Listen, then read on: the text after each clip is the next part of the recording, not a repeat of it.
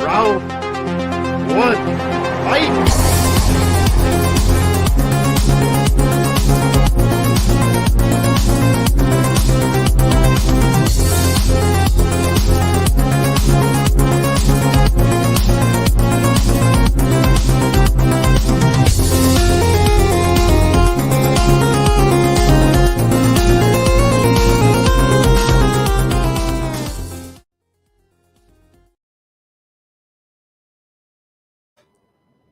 Hey, what's up, everyone? Welcome to another episode of Tournament Fights, and also happy St. Patrick's Day. I am your host, Jordan, the movie hero, or Irisher, you could say. I got a little bit of Irish blood in me, not a lot. My family comes a lot from Iceland and Scandinavia, but we do have a little Irish mixed in there, so I can claim that. And I got my little Turtles mug I'll be sipping out of today, so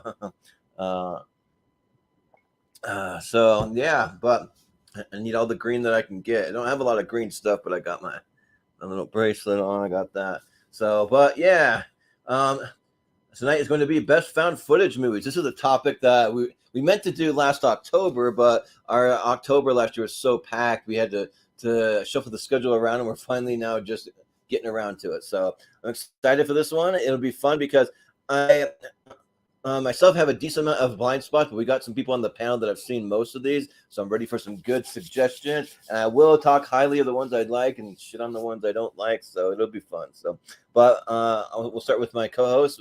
We got Austin Pez Howell. How's it going? We started almost on time. I'm so scared. What's gonna happen now? If you're seeing this, help us! Boom! All right. That's well, okay. It's okay. I'm back now. It's all right. You still live? Okay, cool. It's okay. The problem. It's okay. I'm still here. All right. Okay. I'm good. All right. We got it under control. Sounds Just good. keep an eye on. You're still alive. Keep an eye on my background. I think I'm good. All right. We can see my little note there. I'm still alive for now. Right there. Yeah. But we also have joining us. We have Mr. Michael Wolfman Wyndham. How's it going? Oh fuck! They're after me! No! Okay. That's the shaky cam comparison for found footage. Whenever they go over the top. It's like, okay. Oh God, shit. Oh Jesus Christ. Yeah. What would it shake mine? It would probably screw up something. I'm just turning my laptop head up and down. It's pretty easy. There's no attachments needed. But that is one thing that I will talk about tonight. Like some of the sound design's really good on some, and some of them it's like really awful, like really bad. So we'll get to some of those. So, but yeah, we got a few more people. We have Richie Goodacre. How's it going? Cool. I'm not going to do any found footage gags because I'm just going to resign to the fact that if that situation was to happen like that, I'm fucked. So I'll just stay in the apartment and whatever gets me. If your exit is not wheelchair accessible, you're basically fucked. So what are you gonna do, Richie? It is what it is.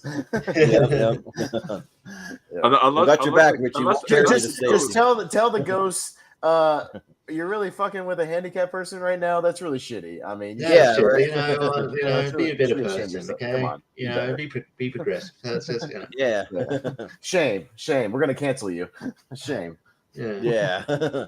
But we also have with us Ross Bristow. What's up, Ross? Oh, he's muted. Ross, how dare you? Sorry, I'm Steven today, but So, okay, guys. So I am also Irish too, Jordan. So yes, and guys, spend your things. All you horror fans, watch the best Leprechaun movie, and that's Leprechaun 3. Nice. By the way, I'm the only one wearing green, you bastards. All of you are getting pinched. Mike, I got the green blood. Literally a Dragon Zord shirt. What the fuck are you talking about? Mike, I've got the green blood. I've got the green blood because I'm Irish, so. I've got some green. Like I got a big green alien here that's on my shirt. It's not fully green, but it's there. So, but yeah. But then also, last but certainly not least, we have Chris Diaz here. How's it going, Chris? Going good. Hit it, and I'll do a found footage again because it gets tired a while. But hit it. just like the found footage. We all genre, have to do it. Just like the found footage genre got oversaturated after a while. Be careful. We do not want to upset Toby. We do not want to upset Toby. Well, waiting for someone to have their lights off and have the light up to their face or something like that. Yeah, but have the green light effect that like the Connect used to have. One of us had a like from Paranormal Activity 4 that's just like shines. Yeah, there you go. Austin's got it. Yeah. Mary, ooh, it's gonna be spooky. I'm gonna run the bracket like this. I can't actually run the bracket like this because the flashlight's right in my eyes. I yeah. You're now in the unfriended universe. Do that and say Biggie Smalls 3 times and see what happens. Biggie Smalls. Yeah. Biggie Smalls. Yeah, and see what happens. See if you can bring him back from the dead. Yeah. Right, but well, yeah, we'll go ahead and we'll jump into this. So, Austin, you want to break it down and let everyone know? Yeah, we've got. I'll be running a bracket tonight. We've got 64 found footage, sort of POV movies, ready, willing, and able to be lined up here. We'll go up and down the ladder as we bring up the bracket, and everybody will kind of just vote. Still keep it fairly quickly. Under 30 seconds or so a piece, so we can keep the pace moving. But yeah, we'll try to. Maybe between me and Wolf and the rest of that, we'll try to at least, if you guys aren't familiar with the movie, at least give you a quick synopsis so maybe you can vote for it or not vote for it based on the, kind of a basic description of it. Sort of like the animal attack show I did with everybody, just kind of give you a little bit to tease you and maybe you can vote for it if you haven't seen it. But yeah, we'll do that. Once we get to the inner brackets, we'll speed things up and go into speed round. And yeah, the Elite 8 from this one will go into our poll in the Showdown Friends and Family group. And then we'll see what overall wins tonight. So yeah, that's kind of how it'll work. Yeah, and we'll keep it in the spirit of the found footage movies. I won't play the little pre-intro. Sometimes I'll play it, sometimes I won't. We'll mix it up. If I would have had more time, I wanted to make a little found footage little intro. But but we did enough of our little improv that we kind of played a little gimmick, so it's all right. Yeah, we can just jump right into it and we'll see what we got. Well, let me scroll on over and we'll get things going here. We've got Paranormal Activity Next of Kin versus the OG found footage movie Cannibal Holocaust. So, all right. So we'll start with. And also, Chris. I'm just gonna shout out just a couple people that are tuning in. We got Jacob Barber. He says, "I see Austin's still not a cruiserweight." I changed that. I forgot. Now I'm previously recorded. Yeah, and then also my good friend Sarah. She's actually a big horror fan. She was actually watching along. She actually was able. She had more time than me, and she watched more movies than I was able to. So I gave her the list. She wanted to watch some, and then kind of watch along with us. So yeah. All right. Well, Paranormal Activity Next of Kin is the most recent streaming offering. It didn't even go to theaters and went straight to streaming. And Cannibal Holocaust is the 1980 kind of OG sort of found footage sort of mockumentary thing. Infamous because they may or may not have harmed actual animals in the movie. So yeah. But yeah, Chris. Oh, it's me. Yeah. So I think both. I'm not the biggest fan of either one of them, but I do think they were decent for what they were. I think Paranormal Activity. I think this is 7 or 8. I forget how many they've been now. Number 7, I believe. Yeah. This is a movie that I feel like tried to do something new with the Paranormal Activity, and then it's kind of boring for the first little bit. And then the ending is batshit insane for a Paranormal Activity movie. It just goes crazy at the end. That's what I like about it. Cannibal Holocaust. I feel like the introspection is okay at point, but I like the idea of who is the real cannibal. I like the fact they leave you at when you realize how it ends. So my vote would go with Cannibal Holocaust because this actually is found for the genre, and I think for what it did at the time was unique and interesting. For what it was. All right, yeah, Ross. Yeah. Okay, I'm gonna go with with the original found footage, and then it's actually more the classic, and then so Cannibal Holocaust. Okay. Yeah, sounds good. Richie. Yeah. Although the rumor of whether there was harm to animals or not, that is disturbing. Considering I don't watch you know, I hate Milo and Otis for the same reason. Well, that wasn't a rumor, that was true. Like the way that the animals are treated there. So yeah, that kind of it was sour taste in my mouth. But yeah, like how the Holocaust the movie, I'm willing to bet, is a lot better than Next of Kin, which I haven't seen. But yeah, they've been decreasing in quality for a long term, and considering this just came out straight to streaming, kind of gives you an idea that they've probably lost faith in Paranormal Activity franchise. So I'll go Cannibal Holocaust. So about the ending, that's the kind that all you could do. Well, Wolf, what do you think? So I'm conflicted for one reason. First off, Paranormal Activity Next of Kin, not a good movie. How you know, and I've seen every single, because I'm a completionist. If they make another one, I will watch another one. The first 5 Paranormal Activity movies, trust me, 4 and 5, we'll get to them. I don't think they're good, but I still enjoy them. I don't know what it is. Like, I don't think they're good, but I still have fun with them. Then 6, cool. I don't even want to talk about. But then this one, it was just, I don't know. It just felt so bland, and like, it is a found footage movie, but like, there's times when it comes out of found footage, and they're like doing actual like scenery shots, and they're doing stuff. I'm like, what is this? I'm like, no, go back to the found footage part. I'm like you don't need that. I'm like, it's really dumb. So I'm not a fan of it. However, if I did a marathon, I would actually watch it again. I don't think I'm ever going to watch Cannibal Holocaust ever again. That movie just disturbed me so much on that first watch that it's a great film, but it disturbed me so much that I don't think I can ever watch it again. And for that, I might actually go Next of Kin here. I don't know. Yeah. Well, Austin? Yeah, it affected you so much you won't vote for it. That's weird. I'll vote for the Blade movie. That's just strange to me. No, I tapped out after the Ghost Dimension, so I didn't bother watching this, even though it was on streaming. Because I saw all the Paranormal Activities in the theater. We'll talk about them because they're all in here somewhere. But yeah, I'll go with the OG Cannibal Holocaust just for what, kind of starting the genre really even way before, almost 20 years before Blair Witch even came out. So yeah, I'll give it some props and at least put it through the second round. Yeah. Well, surprise, I've not seen either one of these. And the Cannibal Holocaust seemed like one that like I would maybe want to see one time, kind of like Wolf was saying, that like how disturbing it is. Like I've seen like I feel like I've had to have seen a trailer somewhere, because I feel like I've seen like little bits from this movie, but I don't know. But it's from the 70s, right? From 1980. Yeah. Okay, it's 1980. Yeah. Okay, yeah. It's basically it's kind of left over from the 70s though when you watch it. Yeah, right. From the 70s. Well, yeah. And then the Next of Kin, I remember seeing trailers for it, and then all of a sudden the movie never came out. Like they had trailers, they even had them in like theaters. I remember that, and so like the studio must have not had enough faith to where they were going to release it in theaters, and then it just went to streaming, I guess. I don't know. So that's not saying a whole lot. So I'll probably go for Cannibal Holocaust here, I think. Yeah. All right. So 5-1 for Cannibal Holocaust.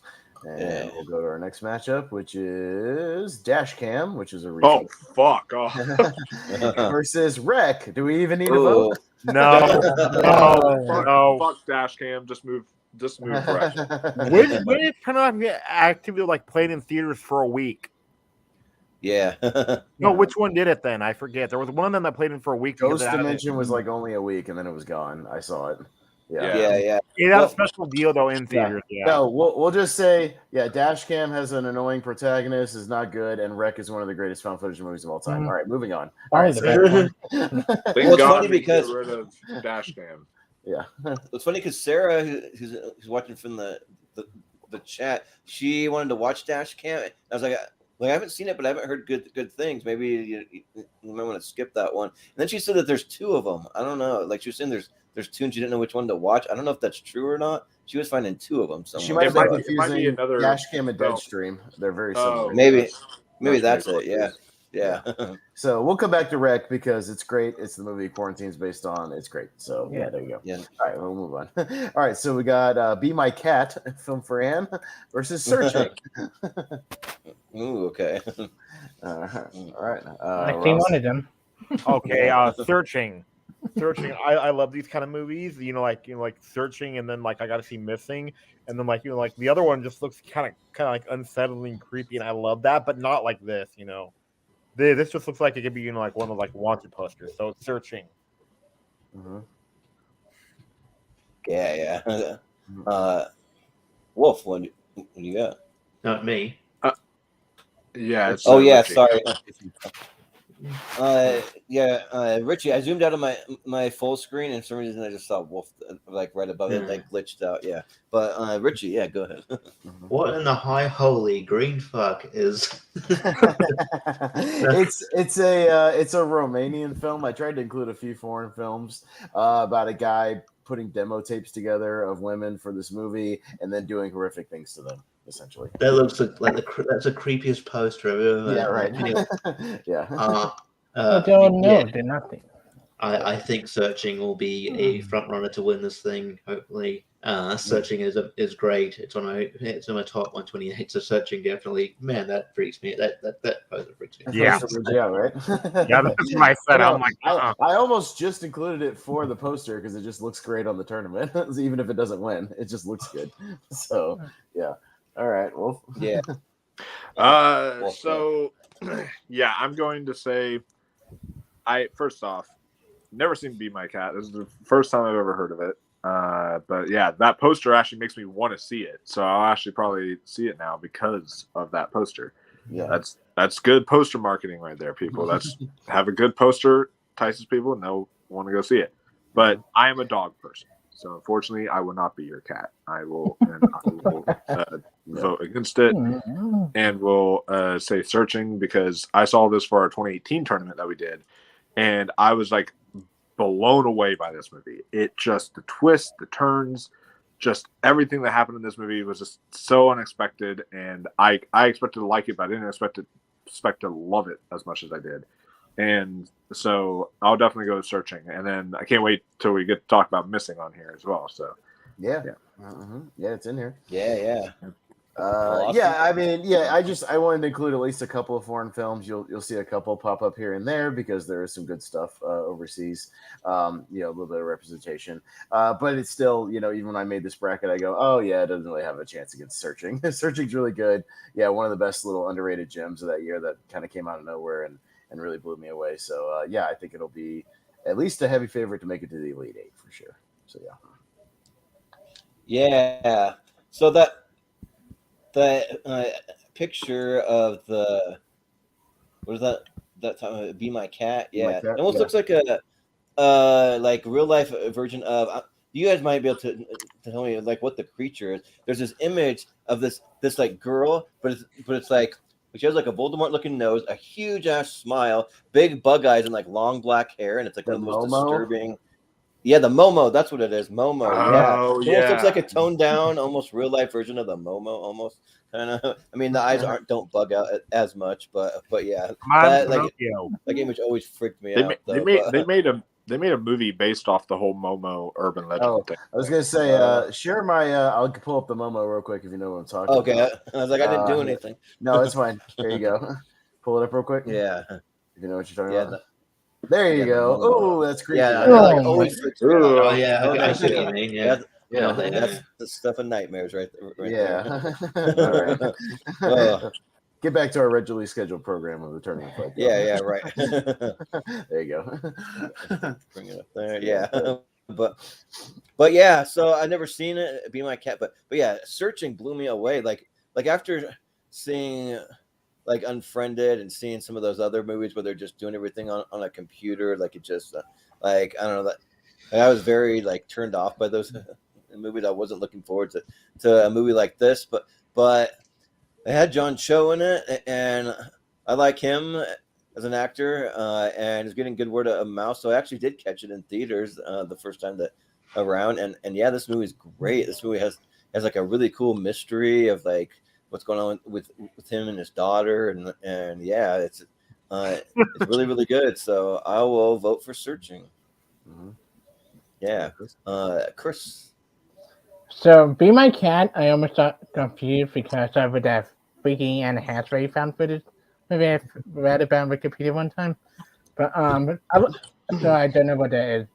Be My Cat is for that. But I'm Searching is a film I love.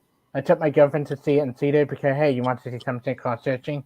We both love this movie. The first 10 minutes is kind of like the opening up, but really good opening to the film. Like, and it's a great story. I love John Cho. I love Deborah Messing in this movie. Yeah, Searching got my vote. Yeah, for sure. Yeah, I think we freaked everyone out in the chat too, because like Malcolm's like, "Thanks, Jordan," and now we'll have nightmares for that. and then Sarah, like that picture's scary AF. Yeah. Yeah, it is. It is. Yeah. Wolf, I should share that picture from Gunjam, with the girl with bug in her eyes out too. That's a pretty freaky little picture. Oh. I feel like that was inspired off of. Oh yeah, no, it's definitely inspired from that for sure. Oh yeah. Oh yeah. You shared a picture in our private chat. Ugh, yeah. Yeah. All right, we got Willow Creek versus Project X. So Willow Creek is a Bobcat Goldthwait movie where about a couple encountering Bigfoot in the woods.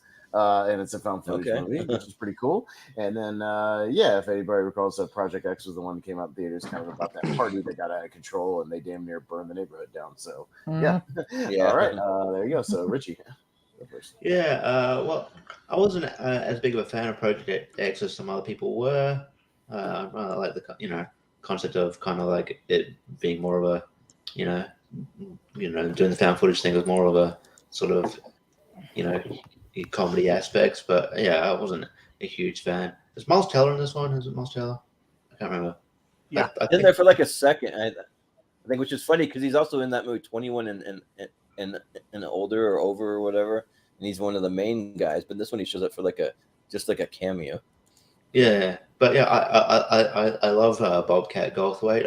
I think he's an underrated filmmaker. I like his weird movies. I like Shakes a Clown. I like World's Greatest Dad.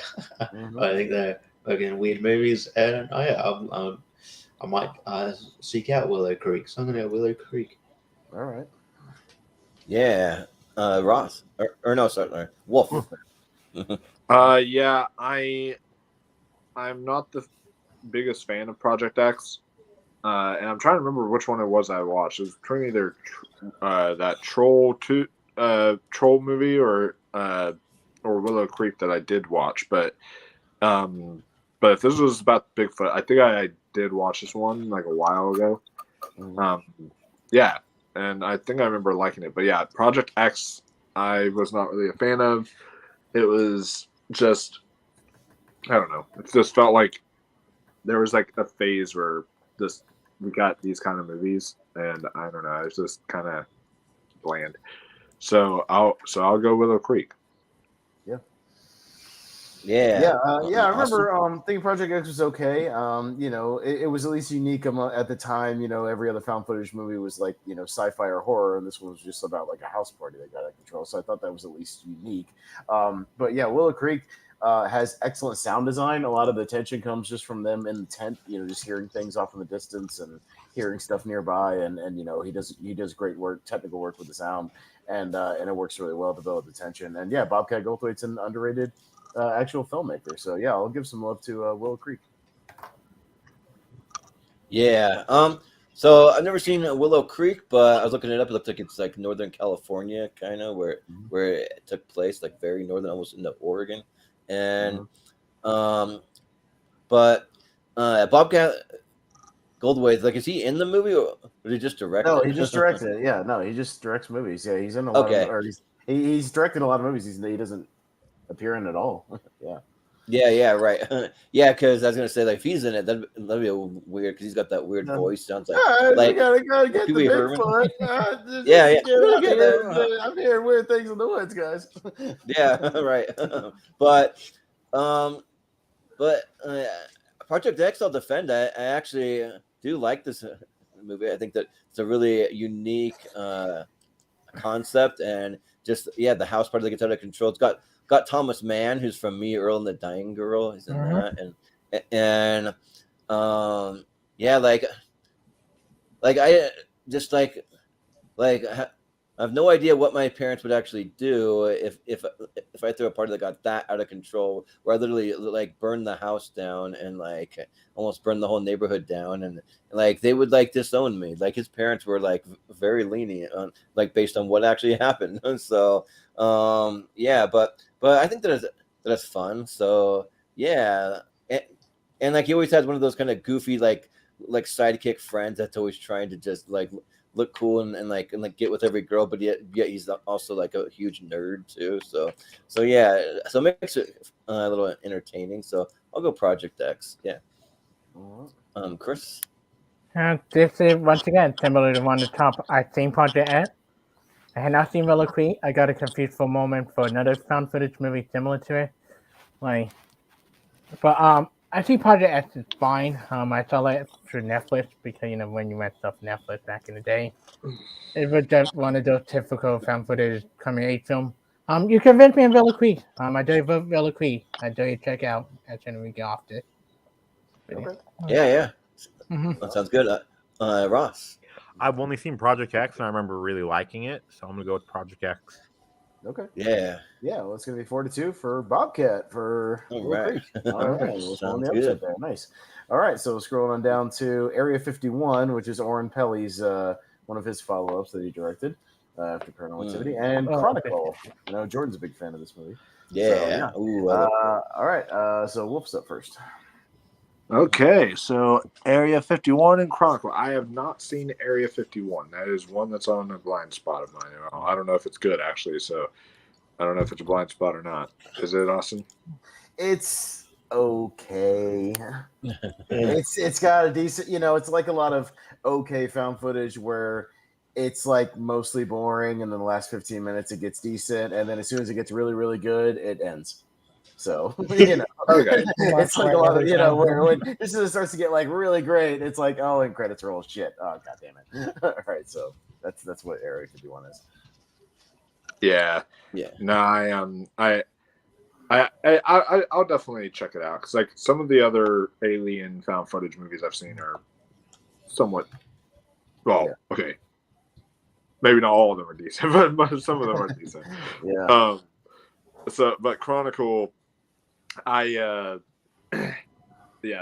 movie I remember I saw in theaters, and it was really, really good. Like I remember I think I saw a trailer, but I don't know if I actually did or not. Like I went in really with like almost no expectations, and I was just like, okay, this is gonna be fine. I watched it like with my dad or something like that. We both were like really, really enjoyed it. We were both really shocked at how good it was. So I will go Chronicle for sure. Area 51. It's just really notable because Oren Pelly, who was kind of the guy behind all the paranormal movies, like directed it. It didn't make much of a splash. It wasn't great. But Chronicle was a nice surprise around that time, using the the POV found footage stuff for kind of a superhero movie, and that was fun. And it's been a while since I actually watched it. I'm due for a rewatch because I want to just go back and watch Michael B. Jordan like 10, 11 years ago. Mm-hmm. Little baby Michael B. Jordan in that movie, and Dane DeHaan. And go check it out. Yeah, I remember Dane DeHaan. I'm trying to remember Michael B. Jordan. Yeah, he's in there. He's one of the main guys. Yeah, he's right there. But I need to go back and watch it now that he's a big star. So, I'll definitely give it a Chronicle on this one. Sure. I've never seen Area 51, but I was almost wondering if it was going to be something based on that old arcade game, like the shooting game or whatever. I wish we should get a movie. Yeah. We should get a movie of that game. That'd be a good one. Yeah, that'd be awesome. But well, as long as it is better than the other one. What's the one where we have to shoot all the zombies that became a movie and it's horrible? Doom. I forget. No, it's like one of the worst horror movies ever made. House of the Dead. Time. Yeah, House of the Dead. As long as it's not House of the Dead. No. But I'm a huge fan of Chronicle. Like anytime that with anybody, family, friends, anyone, and they said they haven't seen it. It's like we got to sit down, we got to stop what we're doing, sit down and watch this movie. This movie rules. This movie's awesome. It involves like getting superpowers and they have great chemistry between Michael B. Jordan, Dane DeHaan, and then Alex Russell too. And this is a movie that I've always wanted to see a sequel to because there's still more to do with one of the characters that is still around at the end, and I think it'd be really, really cool to see. And then I mean, even the guy that plays Dane DeHaan's dad, like just plays a really good asshole. His name's Michael Kelly. He's an actor, but and yeah, and then kind of like you guys said, like it's one of the earlier ones for Michael B. Jordan, and like, I'm a big Dane DeHaan fan. Like he'll usually pop up every 2 years or so in something. So like he was in a Cure for Wellness. He was in this movie called The Kid, where he played Billy the Kid. Less said about Valerian, the better. That movie wasn't that good at all. But yeah. So like what happened to him? He was a great actor. Like he's just gone. Yeah, like you don't see him as much. He's not doing huge projects. He's doing smaller things. He's doing TVs on The Stranger, Liza's Story, The Staircase. Yeah, he's just doing TV shows now. So and I heard too, like he became a dad too, so he wanted to focus on that for a little bit too. I heard. Sure. Yeah, he was even in an Italian series. It's called 000 about some like drug smugglers in Europe. Oh yeah. So yeah, but yeah. So I'll pretty easily vote for a Chronicle. It actually might be one of my favorite movies on this tournament. So, all right. So yeah. Yes. Yeah, Chris? I love I haven't seen Area 51, but I love Chronicle. I mean, what a film I went with my dad to see in theater, not knowing much about. We both really enjoyed it. Dane DeHaan, it's sad like this is probably one of the only good performance in a good movie, because this film gave us him, and then he haven't done much great since then. And Michael B. Jordan, great. I love the action. It's just a movie about seeing a character you sympathize turn into a villain. Where I really like the idea of seeing a character become a villain in a film. Like that's very rare to see. And yeah, great movie. Definitely in my top 5 of best found footage movie all time. Okay. Well, speaking of the people we don't see very often, what happened to Josh Trank? Like he did Fantastic Four, and that sank his career. Yeah, like there was he did the Al Capone movie. There was an issue with obviously there was an issue with Fantastic Four that the final cut wasn't his cut, and then he even outright said that.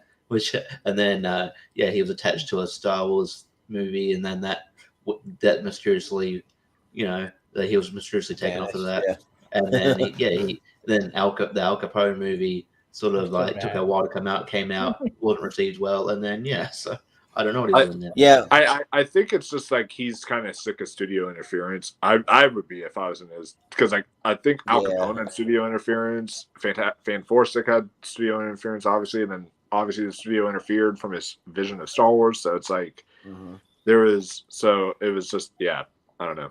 Al Capone was like one of the last movies that was really hyped up by MoviePass. I remember that they're like really hyping it up, and like that was one of the last things, and then MoviePass went out of business, so that probably wasn't a good thing for them to partner with. So yeah. But wrap this up. Go to Ross. Okay, I'm just gonna Chronicle. The funny thing is that I saw it when it was $3 theaters. After I watched it, walked to the car and I bought the DVD. So I'm gonna go for Chronicle. Maybe you've heard of Area 51. Ooh, Malcolm, you're breaking my heart here. You hate Chronicle? Come on. Oh, boo. Boo. Yeah. No way. Richie? Sarah, you need to see it. It's good. I haven't seen Area 51. I mean, no prizes for what it's about. I love Chronicle. Thought it was really good. I Michael B. Jordan's early work. Thought it was really good. But I don't know how I don't know if we're gonna get a sequel anytime soon, because I mean, Google it. Max Landis kind of got cancelled a bit. He's still kind of working, but just not as he wrote it, huh? Prevalent. He got accused of some stuff, so. Yep. Yeah, and he hasn't bounced back from it. So he was meant to direct a remake of American Werewolf in London, which is it would have been interesting because that was his dad who directed that movie. So, anyway, cool. All right, Chronicle moves on with a clean sweep, and we'll go to Apollo 18. There it is. God, no. Versus The Conspiracy. Okay, this is gonna be a weird match. The Conspiracy is just kind of a found footage thing about these guys interviewing a dude who's obsessed with conspiracies. One of those guys who has stuff all over the walls, kind of an Alex Jones type dude, and then ends up. That's the guy from the from the storming of the Capitol with those horns? It almost seems like You wish it would. like January 6th. They kind of follow him down and kind of figure out that there is a secret cabal of people and kind of get involved with them and go down this rabbit hole. So there you go. And yeah, Apollo 18 came out in theaters. I saw it in theaters with my buddy. And yeah, it's about a mission to the moon and there's moon spiders. So there you go. Yeah. Moon spiders. Yeah, moon spiders. So yeah, I'm up first. I've seen Apollo 18. That's why I'm voting for Conspiracy. I've seen that too. And it's not as big budget and whatever, but it's a better story, better acting, and doesn't shit the bed. So yeah, I'll vote for the Conspiracy. Yeah, like I remember I also saw Apollo 18 in theaters, and that movie's not good. We were just sitting there like waiting for this movie to get good because I'm like, well, cool. Like if they're here, they're on the moon. That's cool. But then like nothing's happening, and then when it does happen, it ends up being stupid. So yeah, I'll just vote for Conspiracy. I've never seen it, but why not? Sure. Chris. I haven't seen either, but I remember when I went to college, we have a discount movie day that were playing at my theater, and I chose not to see it because everybody told me it sucked. They're based on the ending alone. I did go for Conspiracy. It's not interesting, so it got me interested. Yeah. Right. Well, Ross, you're muted, Ross. Yeah. Ross, you're muted if you can hear us. Yeah. Sorry. So yeah, I'm going for Conspiracy only because like I remember, like during the trailers, during Paranormal Activity, I actually saw the trailer and I said, "Oh, this is pretty cool." And no, it was bad. Yeah, probably. Nope. Probably the Conspiracy. Yeah.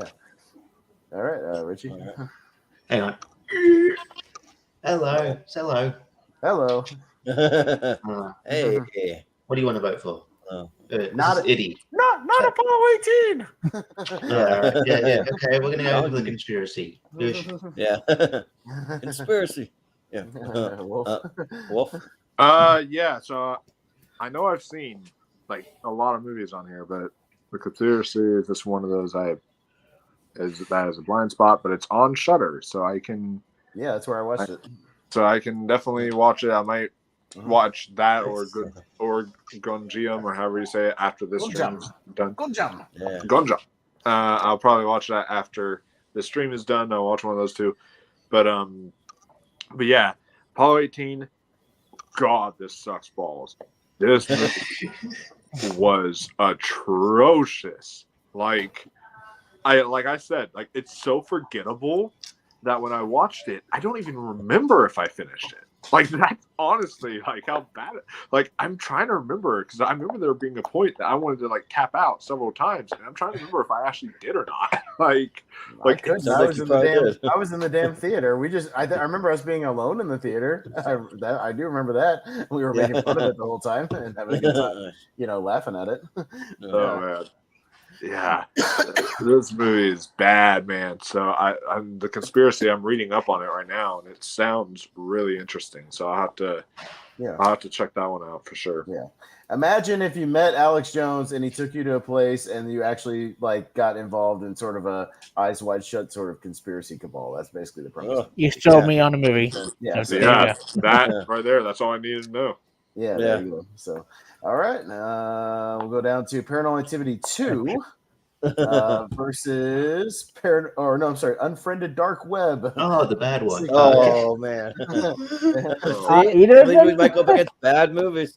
That's the randomizer. It could. Yeah, that's how it popped up. So, Jordan, you're up first. Yeah. Well, I'm trying to see who's actually in this cast because there's a couple Paranormal Activities I will defend, but the thing is, they all blend together. They're all just like seem like the same movie almost. The second one has the one really good jump scare where all the cabinets busted open in the kitchen. Yeah. It was a really good scene. It has a couple of decent scenes, and I think like the ending is something where like she walks out with the baby at the end, and that was like a cliffhanger for a long time that they never got back to, like ever. Yeah. You always wanted to go back to. It did, but stuck and forth. Yeah, it was decent. It was. You know, brought back the girl from the first movie, right? Yeah. She part two. Jordan also had like Tim Allen's daughter from Last Man Standing, the one that played Mandy. Yeah. Okay. Yeah. Huh. That's kind of interesting.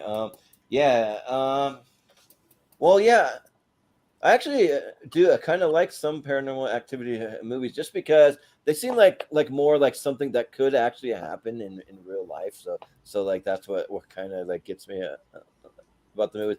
And I saw the first Unfriended, and I chose to like avoid this one at all costs because like I'm just not a fan of those movies. I mean, Unfriended, it's not the worst movie ever made. The original one isn't, but I never saw this one because I'm like I'm just thinking that there's no way it's gonna get better. It's gonna only get worse. So yeah. And then I also like the guy that plays the dad in the second Paranormal Activity 2. Like he's pretty decent. And so yeah, I'll vote Paranormal Activity 2. Yeah, why not? All right, Chris. So I think Paranormal Activity 2. I think it's a decent movie. I think there's some good jump scares. I think the ending is really good, especially when the mom gets possessed. All of that stuff is really good. If you feel bad for Katie at the film, you kind of hate the dad, and you get what he did at the end a little bit. Unfriended 2, I had not seen because the first Unfriended was the worst audience experience I ever had in the movie theater. People not trying to fuck up for a whole movie, like that annoying after a while. But yeah, I heard it revealed that also ever turned off by the idea that you had to go back any time to see different ending to Offended 2. So yeah, I'm voting for Paranormal Activity. Right? Yeah. Ross. Okay.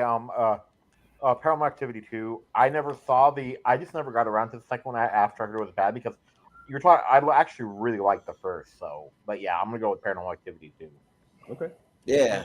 Yeah, Richie. Well, Richie, I also had an unpleasant experience with the first Unfriended. Not so much in the movie theater, but like just in the mall that we watched it in. I'll get to that story when we get to it. But I watched Dark Web because I like the first one. It's all right. But yeah, Dark Web. It gets very stupid very fucking quickly. It is dumb. Paranormal Activity 2 is definitely not, it's. I think the first 3 are decent, so the second one's good. So I'll go Paranormal Activity 2. Yeah. I look forward to when we get to the third one. Yeah, we'll get there. Wolf.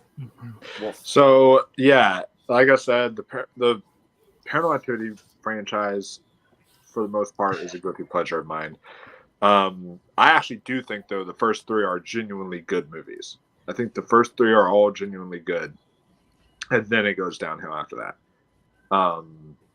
And so I actually enjoy the second one. I agree the dad is a complete asshole. He's the only thing that like kind of takes me out of the film, really. That like this is like makes it hard to watch sometimes. But the question is who's more dumb, Mika in Paranormal Activity or the dad in Paranormal Activity 2? They're both kind of equal. Both... Mika's kind of funny. Like that. Yeah. Why did it take until like the third one to get a likable dad? I'll at least watch the first 2 Paranormal Activities because Katie has giant boobs. Sure, yeah. Yeah, why not? She walks around wearing very tight white shirts.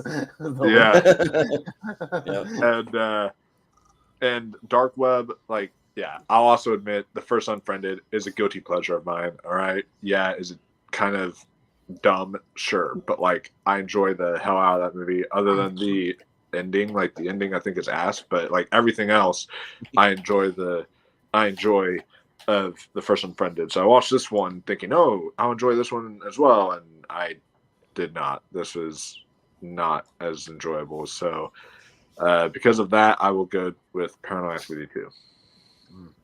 Yeah. Well, when you say that the ending's ass, it just remind me of what they used to do on the Conan O'Brien show. They just have a big stamp. They say ass. Yeah. We would get to it. It's kind of like where the wreck thing is on your screen right now, Jordan. It would just say ass. Yeah, right. Well, tonight I'm being covered up by the overlay tonight, but that's fine. Yeah, it's all good. So. The Unfriended movies. Yeah, the first one's a guilty pleasure. Second one's really, really stupid, kind of like what everybody else said. And yeah, I think the Paranormal Activity movies. I don't love any of them, but I think 2 and 3 were kind of the peaks of the series before they really took a stupid dive and started getting into dumb shit. We'll talk about it when we get there. I won't get into it right now, but yeah, 2 and 3 are decent. So I'll give it to Paranormal Activity 2. So with that, another clean sweep for Paranormal Activity 2. And we'll scoot down to The Devil Inside versus Into the Storm. Yeah. There you go. Well, if anybody doesn't know where The Devil Inside is the infamous movie that ends with telling you to go to a website that everybody hates, that has a non-ending, and Into the Storm is the found footage version of Twister. That's not great. I also have a very personal bias. I just will share this real quick, but I have a very personal bias against Devil Inside because this movie, like I didn't really know her that well, but my sister, she went to a private school and she was friends with these 2 friends, and literally they went to go see The Devil Inside, and that same night they died in a car accident. And so like my sister was freaked out. And my family was freaked out, thinking that maybe there was something involved with them having seen the movie. I don't know, but it was just something kind of. Well, and the movie ends with like a car accident, basically. Yeah. There is no ending. So, that's what I mean. The last thing you see is a car accident, and then it tells you to go to a website. That's my point. Yeah. But they do nothing. Yeah. Did anyone ever go to that website? Apparently, it doesn't do anything. It's just like an article. It's stupid. Oh, weird. It's ridiculous. Yeah, but anyways, Chris, we're back to the bottom. I haven't seen Into the Storm. Devil Inside is awful. Like it's a film that the trailer was awful, the movie was awful. The big fuck you, Devil Inside. Even though I don't feel any better about voting for Into the Storm because I heard just about Into the Storm. It didn't going to go by next round, so I don't feel bad either. Yeah.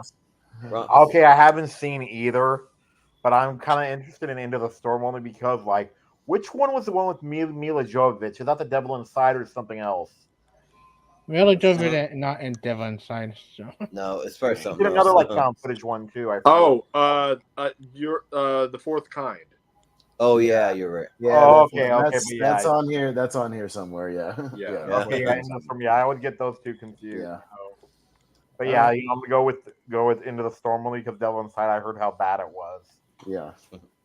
Yeah. All right, Richie. Yeah, I've seen both of these. Devil Inside is just a marketing ploy so you can go to the stupid article website. Into the Storm sounds like an X-Men porno. Yeah, it does. Would have been more interesting film. But yeah, it's got Thorin from Lord of the Rings and Sarah Wayne Callis from Walking Dead and Prison Break. Okay. It's not great. It's pretty. It's pretty stupid. It's very. But yeah, I don't think the found footage works here. But it's better than Devil Inside. It's not a marketing ploy. It's just a bad movie. So I'll just go Into the Storm. Yeah. Yeah. Ooh, I was just looking at the cast. Has got guy. I'm Nathan Creston at my boy from iCarly. I'm a big iCarly fan. Sorry. Anyways. I'm a big iCarly fan. I grew up with that shit. So yeah, nice. Well, Wolf, what do you think? So yeah, this a movie's bad when what's that? Like I think it's called like A Haunted House or something like that. Those dumb like movies that when the parody of The Devil Inside that they did in that film is better than The Devil Inside. Like that like that's kind of true. Bad when it's like when it actually is like that. But yeah, this one's awful. But here's a question for you guys. You're offered to watch Devil's Due and Devil Inside tonight. Which one are you going with? Devil's Due. It's got better acting. Devil's Due. Yeah. Actually, I like that movie. I think Devil's Due. Well, and I will say Devil Inside is directed by William Brent Bell, the guy who did all the recent stuff like Orphan First Kill and the 2 Boy movies, The Boy and The Boy 2, things like that. So yeah, I like Orphan First Kill. I don't like the Boy movies, but yeah, thought Orphan First Kill was okay. So, the first Boy at least has such a out there twist that it kind of makes it somewhat entertaining. But yeah. As far as me, Devil Inside. I remember when we saw it. I have a very vivid memory of it when it ended and the website thing came up. And the theater was actually fairly full. Like it was like a 10:00 show. There had been a decent marketing campaign for it. The whole theater booed. Yep, same here. That was my theater. Collective boo, and everybody went out pissed off. End of the Storm is not great, but it's light years ahead of The Devil Inside, and at least has a few fun. There's one fun sequence with John Reap, the stand-up comic. Comedian, he's with a group of a bunch of rednecks, and they're out like doing redneck storm chasing, and like it's kind of fun. Like there's better actors in it too. It's at least it's also got Matt Walsh in it, who's like Matt Walsh, the Dollar Tree Louis C.K. lookalike. Yeah, basically. Yeah, right. So it's not great, but it's way better than Devil Inside. So I'm voting for Into the Storm. Yeah, like I had the same exact experience in the theater where everybody booed afterward, and like they're like, "What the f did we just see? This movie sucks," and like everyone. It was like kind of like I had some camaraderie there because everybody hated it, so everyone was like talking afterwards. But Into the Storm I never saw because I was gonna watch it over at a girl's house and I ended up getting lucky and we never got to the movie. So I still haven't seen it yet. It sounds like I got off like way better because the Into the Storm looks really bad, but I mean, I'll still watch it though. Like I like a cheesy disaster movie, sure. Like why not? But yeah, there's no way I can vote for The Devil Inside. That movie had so much potential that they just wasted it, and they just like screwed the movie up, and yeah, it's bad. So The Devil Inside, the one that goes connect the storm, connect the cuts. Yeah. Yeah. They had that on the trailer over and over again. Yeah. All right, let's scroll down and see what other garbage we have, or if there's something good. Let's see. We got The Last Horror Movie versus The Blair Witch Project. One of those. So what is The Last Horror Movie about? It's I have no idea. It's another sort of serial killer, kind of like the Poughkeepsie tapes. It's a guy making his own movie about killing people, and it's a serial killer thing. If you guys want, I mean, we could just move forward Blair Witch Project and just move on. But you can do that. I've never seen it. Yeah, because I don't think anyone.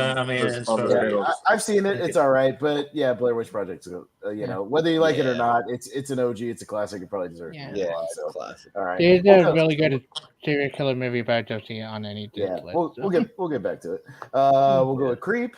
First one with Mark Duplass. Versus Paranormal Activity 4. Can we just move on to maybe? You can possibly do that. Yeah. I don't know. Wolf might want to talk about his guilty pleasure love with 4, but I don't know. That's up to him.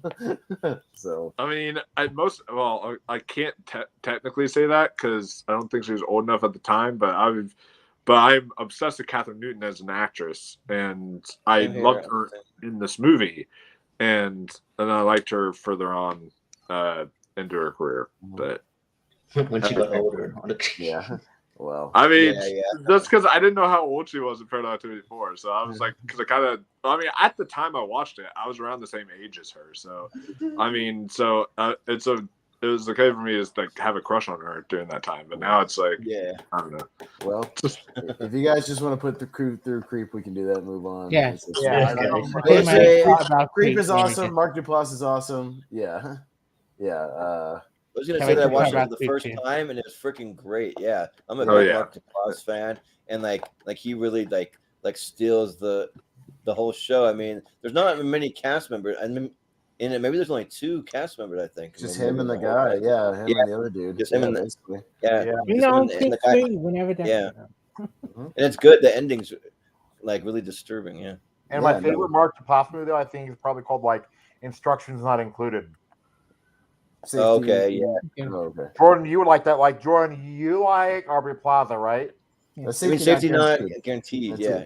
That was awesome. Yeah, it's a good movie. Yeah. All right. Me too had a little bit deeper ending, but we get to it. All right, we got George A. Romero's Diary of the Dead versus another Paranormal Activity, the original, the OG Paranormal Activity.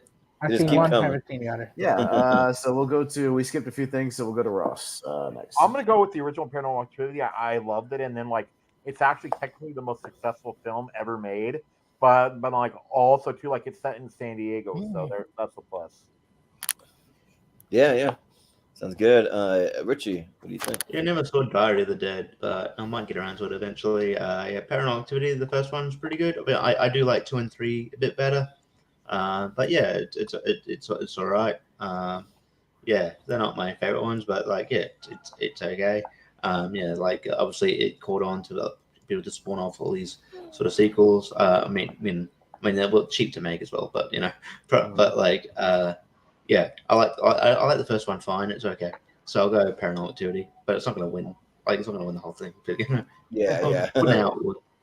Yeah. Wolf, what do you think? Now I'm about to get all like preachy boy on you about my love for Paranormal Activity.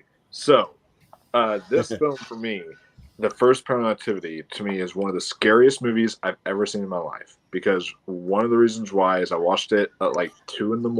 or something like that by myself with the lights out, and when you watch it, like I like what Jordan said, how like it all like these films feel like it's something that could happen in real life. The later as the series keeps going, it feels less and less like that, because it goes into this weird like out there territory. This one feels true to like this could actually happen. And then like when you're watching it, it's the whole fear of the unknown.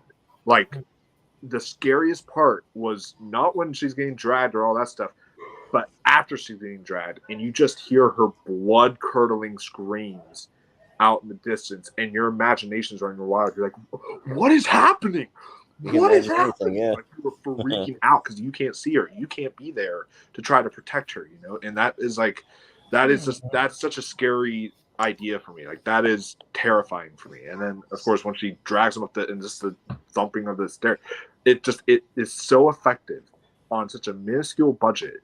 This film blew me away, and it is to me just one of the best found footage movies. And so I think it would, and I like Diary of the Dead, don't get me wrong, but I think it would be a crying shame to have this first Paranormal Activity movie miss in the first round when it was like when it has had such an impact on this found footage genre as a whole. So Yep. Yeah. It made $194 million on a $15,000 budget. Yeah. Wow. So that's why it's technically the most successful film ever made. Well, it had a good marketing campaign. I'll give it that. Yeah. No. Yeah. Campaign. Yeah. I mean, I know Wolf gusters about it. I didn't love the first one. I remember going to see it just being like, all right, I'm watching a lot of footage of nothing happening for a long time, and we're all just like looking for something, and the payoff a lot of times would be like, oh, the sheets blew up for half a second. Oh, okay, and then we just like move on to the next day. Like I kept waiting. I think the final 10 minutes is pretty good, but for me, it like took a while to get there. I just think 2 and 3 kind of did it better and added a little more excitement and a few other plot points and things. So I'm actually going to give it to Diary of the Dead. I George Romero's later output was not the greatest, but I still thought it was a fun zombie movie, and we don't see a ton of zombie, found footage stuff, and I think it's decent. So I'll give it to that. But I have a feeling I know where this is going, so it's fine. Yeah. Well, I haven't seen Diary of the Dead, but it looks like a fun and unique concept. But yeah, the first Paranormal Activity movie, I thought that it was great. Like I'm not gonna say it's one of the greatest horror movies of all time, but for a found footage, like it actually is probably one of the best found footage horror movies. And I remember that my fiance at the time, we were going to see like movies every weekend, and she was really big on these Paranormal Activity movies. I remember afterwards, like after the final scene happens, like she dropped on to the floor because she was so terrified. And then like this movie doesn't really have credits; it just kind of fades to black, and there's not really much after that. But she like sat there for all of that, and then about 5 minutes after, I could not get her to like get up off the floor. She was like that terrified, like it scared her that bad. And so like I always remember that. For me, it didn't really scare me that much, but it's fun seeing how it affected other people, because I have a hard time getting scared. You really have to like just like really like get me with like something unique that I haven't seen before, or like usually something really anxiety driven, which this is like because of like all the things going on. But and I think that it's that like I like it because also like you have the scary moments, but then you have some kind of just lighthearted humor that kind of like devolves as the movie goes on because more things are happening, so they're getting irritated with it and like upset at each other and that kind of thing. But yeah, I think that it's good, and yeah, like as far as just found footage horror goes, I think it's great. So, and then the alternate ending is dark. Yeah. Which one? Oh, the one where you see the knife, where somebody goes like that. Okay. Oh yeah. So I haven't seen Die Every Dead. I like Joe Romero, just not the biggest Joe Romero fan at the time, but I do like some of his movie.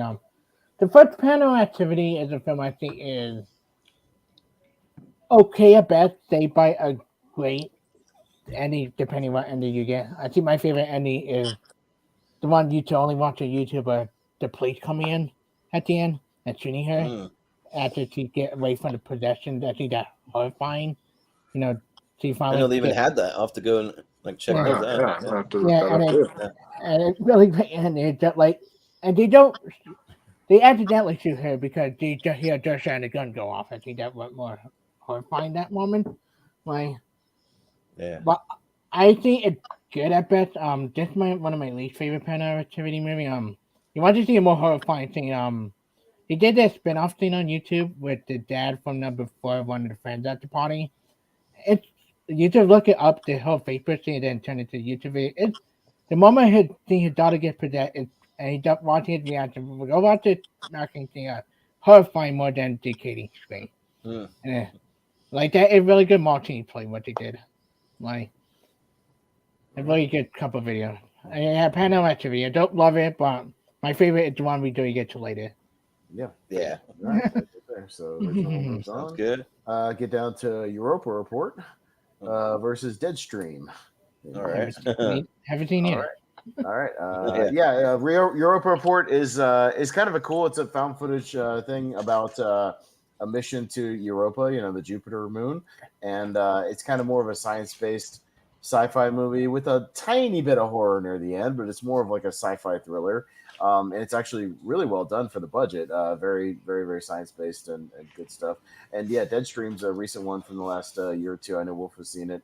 But yeah, it's about a streamer who goes into a haunted house who's kind of annoying at first, but you got to grow to like him because it's almost like a parody of those annoying like live stream people. And it's him fighting off a bunch of demons and spirit people, attacking him left and right in this one house. And it's definitely like a COVID movie because it's just him and like, one or two other actors and things, but it's pretty fun. So we'll go to Richie first. Both sound interesting. I've haven't heard of either of these movies until just now. They both sound pretty cool. But I'll go with Deadstream just because that post is pretty cool. That post, they're both pretty. They're both posts pretty awesome, but that Deadstream post was pretty cool. Yeah. Well, exactly what JPO says in the chat. He says that poster A is cooler, so he would go for that because I doubt he's seen him. But Wolf. So I have not seen. What's the other one called again? Europa Report. Europa Report. I've seen the trailers and I've seen like clips from it, but I've never actually seen the full movie. But yeah, I did see Deadstream. It's on Shudder, so that's the only way you guys can watch it right now because it's a Shudder original. So, but it is really, really fun. When it first starts out, I didn't know if I was gonna like it because the protagonist is kind of annoying. But then as it goes along, that's the point of the movie, and it's like making fun of him. So if you had to pick, like, if someone's like, oh, Dash Game or this, pick this any day. There's leagues better than Dash Game. This is like what Dash Game should have been. And this is like kind of a fun satire on the found footage genre. So because of that, think of it like sort of, for those who've seen Dashcam, it's like Dashcam meets Evil Dead. So that's kind of how I'd put it. So, yeah, it's actually pretty good. Yeah, sounds good. Yeah. Well, Austin. Yeah, I watched Deadstream a few months ago. Yeah, I wasn't really digging it at first, but it kind of turned around halfway through when you kind of realize that he's kind of a parody of everything that you see online, kind of all the annoying people. Yeah, and I watched Europa Report yesterday, and I really dug that one too. It had really good effects and stuff for a fairly low budget, sci-fi movie, and like Charlotte Copley is in it, Michael Nyquist is in it, Dan Fogler, kind of shows up in some. As like a talking head, when they're talking about this mission, and it's got a decent little cast for what it is, and yeah, there's some good hard sci-fi in it. So I'm gonna show some love to Europa Report because we'll see where this goes. I don't know where this is gonna go. Actually, we'll see. Yeah, well, so I was looking up the cast for Deadstream, and the guy you're saying is an annoying protagonist. Like he actually looks annoying from his picture, just him with the GoPro actually on his head, making like a weird look, like whatever, just looking like really annoying. Just from the picture, it looks like a character I would hate. So I mean, but I haven't seen it. But the picture kind of doesn't sell me on it. But that's the idea. Is you kind of hate him at first, but you kind of grow to like him as the movie goes along. Like that's the idea. Yeah, but he gets funny as he goes along. Like you start to laugh with him. Yeah. Yeah, but the Europa Report was one I've been interested to check out. Yeah, what was that? Some kind of sorry. Found that was my phone. It's just a notification went off. I was gonna say that was a found footage glitch that we're having here. But yeah, all of a sudden like the whole screen distorts. Yeah, but yeah, probably I'd go with the Europa Report. If I would have had a little more time, I would have watched it because it was on my list of movies to watch for this, but didn't quite have enough time. But it looks pretty interesting and a unique concept. So I'll go with the Europa Report. All right, Chris. Yeah, Chris. I have not seen any of them. I need to get on Shudder because there's so many stuff we've been hearing about. So many good horror movies for Shudder. I don't have it yet. I might go with that thing. You guys kind of sold me on it a little bit. Sure. Yeah. There you go, Russ. Okay, I'm gonna go with Europa Report only because I'm a big fan of that Michael name for this. Like he was great in the first John Wick, so that's why I'm gonna go for it. And then like R.I.P. Lance Reddick from The Wire and John Wick. Mm-hmm. Yeah. R.I.P. That's crazy to hear about that. Yeah. Yeah. All right. Well, that gives us Malcolm too. He says it. Next thing you know, someone's dragged off the screen unfriended style. Yeah, hopefully not. We have our first one. We have our first tie of the night, so we rotate the tie-breaking vote. But Chris, you got the first one, so you can go with your original, or you can switch it. Deadstream. All right, sounds good. Yes. I need to get on Shudder soon because I've been hearing that. Only $5. It's $5. It's kind of worth it. Yeah. It's one of my favorite streaming services, so yeah, I definitely recommend it. There's one movie that I know people love from found footage out there. All right, I got Rec 2. Rec 2. There you go. This is sequel battle. Oh god. This is tough. But real quick, one thing I wanted to plug for Shudder, and this is found footage related. So they have these like things that are like collections where like you can find certain things, and they have like all like subgenres and all that stuff, and they put it into subgenres, and they have like a whole entire collection of like found footage stuff. So you can go on there and just watch. And a whole bunch of found footage movies are on Tubi, Richie. There's a ton of them on Tubi. Yeah. God damn, there's a whole lot of them on Tubi. A lot of shit ones on Tubi. And surprisingly, on Tubi. When I tried to watch a lot of these, surprisingly, they were available everywhere. Like almost everything I tried to watch. Most of them are free available. Yeah, there's a lot of found footage movies just out there for free. Yeah. Wolf's up first for our sequel battle, Rec 2 and Creed 2. Oh.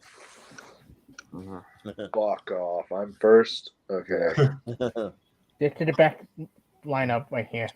Rec Square. This, by far, is the hardest match so far.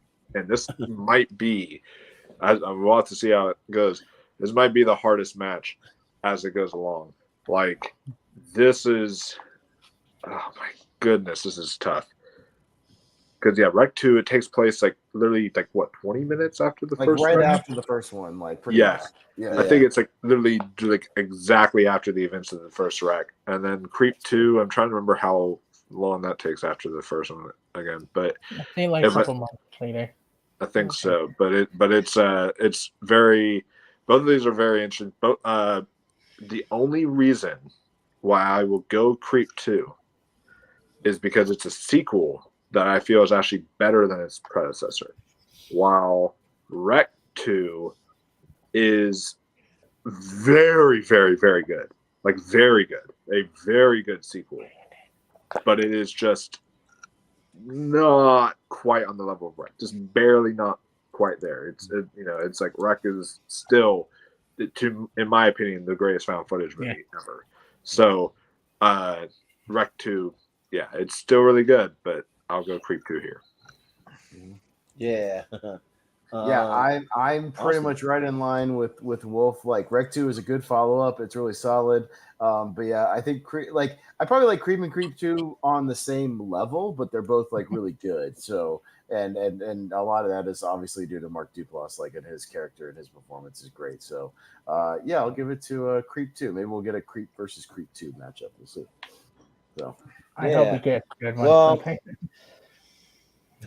Well, I haven't seen either one of these, and I really want to see Wreck because I heard the series is really good, but I haven't gotten to it yet. But I watched the first Creep, and then the second one I watched the first 10 minutes. That's all I had time for, and I just kind of saw where Mark Duplass is kind of creeping on Karen Sony's character from like Deadpool 2, and like funny enough, Safety Not Guaranteed with Mark Duplass. They were in another movie together. So and it looked good. Like it looked like right along the lines of the first movie, but kind of like doing a little more. But yeah. So just because I like at least know a little more about Creep and I really like the first one, I'll go Creep 2. So Chris. I hate you guys for putting both of these against each other. I love both of these. It'd be the randomizer. That's the wheel, brother. Wreck 2 is really good. I think the teenager a little bit take it down a little bit in some of the quality, but like the way they get one of the infected person, one of the best moment in the film, where I think like a firecracker or something. I forget what it was. But the ending is what made Wreck 2 amazing. Like when you realize what happened to Angela, like that moment, and her shooting the priest, and the fact that she now back. I think that was a phenomenal ending, and it's haunting you to your life. Creep 2 is phenomenal. I saw this and the first one back to back because during Halloween, and I thought like Mark Duplass is freaking phenomenal in this movie. I think they do more with his character in this. And during the first one, like they go into his psychology a little bit of what made him who he is, and the cat and mouse game between him and the guy and the girl he hired, like the attraction and such. But they be careful to spoil it. The ending is haunting. That speaking wrestle at the end. Like I want to know where they go next because I don't want to talk spoiler because you don't have seen it yet. But the ending haunting, I will say. So Creep 2 get my vote by near inch. Yeah. So like Creep 2, I actually want to see Creep now. So yeah, so I'm gonna go with Creep. But Wreck, I've seen the first Wreck, and it's scary. It's way better than that stupid remake they did. Yeah, right. We'll get to that. Yeah. It's on here. I've seen the remake and not this. Which I'm Austin's probably seen, but I'm kind of scared to watch Wreck 3 and 4. I heard they get rid of the found footage. Yeah, they got rid of the found footage stuff. It's more of just a linear movie. It's just not as good. It's not as good.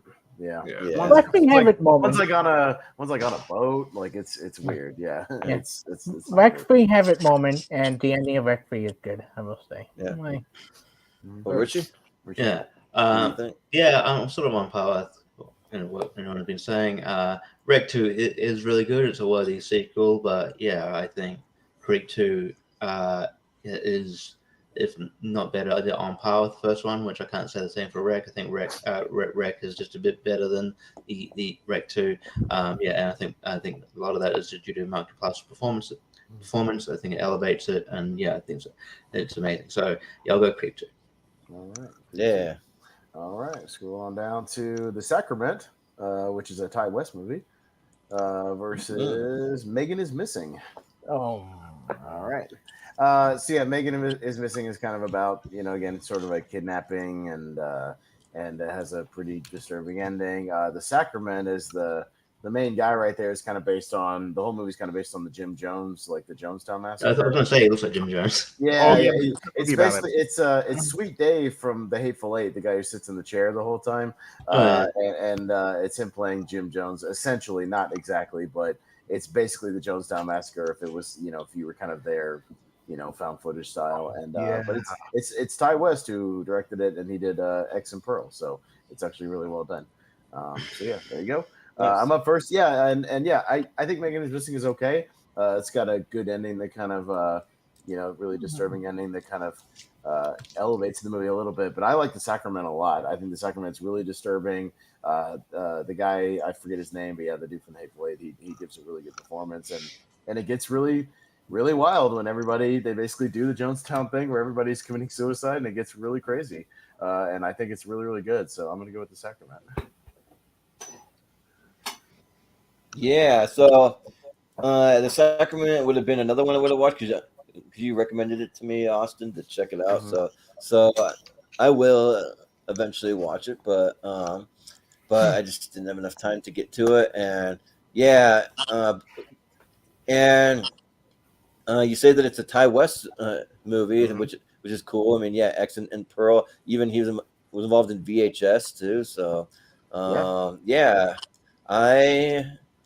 will vote for The Sacrament because I haven't seen either one, and which one would I want to watch first? Probably The Sacrament. So, all right, yeah, Chris. You kind of hear my reaction. I haven't seen Sacrament, even though I love Ty Rex. I like X. I love Pearl, so I've added to my list. Megan Missing is an awful movie. I really don't like the film at all. I think it's really insult in a lot of ways. It does that. The ending does piss me off a little bit. It's creepy, but it doesn't weigh down.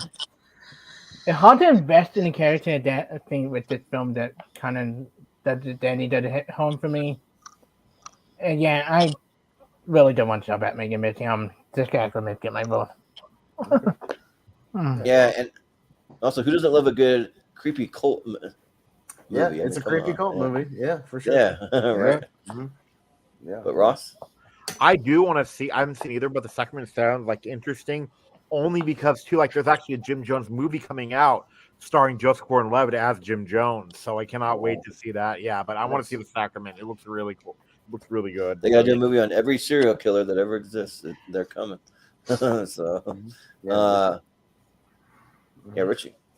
Yeah, I haven't seen either of these. I've heard of Megan is Missing. It looks interesting. I'll check it out eventually. But I'm more interested in The Sacrament. I like Ty West as a filmmaker. I really like X. I like Pearl.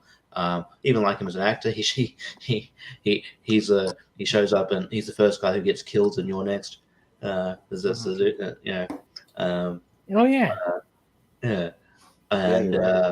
the Sacrament looks really quite interesting. So I'm might check it out. So I'll go The Sacrament.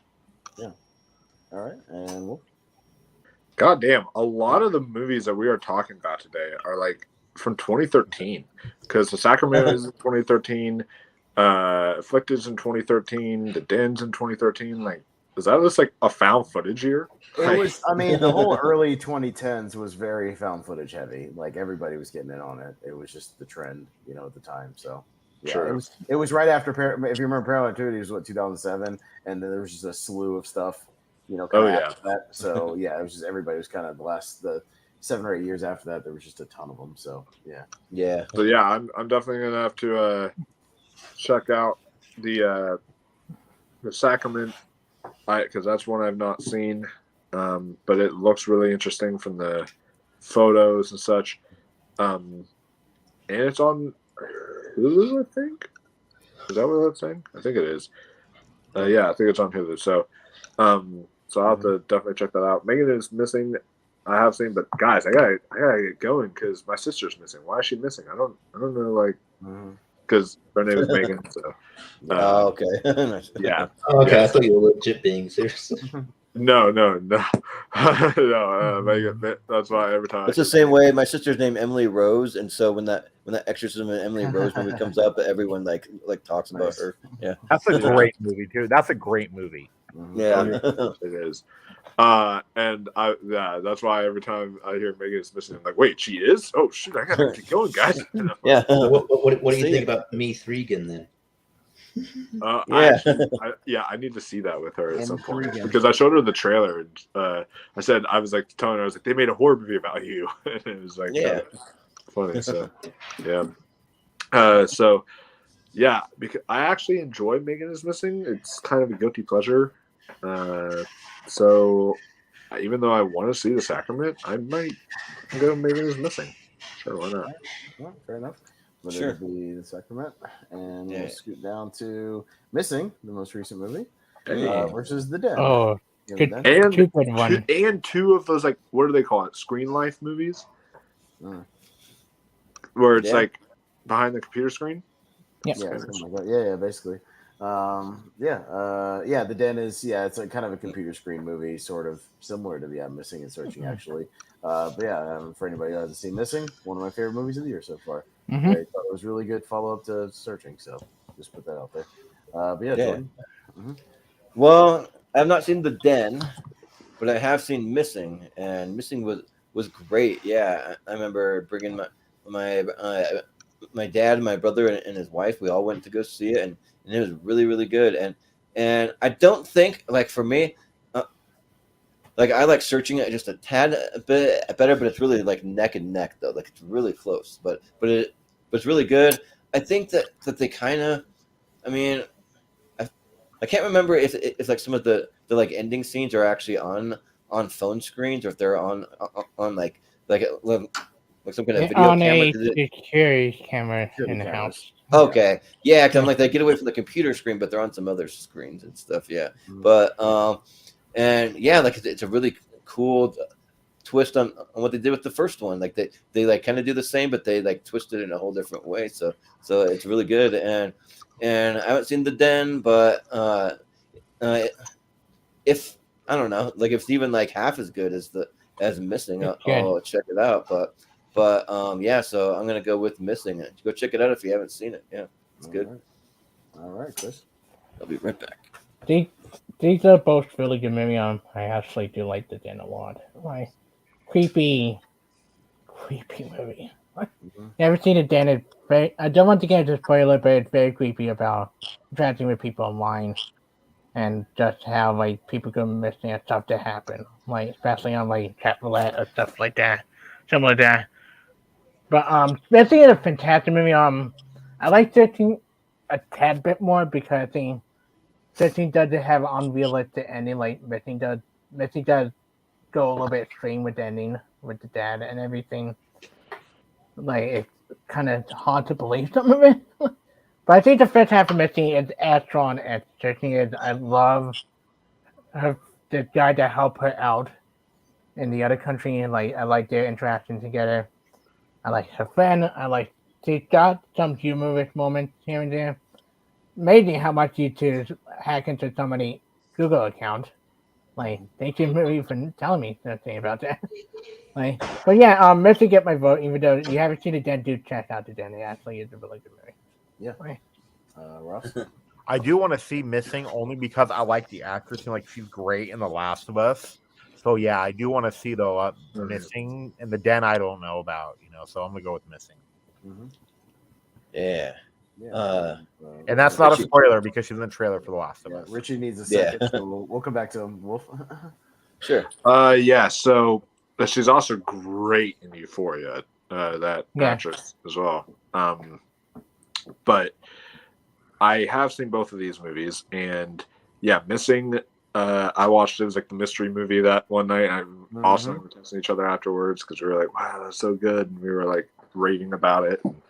Yeah, it was really, really good follow up to Searching.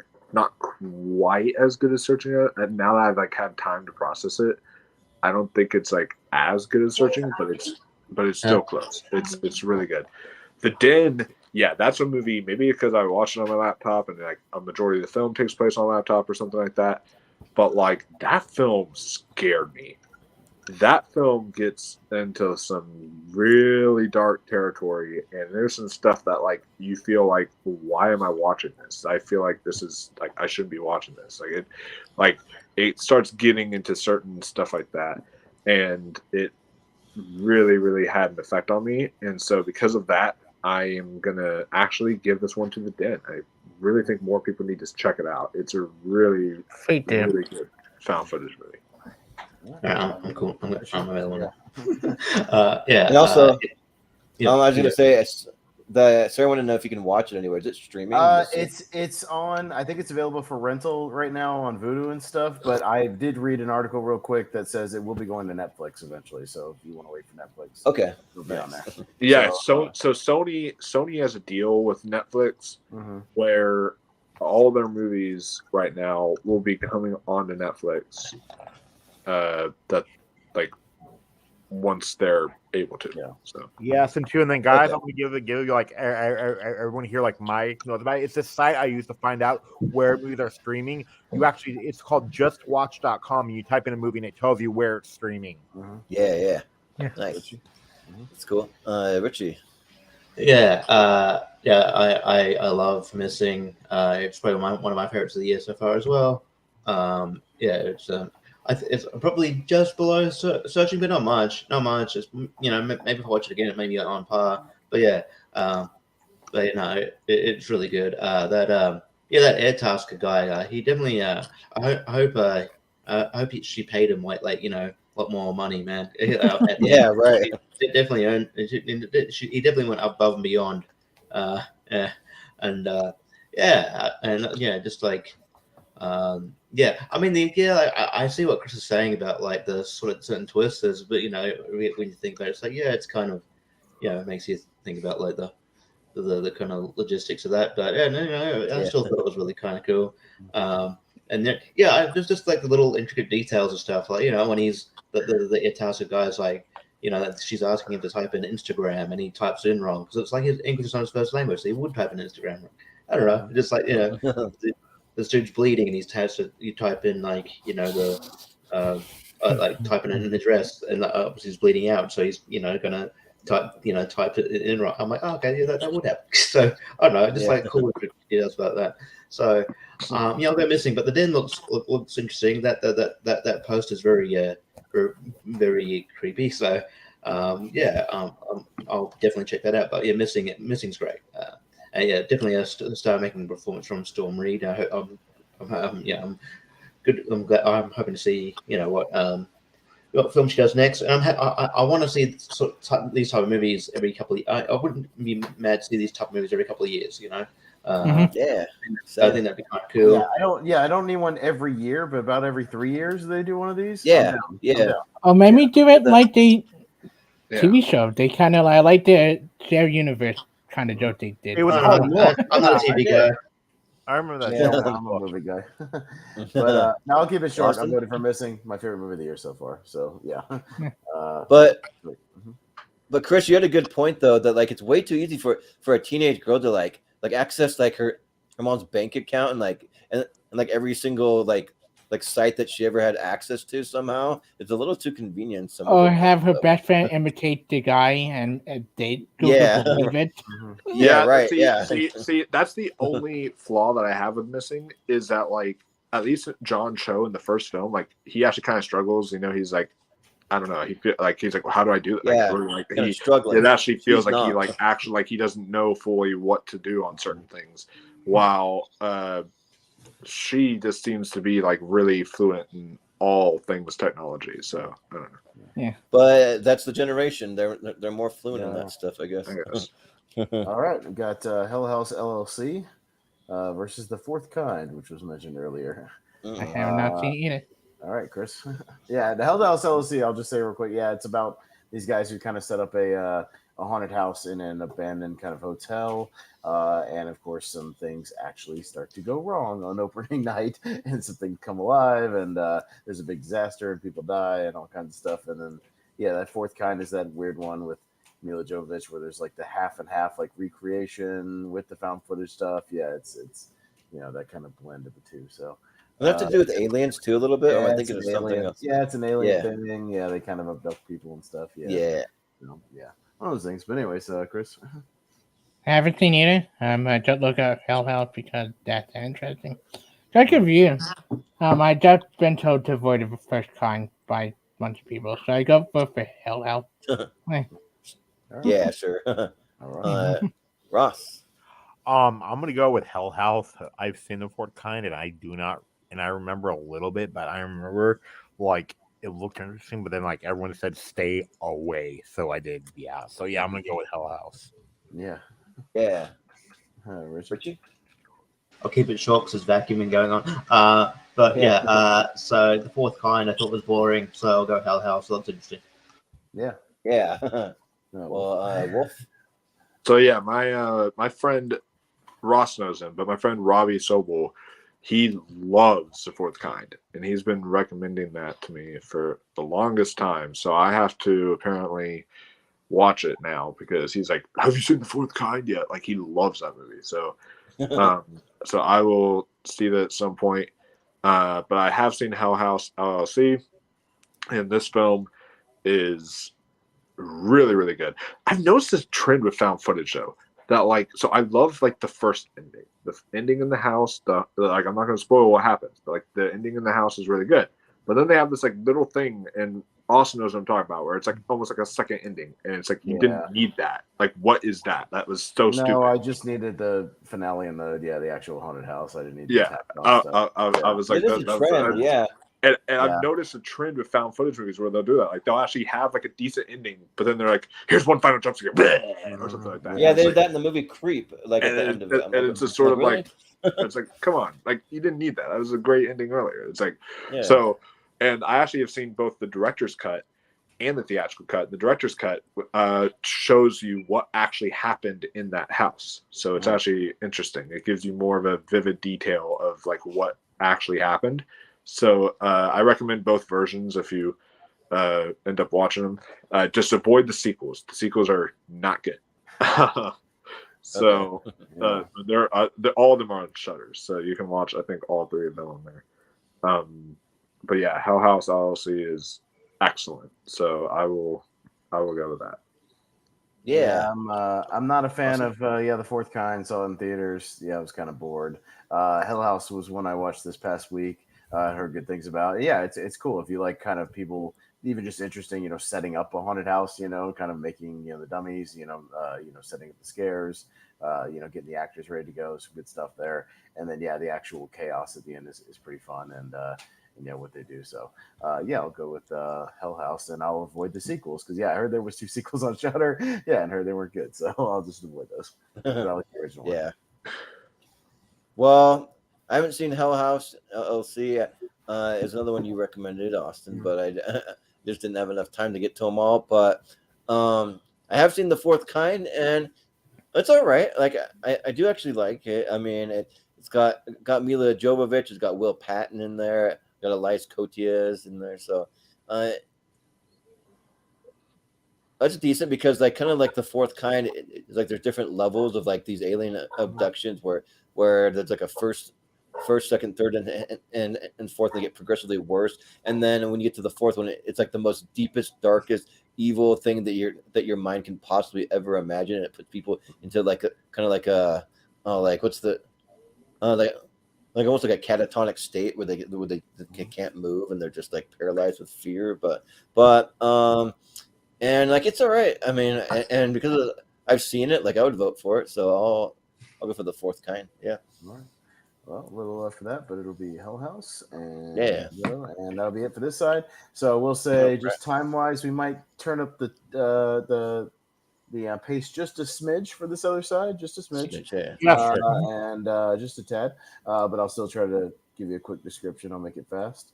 But we got some good matches coming up. So for the Yeah. second round on this side, so we got some good ones going on. So should make for a few tough ones. There's a bunch of movies that I watched that haven't shown up yet. Oh yeah, I'm pretty sure they're all on the other side. So yeah, don't worry. There's a lot of good stuff on this other side. So we'll see.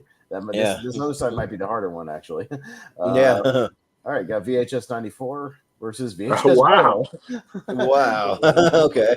Got a VHS match. Yeah, VHS 94 is the one from last year. It's got the Ratma short and a couple other ones that are decent. VHS Viral is okay. It has a thing with some skateboarders fighting some people. Yeah, it's got a guy who opens a portal in his house and then has a saw blade for a dick. It's got some crazy shit in it. So yeah, there's some wild stuff in there. So we'll go to. But yeah, these movies are anthology movies. Obviously, you guys have probably heard of them.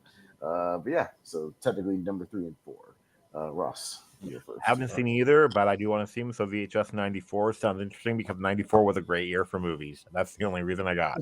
Yeah, 94 was a great year. Yeah, Richie. Yeah, I have. These are the VHS ones I haven't seen. I've heard, but I've heard better things about VHS 94. So I'll go VHS 94. Mm-hmm. Yeah, Wolf. Yeah, VHS 94 is actually really fun. And VHS Viral sucks ass. So there you go. That's it is easily the worst of the VHS movies. Although I've not seen VHS 99 yet. So I think VHS 99 is actually the worst because it was the most boring to me. I didn't get into any of the shorts from 99, so I'll just say that. Oh wow. But 99 is not on this thing because it's just a little too recent and not too like just came out like 2 months ago or whatever. So I didn't include it. I just wanted to include some other stuff. But yeah, I'll also go 94 because the Ratma thing is good. The Rat King and the one at the end with the robots and stuff in like the laboratory, like the Japanese one, is pretty good too. It's pretty bonkers as well. The people who get turned into like robots and stuff is pretty good. So some good bonkers stuff throughout that movie. So I'll go 94. Yeah, I haven't seen either one of these. I have seen the first 2 VHSs I did watch for this, and so we can talk about it when we get there. But I'm almost curious because you said saw blade for a dick, so VHS Viral maybe, but I mean, I'm not really hearing it's that. not as great as it sounds. It's more like an interesting visual, but the actual film's not great. Yeah, he has a battle bot. He's got a battle bot. It's a battle bot. Yeah, right. Okay, cool. Yeah, well, I'll go with VHS 94. Yeah, it sounds a little better. So okay, Chris. I didn't realize how many VHS movie there was. Look on Wikipedia. Yeah, but I've seen Viral. It's fine. I haven't seen 95. I only seen the first VHS movie. But based on what you guys said, I go with 94. I didn't like Viral that much. I like the Magician storyline, but that's pretty much it. Oh, yeah. It's got a lot better premises than some of the execution in Viral. So all right, 94. And we'll go down to As Above, So Below. I know the title got cut off, but that's what that is. Versus Phoenix Forgotten. It's another kind of sort of alien-ish one that came out in theaters. So I saw this one in theaters, actually. And As Above, So Below is the one with the catacombs in Paris. And that's pretty good. So, all right, Richie is up first. Yeah, I haven't seen Phoenix Forgotten, but I do have a vague memory. I think Chris Statman reviewed it one time. And I saw that maybe seen his review. I can't remember if he liked it or not, but it's not really something that's on my radar. But I might check it out. As Above, So Below is really good. Kind of it's actually sort of pretty fun found footage. So I'm gonna go there. Mm-hmm. Yeah, Wolf. This is Battle of the Underrated because I think both of these are very underrated. Mm-hmm. Phoenix Forgotten I watched because great YouTuber, if y'all haven't checked her out, Haunted Hippie. This is her favorite found footage movie of all time. So I was like, oh wow, okay, then I would definitely go check this out then. And I watched it, and I was really impressed with it. I thought it was really, really solid. But As Above, So Below to me was like actually really chilling. I thought this movie was really effective, especially because I've been caving, I've been in caves. It's just like it can be, and I know what that's like, and it's just, yeah, it's this really had the atmosphere down, and I just found out today that these directors did the Poughkeepsie tapes in quarantine, so that was definitely interesting. But yeah, it's a great film, so I would go As Above, So Below. Yeah. Austin. Yeah, I saw Phoenix Forgotten in the theater. I kind of had forgotten that I saw it, but when I saw the title, I was like, "Oh yeah, I did kind of see that." I remember I remember kind of being okay. I thought it was all right. I mean, I'm a sucker for found footage movies anyway, so like I'll pretty much go see whatever. But yeah, I do remember seeing As Above, So Below in the theaters and really enjoying like the setting and the atmosphere, and yeah, it's got good claustrophobia to it, and them going kind of deeper and deeper and not, finding those rooms that don't have exits and, all the crazy stuff that goes on in it. It's a fun one. It's a good one. So I'll go As Above, So Below. Yeah, like, so these are two movies that I've actually seen, and I was going to ask, there's a movie that I thought of, but that I don't think it's on here. Do you have the movie Amber Alert on here? Yep. I added it. Mm-hmm. Yep. Okay, cool. Because that one was like along the same lines, like when that movie came out, I remember seeing the trailers, thinking, "Oh, the trailer looks really good. I need to see it," and I totally forgot and never saw it.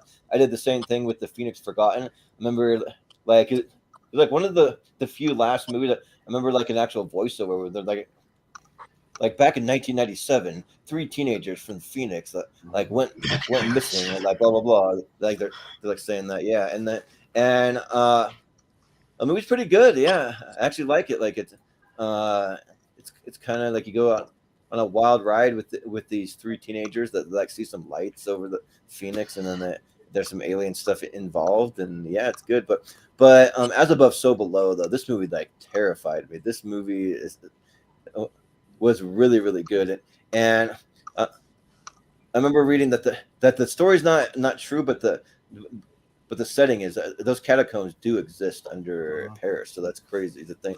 And like the scene where they find like a piano under there, and they find like some weird stuff under there, like it's just really chilling, and yeah. So I'll go for As Above, So Below. Yeah. Mm-hmm. Chris. As Above, So Below, get my vote. I think I've seen it a while ago, but I only need to go back to rewatch it, but I get my vote. More than Phoenix Forgotten. Mm-hmm. Yeah. Well, Ross, are you there? Yeah, Ross, are you there? Okay. Yeah, sorry. Yeah, I'm here. Okay. Yeah, I'm gonna go for As Above, So Below. It sounds creepy, and yeah, like, and then I love stories, like they're like set in caves and stuff, so yeah, I'm gonna go with As Above, So Below. All right. Yeah. Sounds good. Clean sweep for As Above, So Below, and we'll move on to the original VHS versus Afflicted. And Afflicted's kind of Wolf and I were kind of alluding to it. It's kind of these guys who get this virus disease sort of thing, and it ends up being kind of a vampire sort of thing, and getting involved in the vampire group. And then the original VHS was the original anthology, but it does have notably one short directed by Ty West. It has one short directed by Radio Silence, the guys who did the most recent Scream movies. The final one is them. Joe Swanberg does one of them. Yeah, it was kind of interesting at the time for the people who did some of them. So just putting that out there. So we'll go first. Yeah. So I watched Afflicted for the first time to get ready for this stream, and I was actually really impressed with it. I thought it was really solid. It's very like, it just shows like a very more realistic take on the vampire story, I think, and like how it would actually be if like one of us was to become one, and it just seems very painful and excruciating. And the way that they played it out in this, I thought it was very well done. VHS is one that when I first watched it, I actually didn't like it at all, but now like, I think this still is like maybe my favorite VHS film, possibly. Like, I don't know.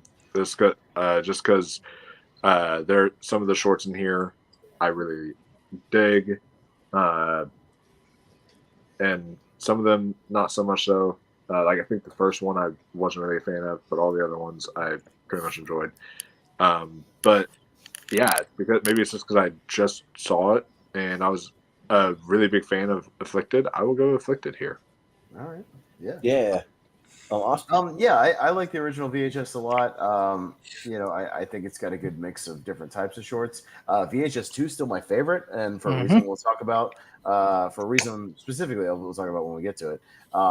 But yeah, I kind of dug Afflicted as well, and I thought it had a nice finale, and yeah, it kind of plays like a disease virus movie, but then when you find out that it's kind of has to do with vampire stuff, it's pretty cool. And yeah, the pain that the dude's going through is pretty. He does a good job with it. So yeah, it's another kind of maybe a recency bias, kind of like Wolf, but I'll give it to Afflicted. Sure.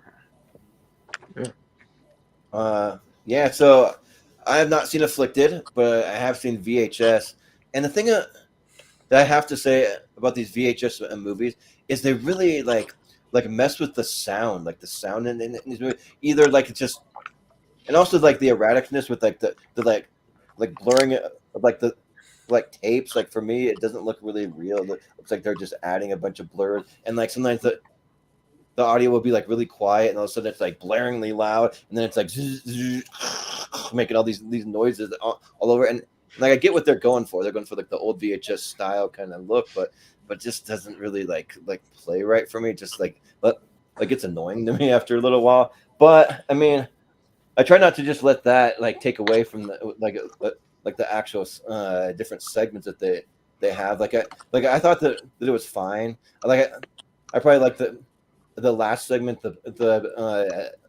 the best, where they like find the girl in some kind of seance thing, and they're running through the house, and there's like hands coming out of the walls. That's the radio silence segment. Yeah, so that one's pretty good. Yeah, that's well done. Yeah. So like, and the segments for what they are actually pretty decent. Like, for some reason, I have this memory that when this movie was released in theaters, remember the waiting for another movie to start, so I just went in another theater, and this movie was just starting. I remember seeing the very first scene where they're running into a parking garage, and they grab the girl and they lift her shirt up on like camera, and I'm like, what movie is this? Like, I had no idea what movie it even was, and so I'm like, what the frick? And then I just walked out and then like went into the movie I was there to see. So, but yeah, like it's decent. So I'll go VHS. Okay. Chris. Yeah, I haven't seen Afflicted. Wanted the film to escape me, but I convinced by I gotta go with VHS. Not my favorite VHS movie, like Austin said. We will get to two when we get to it. But it had fun segment. I kind of like the creepy one Lily a little bit, and the radio silent and type of stuff for VHS. Yeah. Well, Ross? I'm gonna go with VHS. Afflicted sounds really cool. I just VHS seems more like my thing, because I love VHS, and then I love anthology horror. So yeah, I'm gonna go with that. Like that one called the 26 something deaths I loved. Yeah.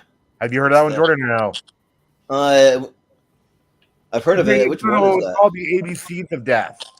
Oh, yeah. Okay. Yeah. Oh yeah, ABC. Because I think they're like either the first or the second has something called that, like the 26 deaths or the 26 because like Jordan is there's like literally 26 segments directed by a different actor. I mean, yeah. Also, shout out John Schnepp. He did one of the segments in that. So. Yep, that's why I know about it. Yeah, and that one's cool. It kind of goes on. It's like over 2 hours. It goes on a little too long.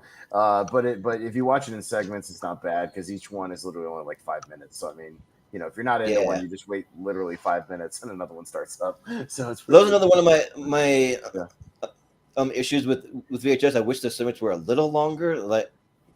Like they're just doing something, and all of a sudden it's just over, and you're kind of like, oh. I actually wish the first VHS has 5 segments. I wish it only had 4, like the second one. Yeah, I wish they would actually cut one. But it's probably one of the middle ones they could cut. I'm sorry, Richie. My apologies. Yeah, I know it's always happened. I know it's always going tangents before I'm about to. Yeah, right. Yeah, it's all good.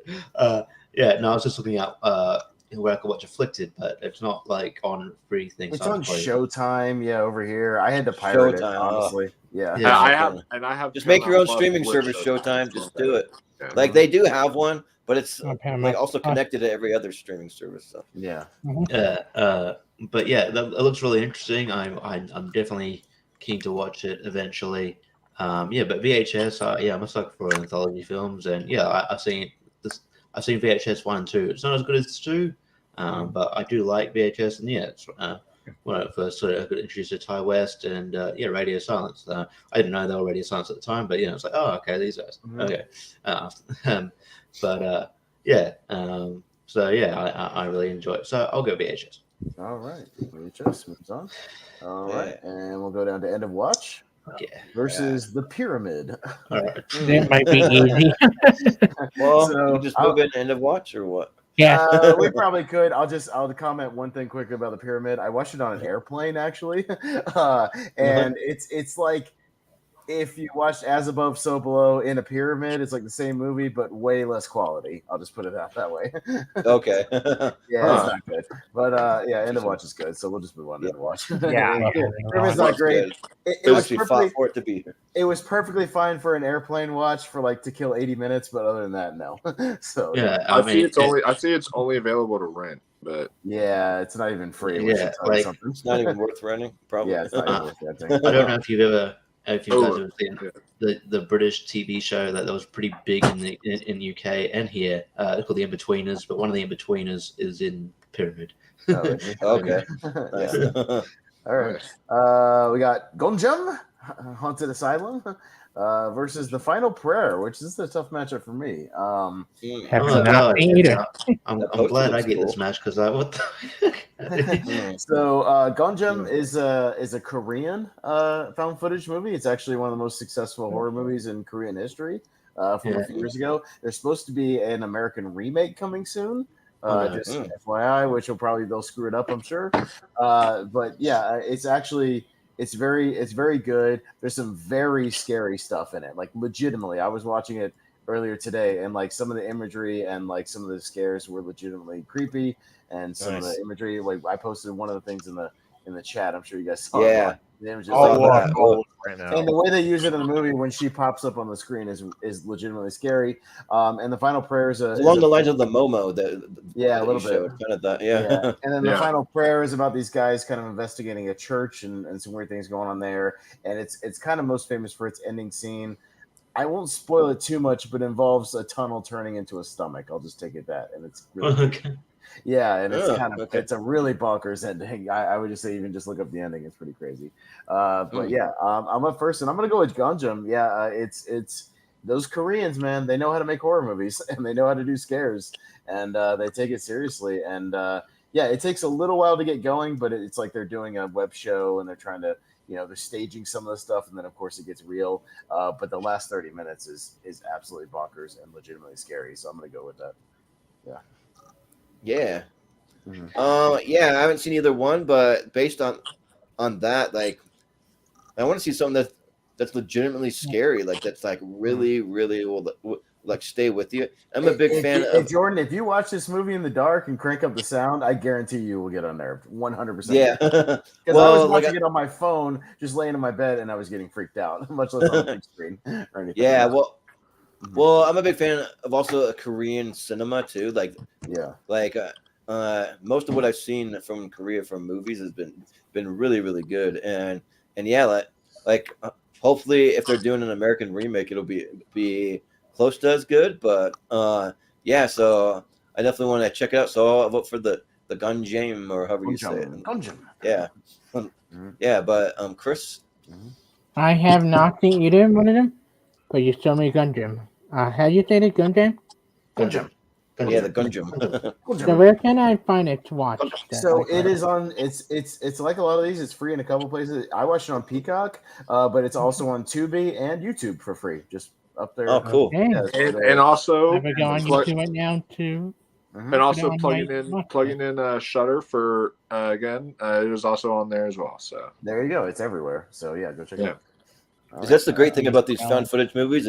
They're everywhere. Except for the one I couldn't find was the Phoenix Forgotten. I had to pirate that one, but that's fine. Richie? Is it Rossville? I don't know. Oh, I thought Ross. Yeah, it's Ross. Yeah. Yeah. Sorry, I'm gonna go with Gundrum. It looks creepier, and then like it reminds me, like based on the Haunted Asylum, it actually reminds me of my favorite horror film of all time, Session 9. So I'm gonna go with Gundrum. Yeah. That movie scared the crap out of me. Session 9. I've never seen Session 9, but I want to see it. Yeah, it's a good one. Yeah, that's a really good one. All right, it is added to my YouTube watch list for later. There you go. Yeah, there you go. Well, Richie? I'll go Gundam despite the word asylum having negative connotations to me, considering I do 2D things. It's not made by the asylum people. I know. But yeah, I mean, I might check out Final Prayer at some point too, just because that ending sounds intriguing to me. But yeah, it's also known as the Borderlands, by the way. The Final Prayer, it has kind of a. I might have seen the poster around somewhere. Yeah. Being called the Borderlands. Cool. Yeah. I mean, now that you're talking about the Gundam, I'm like, oh yeah, I think I've heard talking about it. So I'm looking. Yeah, I'll probably check it out now. So I'll go Gundam. All right. Nice. Yeah. Wolf, yeah. Yeah. So again, these are 2 blind spots for me, and I think Gundam, as a found footage fan, someone who has this as one of my favorite subgenres, I think this might be one of my biggest blind spots so far. So I'm definitely gonna check that out. Like as soon as the stream is over, I'm gonna watch that. Yeah. It's worth it, man. Turn the lights out and crank it up, man. It's good. Oh yeah. Well, Ross, I like your comment there where they have a movie Meth Gator coming out to go along with Cocaine Bear from Asylum, I guess. Yeah. I'm excited for that. I'm legitimately excited. Yeah, who knows?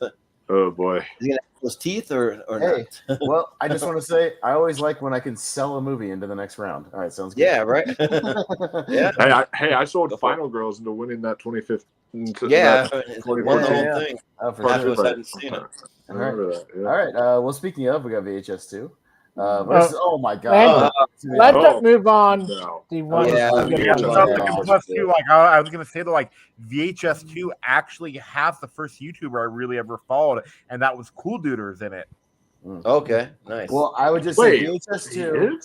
Yeah, remember, you know how they have the people reviewing the first one in the beginning? He's one of the reviewers that they asked. Yeah, I remember that. Oh, okay. VHS 2 has the segment, the Indonesian creepy cult segment, directed by Gareth Evans, who did The Raid, and it's awesome. And that is so good. Yeah, it's one of my favorite horror short. It might be my favorite horror short film ever made. Period. I think it's great. That thing, it's so it is just terrifying. Terrifying. That anti-zombie one is also really good. No, the GoPro zombie is good too. I like that one as well. That one's a fun short too. Yeah. But that Gareth Evans segment. That one. There's one with aliens at the end, but there's a GoPro where the guy turns into a zombie while he's still wearing a GoPro on the trail. You feel so bad. Yeah. The guy on the bike or whatever. Yeah, the guy on the bike. Yeah. But the Gareth Evans, the Raid guy doing that Indonesian creepy cult is the best shit ever. It's fucking great. Yeah, that is so good. Yeah, I was blown away. So it's in Indonesia. That's where it's at. Yep. Okay. Yeah. But the thing about these VHS movies, they have to have a topless girl in like every segment almost. Like it's just funny. but hey, I don't mind it. I'm not complaining. And Paranormal Activity Ghost Dimension is maybe one of the worst movies I've ever seen. Period. It's one of the worst movies of all time. It's fucking awful. It's bad. That movie sucks. How was the marked one though? You know, with that kid with that. Yeah. We get to that. I have We'll get there. But the Ghost Dimension there's nothing redeeming about that movie. That movie blows. You take all the unknown and you show it to us, and it doesn't like having. You introduce Toby and only show his leg. Fuck you. Yeah. You got Alien Abduction, another kind of Area 51-ish one, versus The Bay, which is a very. Look how they got similar posters. Yeah, kind of. Yeah, kind of. Not seen either. Faces. But yeah, Alien Abduction is kind of another. It's sort of another sort of generic alien, kind of like an Area 51 thing, with them kind of, exploring that things and then people get abducted, whatever. The Bay is actually a decent one about a pandemic. So if you want to see, and this is way before COVID, but it's about a pandemic at this like coastal town, and everybody kind of getting infected and going crazy. So it's pretty good actually. So all right, we'll go to Jordan first. Well, I'll say that I have seen the Bay. I didn't really love it. Like I just thought it was okay, but and I haven't seen Alien Abduction, so I don't know anything about that either. But like, I don't know if it does, but probably not because it's found footage. want to see a movie where they actually abduct people and show what happens to the people after they freaking get it abducted. Like, is there a movie of this? Yeah, Well, even some of that, sure. Like, why not? like just like see on the alien ship, see what the people are going through. That'd it's be not cool. a found footage movie, but we kind of got that with Skyline, and it's horrible. That shitty movie. Yeah, Skyline sucks. Yeah, yeah. Like that movie, I was this close to walking out of the theater, but Skyline. But I don't know. I haven't seen Alien Abduction, so I'll go with the Bay. But I'm not like that high on it, so that's fine. Yeah, Chris. But Chris, I had not seen either, so go with Alien Abduction because I heard you guys talk about it a little bit more than the Bay, and I had just seen the trailer for the Bay. I wasn't interested in the Bay. Sure. Well, Ross, the Bay. It looks more interesting to me, so yeah, I'm gonna go with the Bay. Yeah. Richie. The drawing on Alien Abduction looks like the aliens from South Park. You know, the aliens. Yeah. Which it kind of does, yeah. Moo. You kind of sold the Bay for me, even though I think it was weird. Like, I think we're further down the track where I can stomach a pandemic movie where it's like, at the start of the pandemic, people are like, oh, let's watch Contagion, let's watch Outbreak. I'm not like, you're like, no, I don't want to. that was me. I'm sorry, I was that guy. Well, yeah, and every streaming service they were on, they were like #1 for a while. Like Outbreak was like #1 on Netflix because everybody was watching it. Yeah. It's like, no. I want to get my mind off, terrible things. So, but I've got a approach to Bay now. Might be interesting. So, I'll go with the Bay. All right. Yeah. Wolf. So yeah, I've not seen Alien Abduction, but I do like Alien found footage movies and Alien movies in general. So I would definitely check it out. I did see the Bay, and the idea of this movie was really like haunting to me because this is something that could happen. I'm literally drinking water right now, and my water could be like completely infected with stuff that could get me really sick, and I could end up. You contaminate the water system. Yeah. I mean, if you like believe that, it already is. And then so like the way it played out throughout. There's fluoride in the water, sodium fluoride, same stuff they put in your toothpaste. They put it in your brain. They put it in the water. They put it in your brain. They're affecting your brain. They're making the freaking frogs gay. The frogs gay. That's Alex Jones. Oh, okay, yeah, Alex Jones. I was gonna say the movie that the conspiracy is about. So just basically, yeah. But water, he does talk about that. So yeah, the Bay to me, it was I really loved like the first 2/3 of the film because of how like realistic it felt. But then once the third act comes into play, like it almost goes into like zombie-ish territory. I don't know, like where they're all like, like, oh, I'm infected and I eat people. It was weird. I was like, okay, this has gotten out of hand now. But it goes a little off the rails.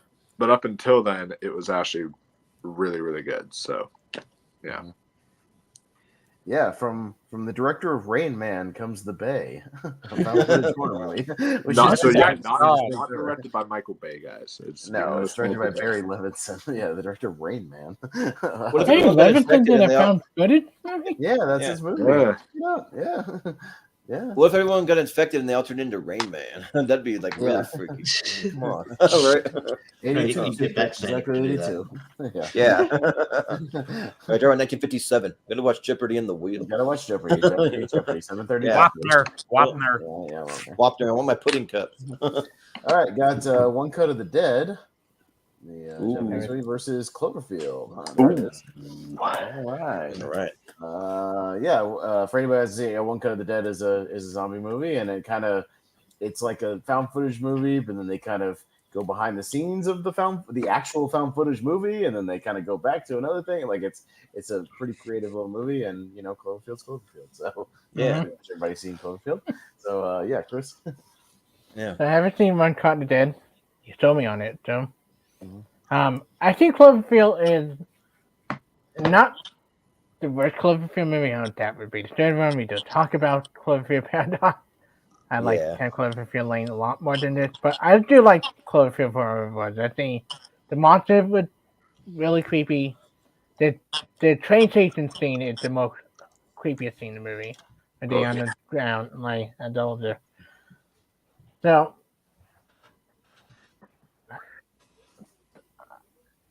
I do messing up a bit. I do go with the one I haven't seen, but I have been hearing nothing but good things from people. I do go with One Shot Dead.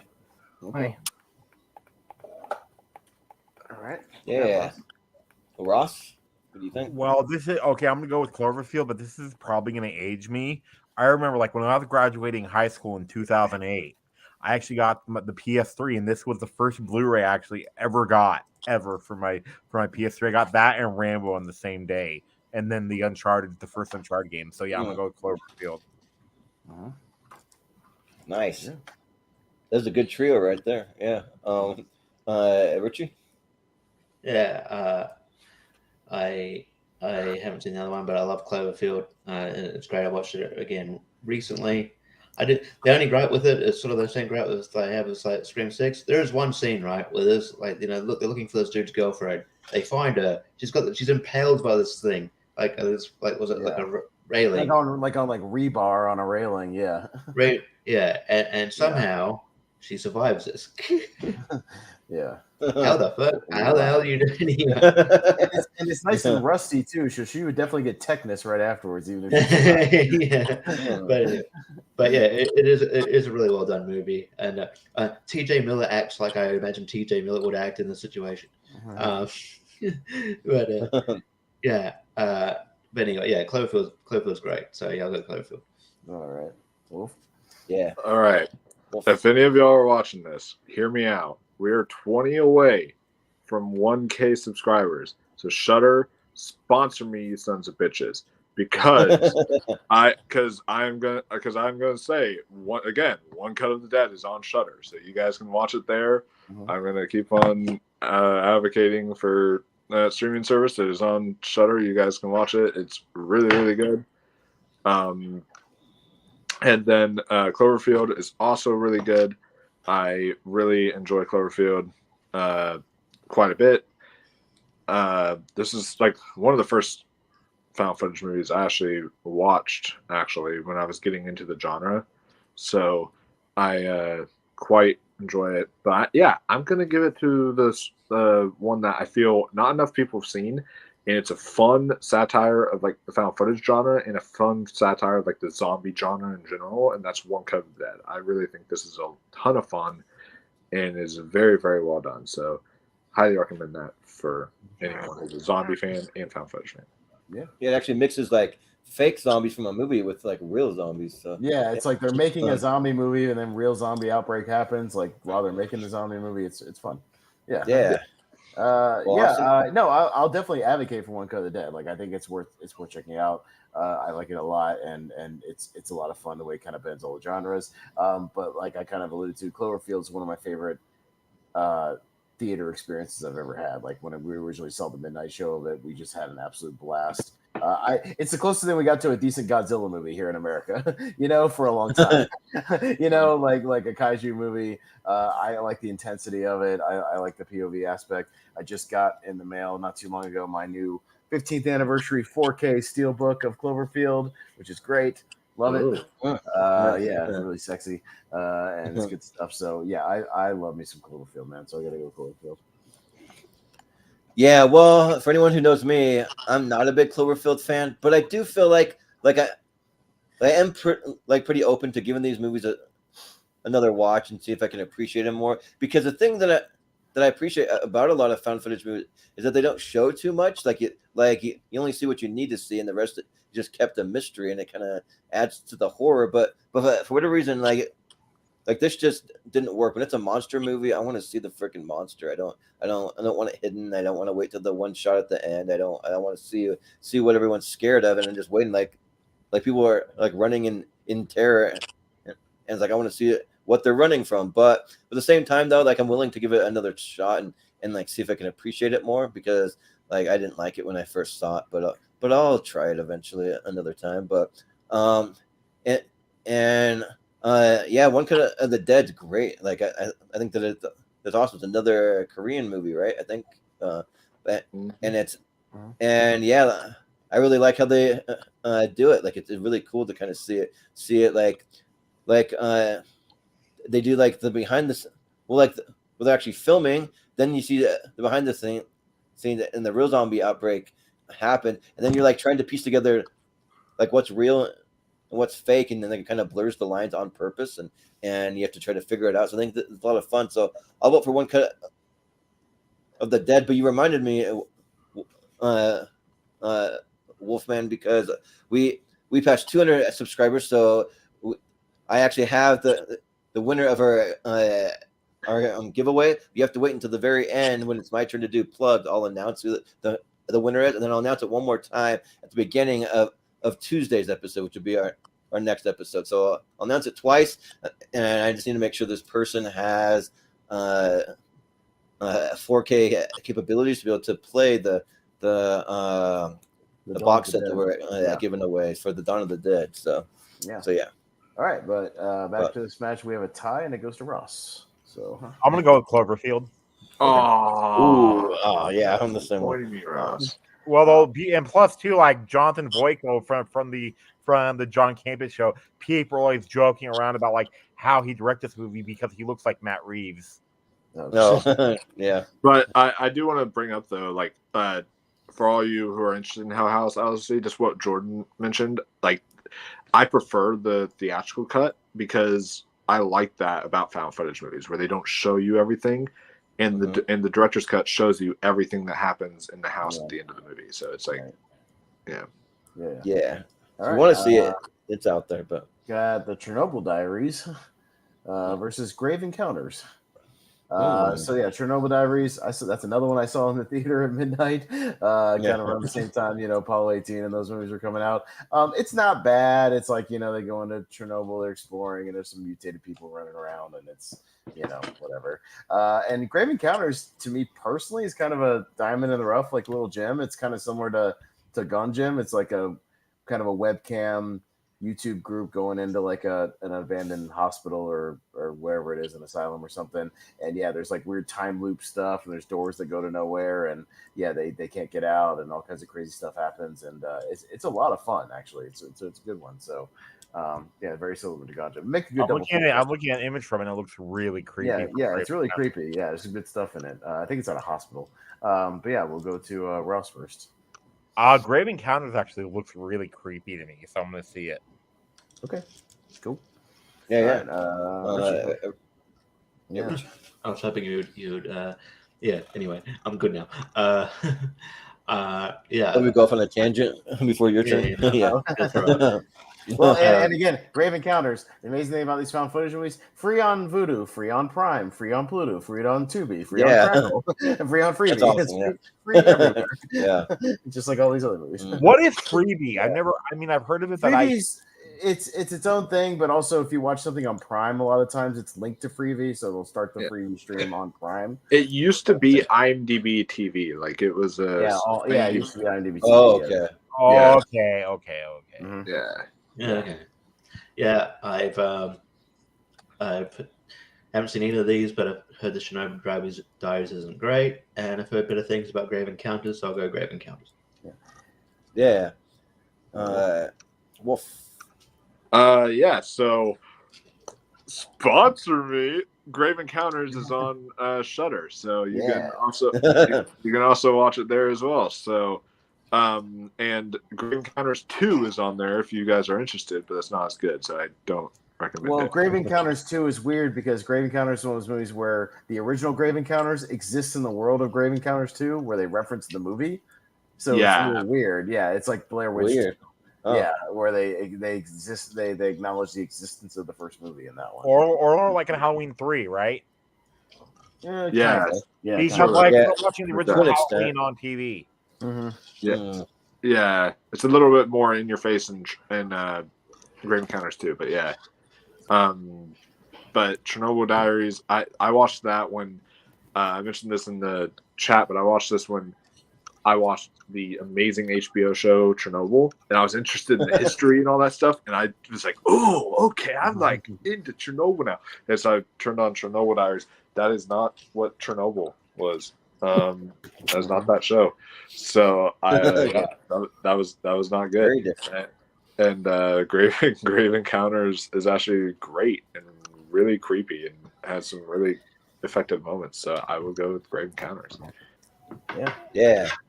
Austin? Yeah, I'm also gonna go Grave Encounters because I saw Chernobyl Diaries in the theater. It's similar to Apollo 18. It's almost so bad it's kind of funny. And it was just kind of one of those movies that came and went. But yeah, I'm actually a big fan of Grave Encounters. I think the movie's really solid, and they do some cool kind of like I said, sci-fi and sort of time loopy kind of things in that movie, and it's a good time. So I'll go with Grave Encounters, and Evil Dead Rise right now has 100% on Rotten Tomatoes. Just want to put that out there. Okay, so yeah. Is it out yet? No, it's starting to premiere at a bunch of festivals and stuff. It'll be out. Okay. But I've been hearing incredible things out of South by Southwest. But the reviews are very. It comes out in or in April, right? It's April. Yeah, it's like April 17th or something, or 16th, something like that. Yeah. Nice. Yeah. Well, I've not seen Grave Encounters, but I have seen Chernobyl Diaries, and I actually had fun with it. Like, I actually do like it. Just because, like, I kind of liked how it just showed, like how they get to Russia, how they're exploring, and then they somehow get lost down like a road they're not supposed to go on, and then they end up in Chernobyl. And I think that though, like they're actually happy that they got to where they got, because they're like right in like where the Chernobyl stuff happened. That's a quarantine area, which I don't know how long after a nuclear explosion or implosion or whatever that it stays radioactive, if it's forever, if it's just a certain amount of time. A long time. Yeah. So there's certain places like in Japan, like Japan's fine. We drop nukes on them, so I don't know if that's different. I don't know, but they said though. I think they said though, like it'll be 150,000 years from the original Chernobyl when the radiation when people can finally go back there. Mm-hmm. Okay, then a nuclear bomb must be totally different than a nuclear then a meltdown and a nuclear reaction meltdown. Yeah. Okay. Yeah. So, but yeah, like I think that it's fun. They find these infected people there. They even like find a bear that's like running around there going crazy. They find the original cocaine bear, whatever it is, and it's a fun time. I mean, it's nothing that really blew me away or anything, but I had fun with it. Like, so yeah, I'll give it some love just because it's not going to go through. So I'll just vote for Chernobyl Diaries. Yeah. Chris. Yeah, my vote going for Grave Encounters. Great movie, great found footage movie, very creepy ending around. So Grave Encounters. All right, there you go. I'll go down to there. It is Paranormal Activity, the marked ones, the Hispanic one, versus The Visit, the M. Night Shyamalan movie. Had to think about it. All right, and the marked ones was the one that pissed me off because it's the one that introduced time travel. Yeah, they went there. Like the dude goes through like a door. I'm trying to remember at the end of the movie, and then he ends up like face to face with the Katie chick of the first movie. Yeah, it's weird. It's like and the girl from the second movie is in there too. Yeah, it's like they're jumping portals, and it's fucking weird. That's where they jump the shark for me. So, and then The Visit is The Visit. It's the Shyamalan one with the creepy grandparent thing. So Richie's up first. Yeah, the marked ones is horrendous. I think it's the worst thing goes to me. I think it's bad. And The Visit, like, I think people were a bit apprehensive because at that point M. Night Shyamalan had, people were hit or miss on Shyamalan. He had more misses and hits, so it was like, but the trailers are promising. We'll give them a go, and I think it was pretty damn good, and it had pretty damn good reviews, and it's very creepy. I really like it. I think when he does these smaller contained movies, they usually pay off. Like this and Knock at the Cabin. I think I really like The Visit. So it's very. I think it actually could go far in the tournament. Actually, I like The Visit a lot. So I'm going to go The Visit. All right. Yeah. Well, Wolf, what do you think?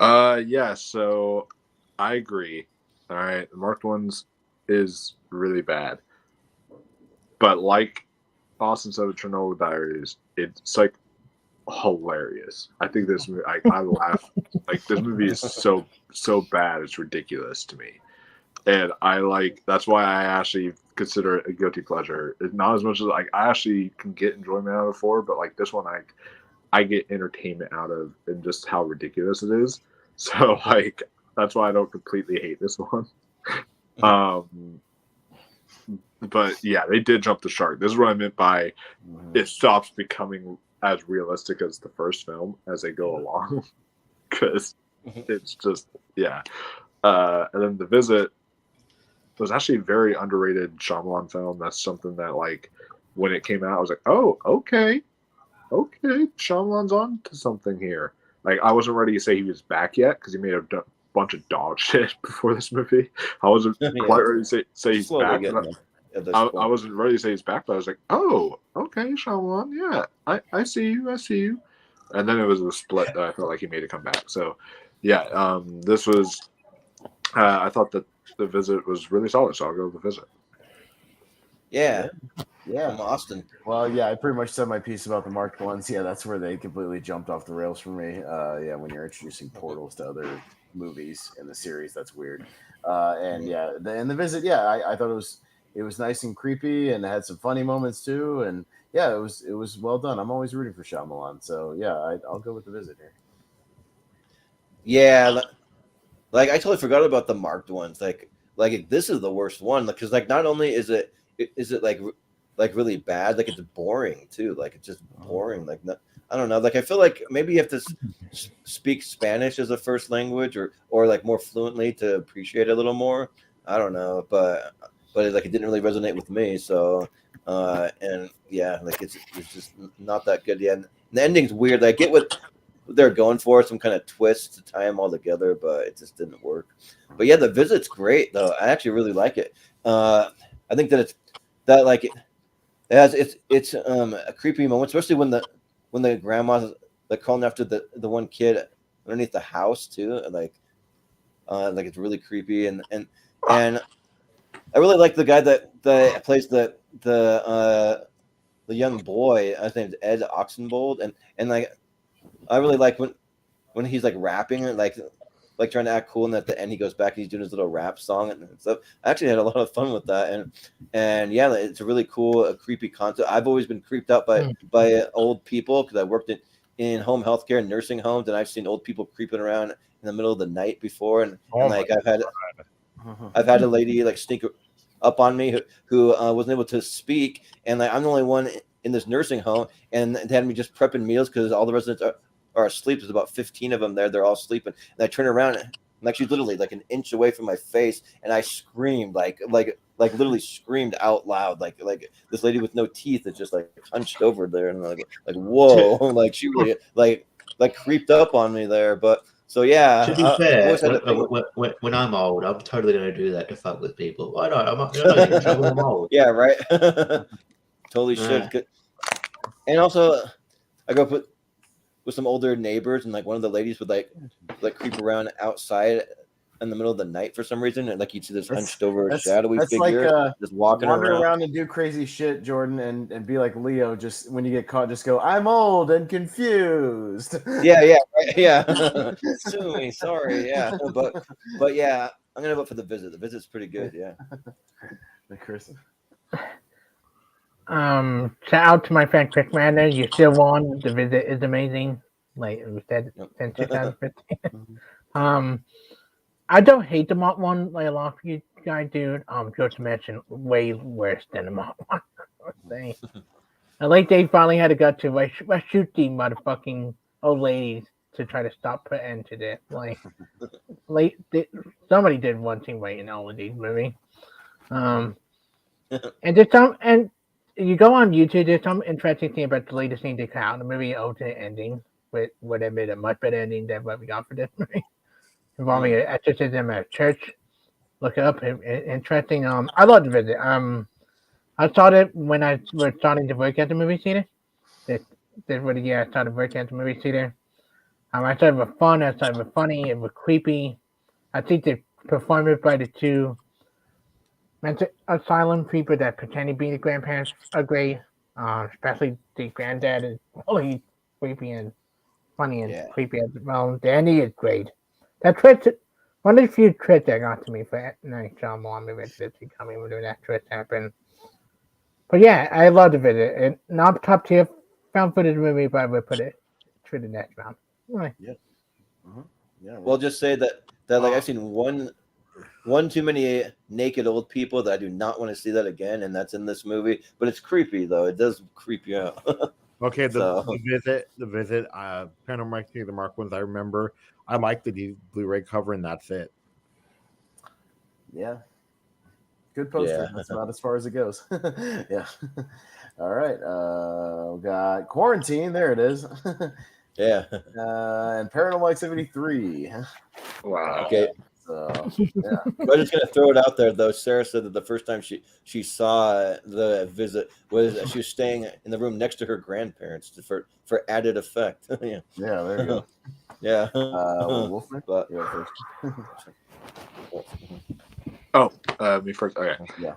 Yeah. So, as we talked about earlier, Quarantine. It's one of those like pretty much beat for beat remakes, but like uninspired and just boring and bland, sort of like the Lion King remake, where it's like beat for beat, but it's just boring and bland and uninteresting. And it's like the same thing with Quarantine. It's just not good. And then Paranormal Activity 3, like for a little while, this was like, while I went back to the first Paranormal Activity, but this was like my favorite in the franchise because I actually really enjoy this quite a bit. Like, I think learning the history of Katie and Sarah and just them growing up and the origins of Toby, if you will, and all that stuff. It was really good, really solid with some really good effective scares, like the scene with the girl like in the sheet and everything like that. Like that was really well done. And I liked how like the fan, it was like an oscillating kind of camera this time, so you were like, oh, what's going to be on the other side when it would pan over, and then like, oh, what's going to be on the other side? You wouldn't know. Yeah, so the one that's set in like the 80s or 90s, something like that. Yeah, something like that. Yeah. And so yeah, it's actually really, really good. So I'm gonna go Paranormal Activity 3. Yeah. Yeah. Well, yeah, I'm pretty much going to go the same way. Yeah, Quarantine commits a double sin where they not only show the final scene in the trailer, but they show the final scene on the fucking poster, which is stupid. Yeah, you committed a double sin there, movie. That's really, really dumb. You could have picked any other image from the fucking movie, and you picked the final one. That's stupid. But yeah, I as I said earlier, I think 2 and 3 are kind of the peaks of the series, and yeah, the third one might be kind of the best in the franchise. So I'll go Paranormal 3. Yeah. Yeah. Yeah, I have seen Quarantine. It's bad. Like, even for someone who has never seen Wreck before, like, it's still boring and just like, I don't know, it's just not that. Well, hey, at least it can only go up when you watch Wreck. It can only get better. Yeah, right. Yeah, because this movie, they like spoil it all in the trailers and the poster, like you said, and Paranormal Activity 3, I just kind of felt like there's just some things that just weren't that believable to me. Like in this movie, I don't know. It just felt like some of the things that they were doing with like the old style cameras and like the old style, I don't know. Like it just didn't really seem like it seemed like it was more suited for like a modern time. I don't know.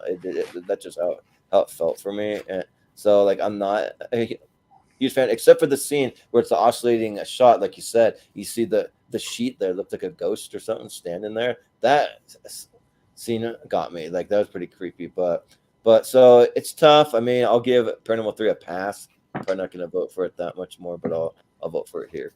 So yeah, yes. Chris.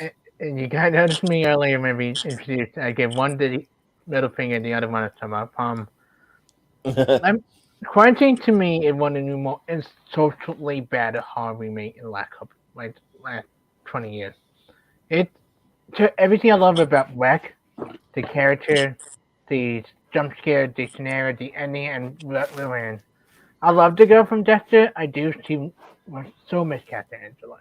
Like the one thing I love about the original Angela was just a likable, believable main protagonist. that you can invest in, and nothing was done well in the remake. The dog thing, I would say the dog infected with a nice touch. I would say that with the elevator moment, but they took out all of the scare and tension for the finale that really hurt the movie to me. The what you call it, the recording of the priest in the original, and that tension building up to when the actor finally dropped. You don't get that because they cut out the whole thing from the recording in the remake. Like, Quentin suck. Fuck that movie. Paranormal Activity 3. The only time I ever felt sympathy for the victim in any of them. The stepdad is very likable in this. I think he's very sympathetic. You easily invest the family relationship, especially his relationship with the two stepkids, like Katie and her sister. And you kind of do, even though you know the outcome doesn't happen, you do invest in them. The old lady reveal is creepy. That moment where they go on, you just see the old lady standing there. Really creepy jump scare. The kitchen scene is probably one of my favorite jump scares with the kitchen empty, then everything comes freaking crashing down. Like I thought this is the only one I saw in the theater actually, and they were a great audience to be in the theater. So yeah, Paranormal Activity 3. Quentin fucking sucks. Goodbye, Quentin. Sure. Why didn't they use like that as the poster, like of her standing there? Like that's someone or like some other any other image from the movie. What you can do, like just like in the rec poster, they just have the photo of the eye. Just do that. Yeah. Let's do that. But Ross, I'm gonna go with Paranormal Activity 3. Quarantine's boring, and then the spoiler thing. So yeah, I'm gonna go with Paranormal Activity 3. Oh yeah, is the last exorcism going to be on the list? Yep, almost there. Yep, almost there. Yeah. Richie. All right. Pretty much all you guys said. Paranormal Activity 3 is actually my favorite one. I was surprised by this movie. I remember seeing it with a friend, and I was like, I wasn't looking forward to it because I think we just saw it because there was nothing really else on that would interest me, and like it was like I had seen everything else, so I just saw it on a whim, and I actually enjoyed it. It's definitely the best one. And Quarantine is boring, gives away, and there's a lot of spoilers in the poster and in the trailer. Jennifer Carpenter is a good actress, but wasn't a fan all up. So Paranormal Activity 3. All right, there we go. All right, in there. Speaking of, there's the last exorcism right there. Two good ones. Yeah, two good ones versus the Taking of Deborah Logan. Deborah Logan's about speaking of creepy old people, Jordan, this might be the creepiest one of all of them. She's really creepy in this movie, although it does have one of the smartest horror characters of all time, the one guy or the two people that bug out like 20 minutes into the movie. When she starts acting creepy, they're just like, we're not about this, bye, and they just leave. Smartest people in horror movie history. They just leave. And I like most of The Last Exorcism until like the last 5 minutes. But I think it's a pretty good movie about the dude faking all the exorcisms, and then it's fun. I'm up first. This is a tough one. Because I like both of these movies. I'll go Deborah Logan because it's underrated. So this one's.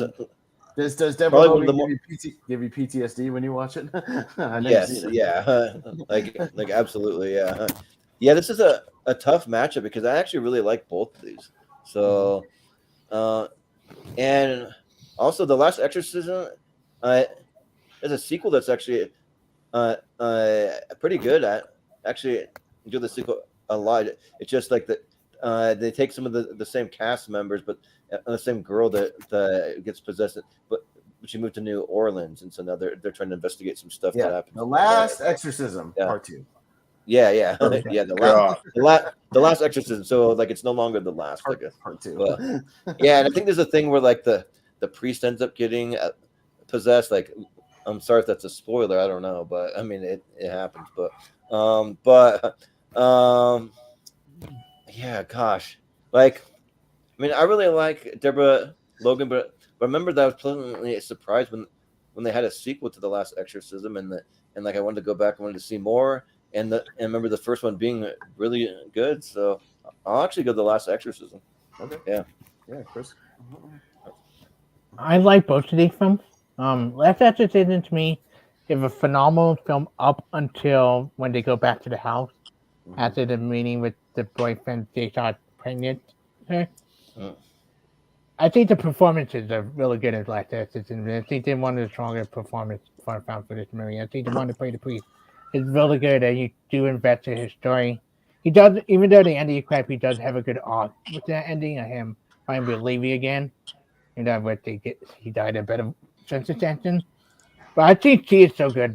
The female one that it possessed. The stuff she does in the movie is creepy as hell. I think the mythology is good. I think everything up into the ending I love. And I like Deborah Logan as well. I kind of got based on the performance and like everything I love about it up to the end. I had to Last Exorcism. Like, okay. Yeah. Ross? Okay, I'm gonna go with the Last Exorcism. I haven't seen either, but the Last Exorcism actually has Howard from Better Call Saul, and I like him in that. I was just seeing that. Yeah, like he's the guy that plays the priest. Yeah. Oh, that might be familiar. No wonder the priest is such a good actor. Yeah. All right, Richie. Yeah, I haven't seen Deborah Logan yet, but yeah, I like The Last Exorcism. And yeah, might need to give it a rewatch. So I'll go The Last Exorcism. Okay. Yeah, Wolf. Yeah. Wolf. Yeah, so I enjoy both of these. The Last Exorcism was a movie that I actually, when I first watched it, I watched it with like my dad, my sister, and then like afterwards, my dad. I think it was the first time I watched The Exorcist. Like, let me show you a real scary exorcism movie. And they popped in The Exorcist, so we literally had back to back like exorcism horror, and I couldn't sleep for like that whole night. It was terrifying. But and then taking to Deborah Logan, like I want to show this one some love because I actually really like this one quite a bit. So I will vote for this one, and it's streaming on Shudder again, guys. So you guys can watch it there. Yeah, well, it was kind of interesting. Like I was just looking up the synopsis for The Last Exorcism Part 2 because I was just curious. And like one of the things, it's like the evil force that once possessed her returns, bring with it unimaginable horrific plans that mean her last exorcism was just the beginning. It's like you can't make the last one just the beginning, and it's like you can't really start your franchise with anything that's like the last or like the final or like any of that stuff. Yeah. Like then you can't have a sequel. Well, and the second one dumps the found footage thing. It's just like a movie. Yeah. Yep. Yeah. Jordan too, like Jordan, like he's been acting since the '90s too. The guy that plays Howard on Better Call Saul. Yeah. Oh, cool. Nice. He was in Saved by the Bell the college years. You remember the professor that Kelly was dating for a little bit? That was him. Vaguely, yeah. All right, got the Poughkeepsie tapes and Unfriended. The original. All right. So Jordan is up first. Well, I don't really care for Unfriended. I mean, it's better than the sequel, but it's not. That's not saying much. Like it's fine. But like Unfriended played at the movie theater. Like, it's a really cool song during the end credits that I always remember. Like it's like really creepy, and then it plays like this hip hop song like out of nowhere that's like makes you want to get up and dance or something. So I was like, oh, I'm gonna Shazam this, add it to my playlist. But I've never seen the Poughkeepsie tapes, but I kind of like what Wolf was saying about it in our private chat before the show. It sounds really creepy, like and I kind of want to check it out. So and who cares about Unfriended? That movie sucks. So the Poughkeepsie tapes, yeah. For that. All right. Chris. So I think bits and pieces of Poughkeepsie tape, especially the ending, is creepy. Unfriended was one of the movies theater experience that I have had in theater. Audience for the shut up, they talk about it. Unfriended to me is a film that is it guilty pleasure, yes. Does it have good stuff about it? Yes. The kills are good. The message about bullying is good. The ending what ruined Unfriended to me. If they had just ended it with Lauren saying, I cannot forgive you, and it just did with her having to face the truth of what she did. that everything came out and there were no jump scare. That would have been a perfect ending. That she got her come up there, and the truth, she got exposed, and all the hateful comment, everything that she does against people doing back at her. She had to live with that. That would have been a better ending. But instead, we got that stupid jump scare, preventing tape. But the ending tape on Friday. Yeah, like one of those annoying endings where they do in these found footage movies. You gotta have one final jump scare. It's like, come on. They added it maybe about 2 minutes beforehand. I would have been more high on this on the film. Yeah. Well, Ross? Yep, I'm gonna go with Unfriended. I actually like that movie, and my friend kind of looks like the main girl too. So yeah, that's why I'm going with that. All right. Oh, nice. Tell me she doesn't kind of resemble her a little bit. Yeah, she kind of does. Yeah. Nice. Richie. So yeah, I kind of hinted at this before. So yeah, when I saw this movie, like there was nothing wrong in the theater, but like unbeknownst to me and my friend, there was a huge, massive fuck off storm outside, and we're flooded into the shopping mall, and we were stuck there for like 4 hours.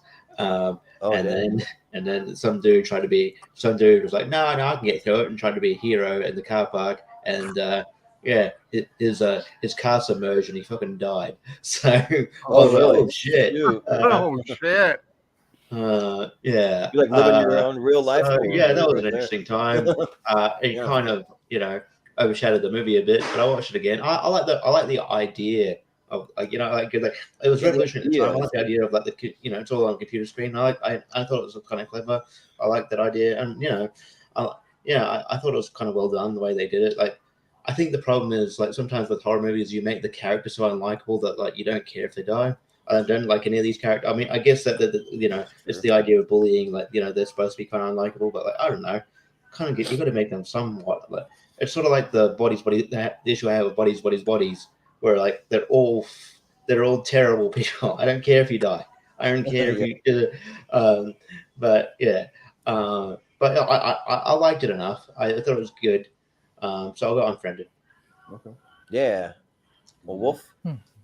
So like I said, Unfriended is a fun guilty pleasure. It's one of those things that it's utterly ridiculous, and I'm like, you know what? It's entertaining as hell.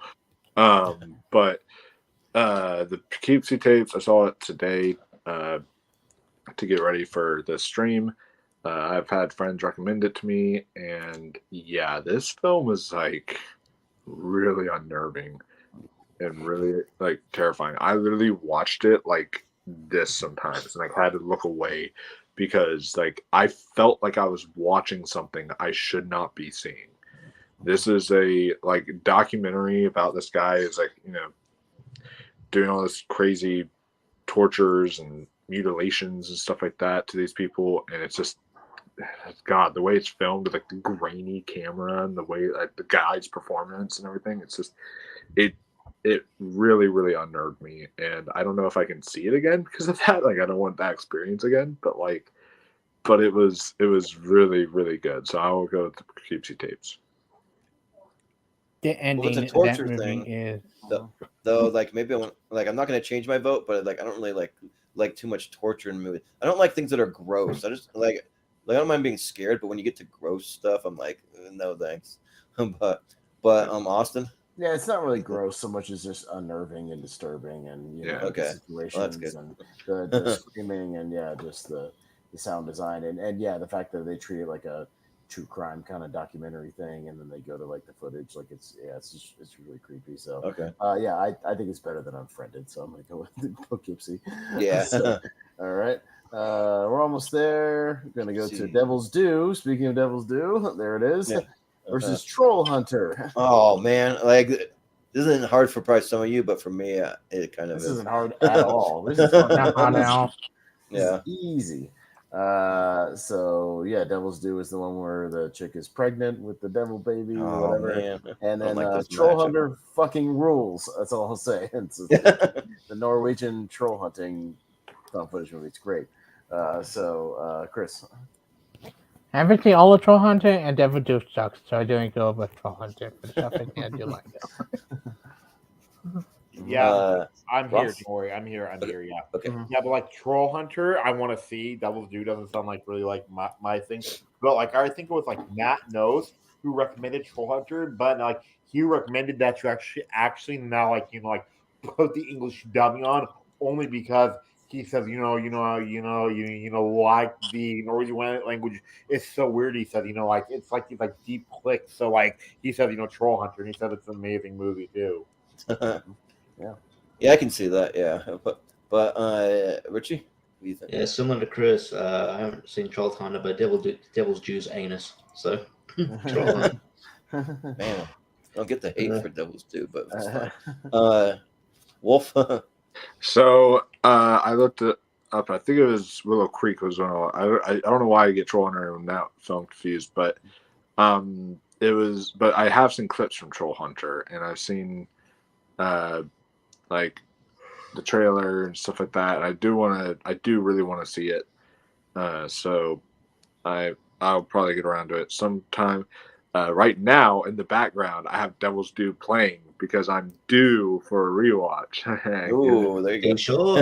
You need to even though, also because like I want to focus on the stream, and so I didn't want anything like I needed to focus on in the background, so I just have this as this background noise right now. Yeah. For Devil's Due, you only need to pay attention to the first like 10 minutes, and the rest is just whatever. Yeah. But yeah. So, but and also directed by Radio Silence as well. It is. It is. Okay. Yeah, it should have killed their career, and it's a good thing they bounced back from that because Jesus Christ. Yeah, because it was really really not good, and because I really want to see Troll Hunter, I will give it to Troll Hunter. Yeah. Well, Austin. So me and Jordan, the only ones who actually have seen Troll Hunter. Yeah, maybe so. Because I actually saw it. I saw it in a theater when it came out. There was an indie theater that showed it, and it was great. And then I bought it on Blu-ray. This is a movie I've advocated for. Great Norwegian movie, just good like mythology. They get into like troll mythology. Like the guy they're traveling with is like literally a troll hunter who's ready to quit, so he's just giving up all the secrets, and they go into all this lore about trolls and like and good special effects for what it is. Great cinematography. There's really good footage of Norway. It's just beautiful to look at, and it's exciting. It's good. So me and my buddy saw Devil's Due at midnight, and the less said about it, the better. I'm sorry, Jordan, that movie's bad. So I'm gonna go Troll Hunter pretty damn easily here. Yes. Did you ever see the remake to Troll Hunter where like it wasn't found footage, it's just like real or whatever? It's not a remake. It's just a movie called Troll, and it's the Netflix it's like similar though, isn't it? Yeah, I liked it. It's basically a non-found footage movie version of Troll Hunter, but it's good. Yeah, it's a Norwegian movie, right? Yeah, it's still a Norwegian movie. It's like the same people basically who made that one made this one. Yeah, and it's both. They're both good. So I like them. I think for the one that's not found footage, I think Guillermo del Toro is like attached to it somehow. Like I don't know how. Well, though, like to be fair, Jordan, about that, he has like 30 projects every year that he's announced that he's attached to. Produces. Yeah, right. Yeah, that is true. Yeah, I don't. He's like a producer, but he never. No, the guy who directed that Troll movie is Roar Utah, the guy who directed the Tomb Raider movie with Alicia Vikander. Yeah. Okay. Yeah. Mm-hmm. Well, yeah, like I don't get the hate for Devil's Due. Like I actually really like this movie. Like I really like I forget the guy that played Matt Sayerson in Friday Night Lights. I should know his. Zach Guilford. Great Night Mass, by the way. Zach Guilford. Too. And Mike, he was also in Two Leslie. Yeah, he was. Yeah, and he's also in The Purge Anarchy. I like him in that too. But he's going up against Troll Hunter, and like Troll Hunter is freaking awesome. Troll Hunter is so good, and also like it's like probably one of the most unique movies on this list. Like it's just the guy that's a Troll Hunter, and they run into not just one troll, they run into all kinds of different trolls, and you just see like different tactics that they take, and like one guy, he's an experienced guy, he's kind of training up the newbie because I think he wants to retire, like be finished with it. So this other girl, I think that that she wants to learn about it. They're just like interviewing him because he's just done with the government. He's just done with troll hunting and shit. So he's just ready to spill his guts on everything. Yeah, he's just ready. But it's really good though. So it's like one that like if someone hadn't recommended it to me, maybe I wouldn't even really known that much about it. But yeah, like I'm glad that you did, Austin, because it's great. So yeah, I got to go troll hunter. Like I wish Devil's Due maybe went up against something else, but it didn't. So all right, like even then, I don't know if anyone would vote for it. So all right, we got Project Almanac and Amber Alert. Shoot, there's another matchup I hate. Yeah, 2 movies that Jordan likes, and that I like and nobody else likes probably. I think one of them is okay. Ross, yeah. I'm gonna go with Project Almanac. It actually interests me more. And like I remember, like they changed the title, so I always know it as the original title, which is like Welcome to Tomorrow. So yeah, I'm gonna go with Project Almanac. Yeah, I actually like Project Almanac. Yeah, it's a title, but Richie, I think I don't know. I don't even know about Project Almanac because I'm pretty sure wasn't this movie like kind of subtly advertised in one of the Turtles movies. I think there was a poster or something in the background of one of the Turtles movies. That, yeah. Yeah, that sounds right. Yeah, I haven't heard of Amber Alert, so I'll go Project Almanac. Yeah. Well, just to tell people about Amber Alert, if you don't know, like these guys that they see an Amber Alert, and then it has the car, the vehicle making and model license plate, and they see it on the road, and like, oh, there's the car, and they're supposed to call it in. They don't call it in. They follow the guy for like miles and miles and miles, and then eventually they get to this house, and a bunch of crazy shit goes down, and they like find out like that he's doing some wild stuff there. So yeah. But Wolf. Yeah. So this is another matchup of 2 that I actually have not seen. So I need to get to them, but I don't know. I'm very intrigued by Amber Alert, so I think I'd go with that one. All right. Yeah. I'm Austin. Yeah, I've seen both of them. I think Amber Alert's okay. It's a decent little afternoon watch. Not bad. Yeah, I kind of dug Project Almanac for what it was. It's a decent little found footage time travel movie, and some good family stuff in it. And I think it was like a relationship with like him and his dad or something like that at like the center of it, something like that, if I remember right. I haven't seen this in theater, but I'm too. Yeah. But yeah, I thought Almanac was all right. Yeah, I'll go Almanac. Sure. Yeah. So Project Almanac was one of the movies that I saw with one of my best friends before he moved away. He just lives a state away now, but so I do see him from time to time. But my friend William, shout out William Wadsworth. But yeah, and I just like Project Almanac because I've always had this like thing, like if I could go back and relive my high school days or like even middle school, just knowing what I know now, because it's like such an awkward time for teenagers growing up. Like it'd be really cool and like to like have some kind of time travel, and they go back and they get to change some stuff and they make their life really, really cool. But then like of course there's always consequences to time travel. They got to have that. So yeah, but it's a lot of fun though. Like it's just something that like I've always kind of thought about, but and then Amber Alert's great. Yeah, like I already I talked about it, but like what they find out too when they get to this house is just really, really disturbing, and it's kind of like the teenagers just kind of taking things into their own hands, and they're like, why they didn't just call it in and just call the cops? I don't know. They're like, I think kind of like wanting this adventure and that kind of like adrenaline junkies. At least one of them is, and like dragging all their friends along, the guys behind the wheel, just dragging them all with them. So this one's tough. Like I could go either way, but I think I'll lean a little toward Project Almanac. Yeah. All right. And Chris. I seen Project Almanac. I have not seen Amber Alert. Just for I haven't heard of Amber Alert.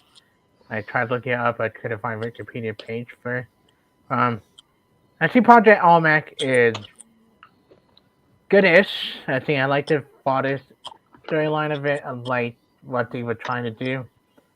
I think a little bit cliche and familiar at times, like a lot of found footage movie, but there are a lot. I do like the main character a lot in it. Been watching and seen it, but I do love for Project Almanac. All right. Yeah. Well, like funny enough, I remember that we had Andres Gallego for our like best time travel episode, and he came in kind of part way through it, and then he's like, "Do you guys have that movie Project Almanac on there? Because that movie blows. That movie sucks." I'm like, oh man, that makes me sad. I like that movie. All right, this might be the last. Guess what? Devil's Due. That movie blows. That movie sucks. That movie's fun. I or like when Chris said that There Will Be Blood is one of the worst movies ever made. Yeah. Oh yeah, he's got a lot of hot takes. Yeah. All right. So we got Blair Witch from 2016, the follow-up, and Lake Mungo. Oh, this is unfair. Okay. Okay. I only seen one. I haven't seen the other. Yeah, Lake Mungo is an Australian movie, kind of focused on this family, this girl that goes missing, and kind of gets into some deep secrets that she had, and yeah, there's some disturbing stuff at the end, and some real kind of family-focused movie, and yeah, Blair Witch is the Adam Wingard follow-up that I think is kind of underrated. I like it. Okay. So, yeah, Richie, some first.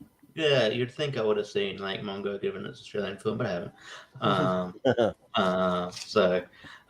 See every movie released in Australia, Richie. You gotta see I them need all. to watch every movie ever released in Australia. Yep. But yeah, I've heard decent things about the Blair Witch remake, and I like Adam Wingard as director, so I'll go Blair Witch. Mm-hmm. Yeah. Mm-hmm. Well, Wolf. Yeah. So, see, this is so. The reason I said this is unfair is because like I want to show Blair Witch 2016 some love because that movie I think is actually really underrated. I think it gets too much hate. Like the film was actually really solid up until the end. Like you guys have had time to see it, but they showed the witch at the end of the movie, and I feel like that was a really dumb decision. Well, and the character makes a really smart decision when he tries to walk backwards without looking at the witch, but using the camera to walk backwards. I thought it was awesome. Like it was a really great decision and like really smart for like a character. And then like they shit the bed with it like a minute later. Like it's like it's weird because it's really smart up until then. Like really smart. Yeah. I think it's like really, really good up until that like very end. It's like someone else just came in there and was like, hey, we don't like your ending, so why don't we just like go? It was very weird.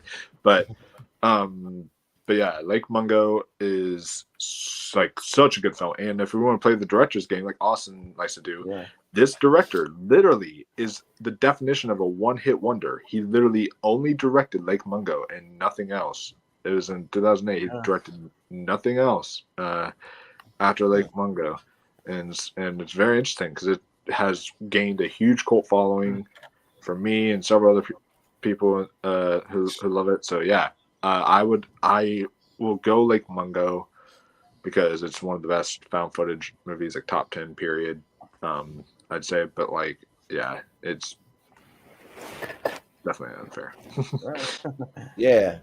Well, Austin? I watched Lake Mungo. That was one of the ones I watched this week because I'd heard good things about it. I think it's good. I'd have to let it settle. Like I don't think it's one of the best ones I've ever seen personally. I just thought it was a little slow in the middle, up until kind of take a while to get to the reveals. But they are good and there's some good acting in it. But yeah, I am a big advocate of that Blair Witch 2016. I think it's really good. Some good time loop stuff in there. Stuff where they're getting lost in the woods and. I had a tease of a really great tie back to the first movie where he thinks the sister is in the house, like stuck in a time loop. I thought it was a really good tease that they don't really do much with. Like again, there's some smart stuff in that movie that I think is underrated. But maybe there'll be another one.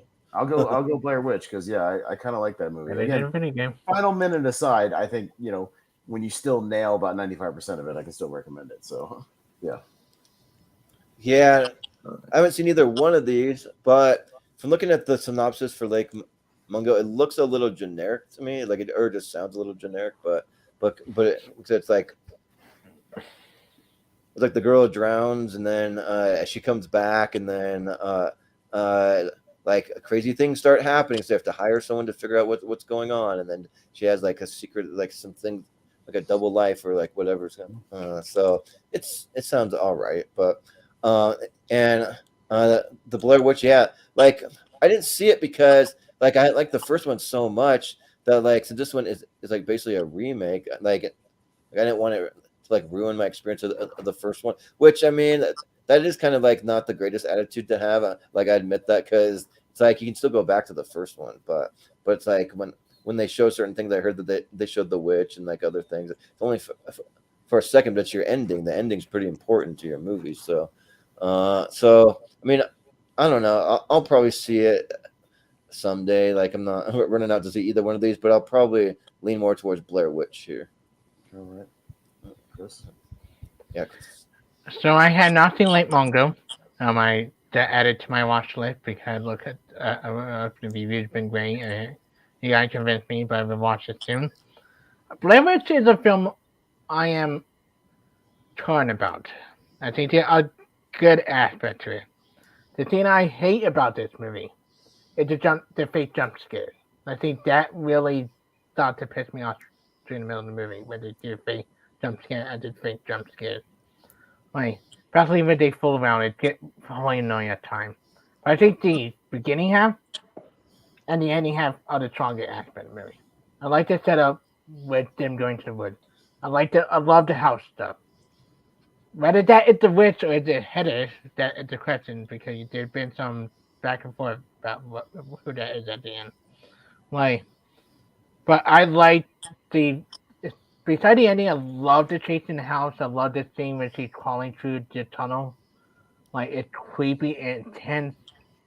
I like the they never changed the whole, that the witch control, the daylight and nighttime. I think is brilliant. But yeah, I like that better than the first one in a lot of ways.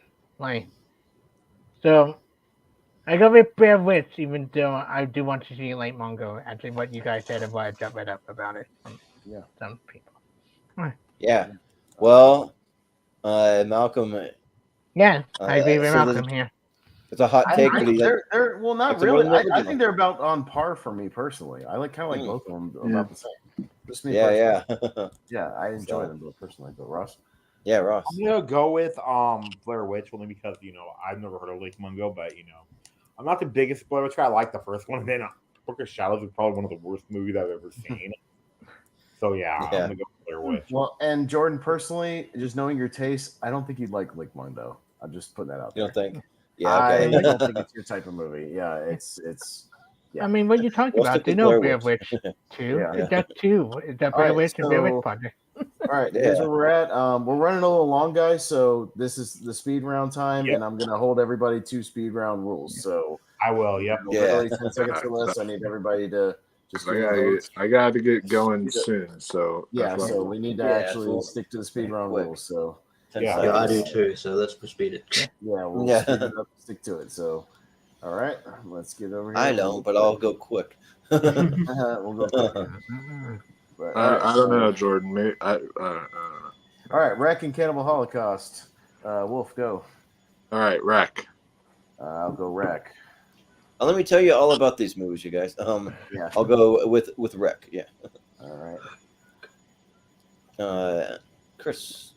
God, for gosh sake, shoot everything, Wreck. Creepy ending ever. Ross? I'm going to go with Wreck. Yeah. All right. And Richie? Wreck. Wreck. Yeah. All right, Rick. Okay, searching. Willow Creek. Me first, searching. Jordan. I will go searching. Yeah. Okay. Chris. That computer film, searching. Yeah. Ross? Searching. Yep. Richie? Searching. And Wolf? Clean sweep for searching. All right, searching. So nobody's going searching for Willow Creek, huh? No. Got Chronicle and Conspiracy. I'm assuming everybody's going to go Chronicle. Want to say some time? Okay. Yes. Chronicle. All right. Conspiracy 3, 2, 1. Chronicle. But Chronicle, there you go. Sure. All right. Paranormal Activity 2, Into the Storm. Everyone's going to go Paranormal Activity 2. No one's seen Paranormal Activity 2. All right. Yeah, sure. Yeah, that's fine. Sounds Into the Storm got a lucky break, so there you go. Okay. Blair Witch Project and Creep. Ooh, here's a This one is where it gets tough. All right, start with Jordan on this one because this is. Man, I thought I was gonna have some time to think about this because I'm fresh off of seeing Creep. It's got to be Blair Witch, I think. Yeah. Okay. It was pretty groundbreaking. Yeah. Chris. Yeah. Creep. Any of Blair Witch is great, and the thing with the children last is great. The rest of the movie just boring. Creep. Yeah. All right. Ross. Creep. No. Sorry, Blair Witch. Blair Witch. Okay. Yeah. Okay. Richie. Creep. Okay. Wolf. The one that started it all, Blair Witch Project. Yeah. It literally popularized this genre. Yeah. Austin. Yeah, Creep is great, but I feel like it'd be a miss if we didn't have Blair Witch. At least make it to the Elite Eight. Honestly. Yeah. So I go Blair Witch. Man, people screaming at us in the poll. Yeah. All right, so that gets into the Sweet 16. We're not in the 8 yet. Paranormal Activity, the original, and Deadstream. Chris. Paranormal Activity, just for the alternate idea I mentioned earlier. But Paranormal Activity. Right. Yeah. Russ. I'm gonna go with Paranormal Activity. Yeah. Richie. Paranormal Activity. Okay. Yeah. Wolf. Paranormal Activity. Austin. Deadstream. Yeah, I'm gonna go Paranormal Activity. It's also pretty groundbreaking for doing that style of found footage. Mm-hmm. Creep 2 and The Sacrament. So we can still have a Creep movie in here, maybe. Which one? The Sacrament actually sounds more interesting right now, so I'm gonna go with The Sacrament, but barely. Yeah. Okay. All right. Richie. I'll go Creep 2. Yeah. Wolf. Creep 2. Yeah. Austin. Sacrament. Yeah, I think I've only seen the first Creep, but if it builds on that, I'll go Creep 2. I haven't seen the second. All right. Chris. That damn whistle. Creep 2. Chris, yeah. Okay. You say Creep 2? Okay. Yeah, that damn whistle at the end. Okay. All right, Creep 2. All right. We got Missing and Hell House LLC. Richie. Missing. All right. Yep. Wolf. Hell House. Austin. Missing. Yeah, I haven't seen Hell House, so Missing. All right. Chris. Second best computer movie, Missing. Yeah. Ross. I'm gonna go with Missing. Yeah. All right. Don't go missing. Just go with. Don't go missing. Just go. Yeah. Missing. Yeah. Yeah, I know. Let's go with that. Is Hatchet found footage or no? What's that? Missing? Is the movie Hatchet found footage or no? Hatchet? Yeah. No. Okay. No, Hatchet's just a slasher movie. Okay. All right. VHS 94, As Above, So Below, Wolfman. As Above, So Below.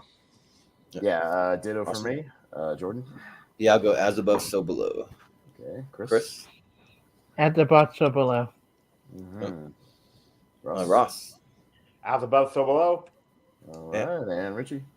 As Above, So Below. All right. There we Clean go. sweep. There we go. Sweep. The original VHS versus End of Watch. Ooh. Me.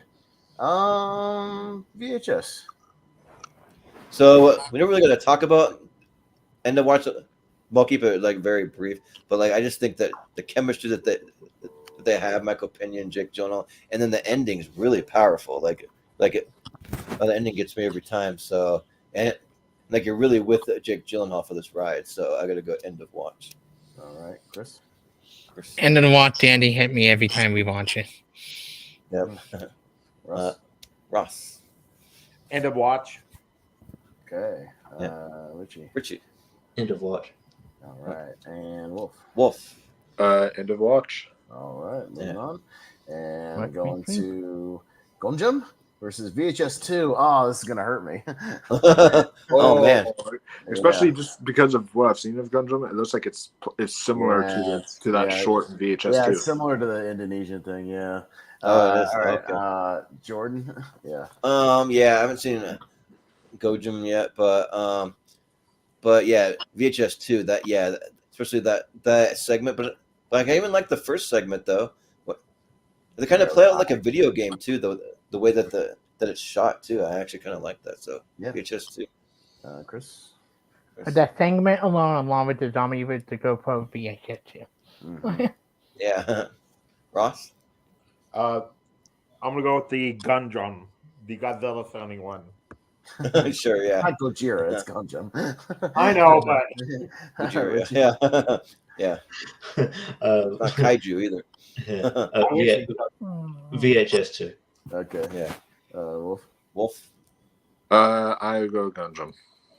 Yeah. Austin? Best horror short of all time, VHS 2, and best Yeah. easily. VHS 2, but I recommend Gundam. It's awesome, so check it out.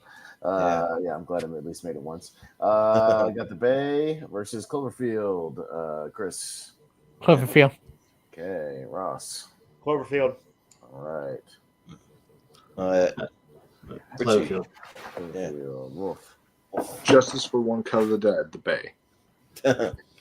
Austin? Cloverfield. Yeah, you and I'll go Cloverfield here. So. Okay. All right, Cloverfield. Moving on to Grave Encounters versus The Visit. Ross. The Visit. Okay. Yeah. Wolf. The Visit. Or excuse me, Richie. Richie. I'm sorry. I'm not looking at my screen. I'm looking at the other screen. Fine. Sorry about that. All right. Wolf. Yeah. The movie that terrified me more, Grave Encounters. Austin? I'm gonna pull for Grave Encounters here. Yeah, I got to go with The Visit. Chris? I had to go with the one that creeped me out more at the ending. Fit with me more. Grave Encounters. Oh, okay. We got a tie, and it Tie. goes to Richie. Richie, ooh. You know what? I'll throw you out. Grave Encounter. Ooh, all right. All right, Grave Encounters is the upset. Okay. Paranormal Activity 3 and The Last Exorcism. Richie. Paranormal Activity 3. Okay. Wolf. Paranormal Activity 3. Yeah. Yeah, I'll also Austin? go with Paranormal 3. I'd go with The Last Exorcism. Okay. Chris? Paranormal Activity 3 ending didn't put me off like the other one did. Paranormal Activity 3. Yeah. Ross? Paranormal Activity 3. Okay. All right, Paranormal Activity 3, and last one on this side, Poughkeepsie and Troll Hunter. Wolf. Poughkeepsie. Troll Hunter. Poughkeepsie's great, but Troll Hunter by a mile. Yeah. Yeah, I got to go with Troll Hunter, yeah. Chris? The one that tell you if you don't blink, you get to live. Poughkeepsie team. Yeah. Ross? Troll Hunter. Yeah. Richie? Troll Hunter. Troll Hunter. All right. Okay. Troll Hunter. Almost worried for a minute there. Last one. Almanac versus Blair Witch. Me first. I'm going to go Blair Witch. I'm going to go Project Almanac. All right. Chris? Blair Witch. Okay. Yeah. Ross? Project Almanac. Okay. Yeah. Richie? Blair Witch. Wolf? Blair Witch. Okay. Okay. All right. Blair Witch. Okay. All right. Sounds good. So that's our Sweet this may be more 16. interesting. So the next ones will make it into the Elite 8 and will be in the poll. But there's going to be some tough decisions. Some of these are not going to make it, which is going to be tough. Yeah. So, this is going to be rough. A couple of these.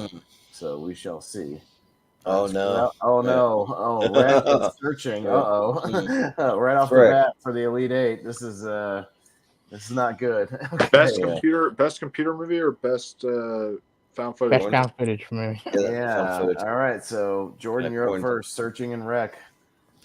Well, if I've seen Wreck, I just haven't, so I got to go with Searching. Okay. Chris? Much I love Searching, I do. Wreck ending still sticks to me to this day, the most creepiest ending to a horror movie. Yeah, Wreck. Okay. Yeah. Ross? Searching. Okay. Yeah. Richie. Piss pains me, but Wreck. Yeah. This pains me too, but I'm gonna go with the one that's in my top 20 favorite horror movies of all time, and that is Wreck. Here's my one thing that'll put me over. Searching's won a tournament, so Wreck. That's my one logic point. Searching one of Richie's 128, so it's already okay. won. So I'll go with something fresh here. But yeah, Wreck. Hey, but Wreck is great. It's not just plus we also have Missing in there too, so it's still there's a chance of something similar. Yeah. We'll see. Chronicle. Searching's better. Yeah. Chronicle and Paranormal 2. Chris. Chronicle. Did no contact there. Chronicle. Yeah. Ross. Chronicle. Yeah. Richie. Chronicle. Okay. And Wolf. Chronicle. Austin. Yeah, I'll also go Chronicle. Let's get a superhero found footage movie in there. Yeah. Chronicle. Let's go. I love Chronicle. All right. Well, Chronicle makes it into the elite. I'll never say the word love in front of a Paranormal Activity movie. All right. This could be an interesting one. Two groundbreakers: Blair Witch Project and Paranormal Activity. One of these does not make the poll. Oh, wow. So yeah, this is going to be interesting. We're going to start with Ross. Yeah. I'm gonna go Paranormal Activity, but just by a hair. This is hard. Yeah. Yeah. Richie. Blair Witch Project. Okay. Yeah. Wolf. Frick. Okay. Oh, right. I feel like just out of the sheer fact people will literally scream angry at us, and we still have Paranormal Activity 3 coming, I think, later on. I will say, I will say Blair Witch Project. Yeah. Yeah, I'm kind of in that same logic. I'm gonna go Blair Witch Project. Yeah, like Blair Witch Project deserves to be there. So yeah, Blair Witch. Yeah, but I remember like reading about like how people actually thought that it was real. Yeah. Yeah. Sure. Right. Yeah, there are people that thought that. Mm-hmm. Chris. Blair Witch Project. All right, Blair Witch makes it into the 8. But there's another Paranormal Activity on the other side, though. A lot of people think it's the best one, so we'll see. Still got a chance. So we will go Creep 2 and Missing. Oh, come on. As well. God damn it. Oh, God. All right. Yeah, so tough to. So did this tournament, which we thought had a lot of stinkers, end up being very tough near the Elite 8? Yeah, right. Yeah. Actually, some good movies. So Richie, you're up first because it's hard. So go. Missing. Okay. Wolf. Oh, battle of the sequels. But I'll go with the sequel that's superior to the original, which is Creep 2. Yeah. I gotta stick with my favorite movie of the year so far, which is Missing. For me, I thought that the Missing was a slight step down, but slight, like barely. It's still really great. But Creep, like, it just seems like a step up, so I gotta go with Creep. But you haven't seen Creep 2. No, but even so, like, I have my issues with Missing, though. There's certain things that just seem a little too convenient. I don't know. So, Chris. I hate when you put two movies I love against each other. Because of the Mark Duplex performance alone, and I think the ending does stick a little bit harder, and they're really wanting more, I'll Creep 2. All right, and Richie. Or not Richie, I'm sorry, Ross. Sorry. I'm going to go with Missing, only because, like, I haven't even seen a second of Creep, and I've seen, the first Searching, so yeah. All right, well, appropriately enough, we have a tie, and it goes to Wolfman on this one. Ooh. Big decision. Well, there's the team up you never thought you wanted again with Mark Duplass and Karen Sony. Come on. I feel I need to let Missing age first before we put it in the all-time conversation. So I will say Creep 2. Ooh, okay. Bye. Movie. Yep. All right. Okay. And that's fair logic too. I can't even. I think it's annoying. Yeah. Right. Okay. On the other side, we have As Above, So Below, and End of Watch. Another tough one. God damn it! It's hard. So this ended up being a tough tournament when you get down. Yeah. You cut out all the garbage. It ends up being right. You should cut out all that stuff. Yeah. Yeah. Wolf. Oh God, I'm first. Okay. As Above, So Below. Okay. I'm also gonna go As Above, So Below. I'm gonna go with End of Watch. I mean, I fought for it to be in this tournament. I'm gonna go End of Watch.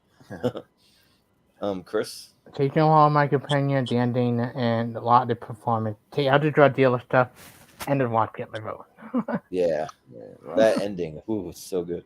Yep, but yeah, I'm gonna go with like end of watch, only because that cussing scene makes me laugh every time. Oh yeah, yeah, that's pretty good. Richie, end of watch. Oh, end of watch. Thinks out as above, so below. End of watch. All right. 1 second. I'm just writing these down for the poll here. Yeah. Watch. Okay. All right. Scrolling down to VHS 2. This one's gonna hurt me versus Cloverfield. Two of my favorites. Two of personally. And guess what? Since it's two of my personal favorites of all time, I get to go first. Yeah. God damn it. Shit. Greatest horror short ever, or one of my favorite movie experiences ever. Son of a bitch. I'm gonna pull for the underdog here. Let's go VHS 2. You know what though? I'm not a big Cloverfield fan, and VHS 2 was freaking awesome. Like, so I just gotta say, just real quick, I'll make it quick.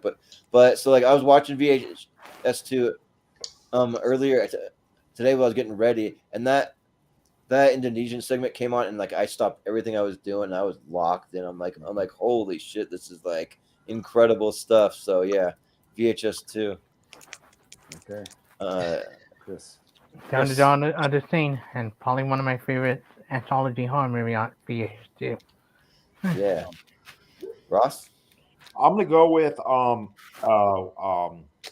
Cloverfield only because like I do like Creepshow is my favorite horror anthology of all time, especially the scene with the cockroaches. Oh yeah, it's good. Yeah. But yeah, I'm gonna go with Cloverfield. I love the Cloverfield. All right. Richie. Yeah. Richie.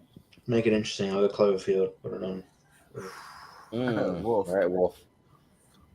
To make it interesting, I'll go Cloverfield. Oh, don't do this to me. Now I have to do it twice. So now we're out of time. That's why.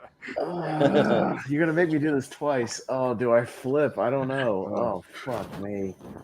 All right. The Batman Austin. So think of how good that segment was. Yeah, I know. So good. Jordan, give me a 5 count, and I'll give you an answer. Okay. In 5, 4, 3, 2, 1. Answer. Oh, there you go. VHS 2. There we go. Yeah. Son of a bitch. That hurts me to not have Cloverfield be in the 8, though. That really hurts. Oh, fuck. But the thing, though, I'm not a huge fan of the final segment from VHS 2. There's too much erratic shit happening in it, and like just like loud noises. It's just weird. Yeah, but that one, pull that out, and it's worth it. In Cloverfield, that's actually really scary. And that was not like when they go into the sewers, and then they get by those. I forget what attacked them, but it was one of those creepy things. Yeah. All right. Got Grave Encounters and Paranormal Activity 3. Jordan. Well, this is one I don't care that much about because I've never seen Grave Encounters, and I don't really like Paranormal Activity 3 that much. I'll go Grave Encounter because it sounds cool, that like haunted house stuff you're talking about. Yeah. All right. Chris. Here's the thing, I don't like a lot of characters in Grave Encounter, and I think the stepdad in Paranormal Activity feed the most likable protagonist in any Paranormal Activity movie. You feel bad for him. And there's some good jump scares, and Bloody Mary scene alone is scary enough. Paranormal Activity 3. All right. Yeah. Ross. Grave Encounters sounds more interesting, so I'm gonna go with Grave Encounters. Ooh, this is interesting. Richie. Richie. Paranormal Activity 3. Okay. Wolf. My logic here is just because the poll might scream at us if we don't have a Paranormal Activity movie in there. I will say Paranormal Activity 3. Yeah, they're going to be like, why do you have Paranormal Activity 3 and not the original? Because it's better. The original does it had the best ending. Because it went against Yeah, I'm going to go Paranormal Activity 3, but I do recommend Grave Encounters a lot, actually. I think it's really good. Yeah. Okay. Just writing that down real quick. Okay. All right. Last one for the poll. Troll Hunter. Blair Witch 2016. Chris. Troll Hunter. Yeah. Ross. Troll Hunter. Yeah, Richie. Troll Hunter. Yeah.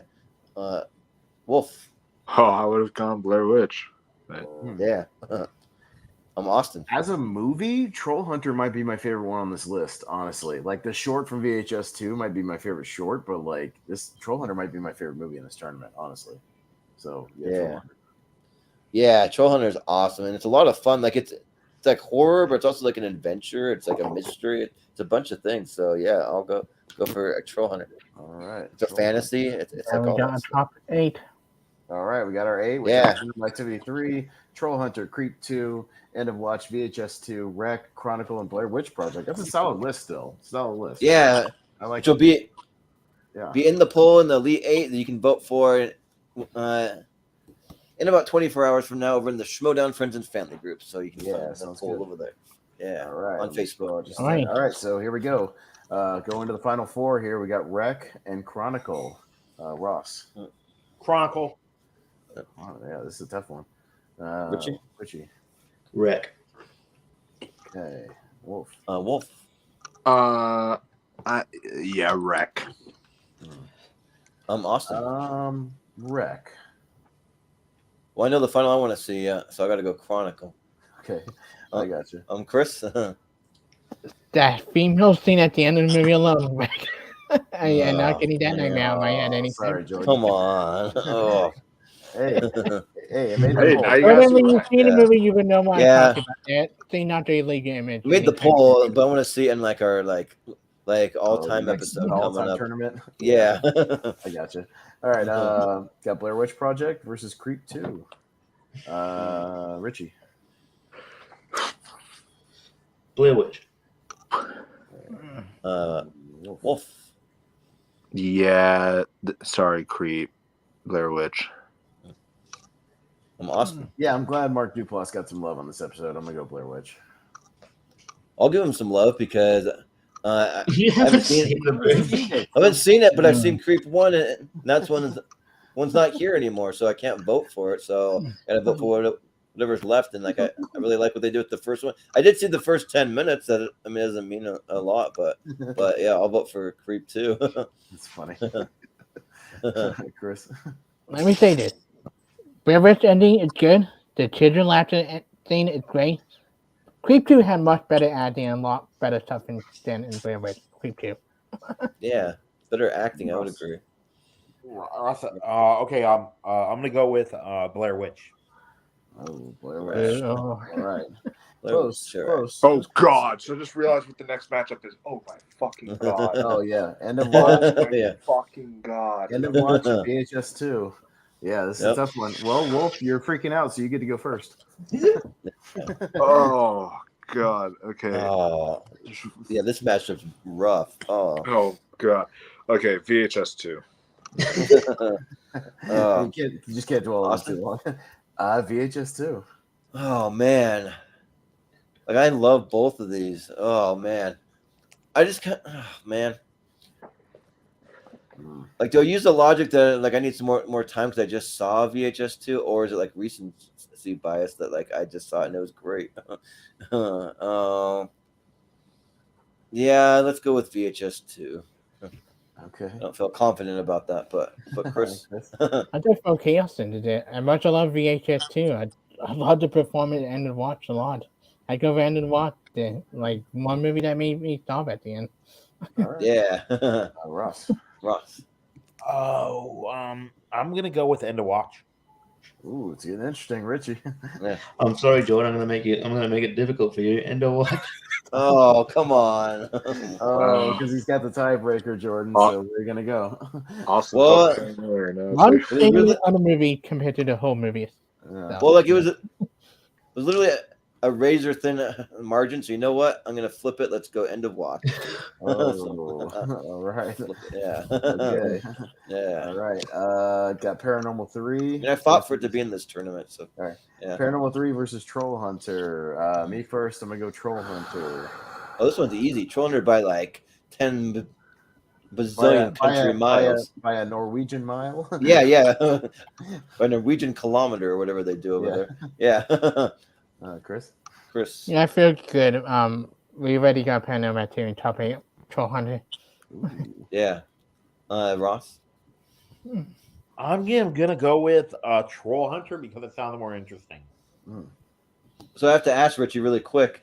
So on your speed limit signs in Australia, do you guys go kilometers, like kilometer per hour? Yeah.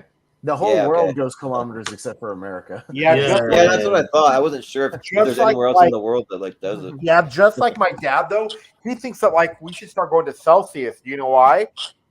Because plus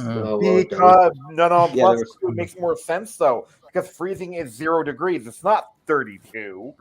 Yeah. We do our own measurements here. We're America. America. Yeah. I would have gone Paranormal Activity 3. Yeah. Okay. And Wolf. Yeah, and I would have gone Paranormal Activity 3. Oh, yeah. Troll Hunter pulls the Troll upset. Hunter, let's go. All right. Okay, so here comes the road to the finals here. We got Wreck and Blair Witch Project. So actually, this was whenever I saw Blair Witch come through, this was the match I was freaking out about because it was Wreck and Blair Witch. You've got a second because Jordan's up first. Oof. Well, I'll go pretty quick. Blair Witch. I haven't seen Wreck. So. Okay. Chris. Everything in Wreck is better than Blair Witch. Their character ending Wreck. All right. Yeah. Ross. I'm gonna go with Blair Witch only because it's been a while since if I've seen Wreck, I don't remember, but yeah. Yeah. Richie. Wreck. Wolf. I gotta go with the greatest found footage film of all time, Wreck. Austin. You know what? Let's pull for the underdog. Let's go Wreck.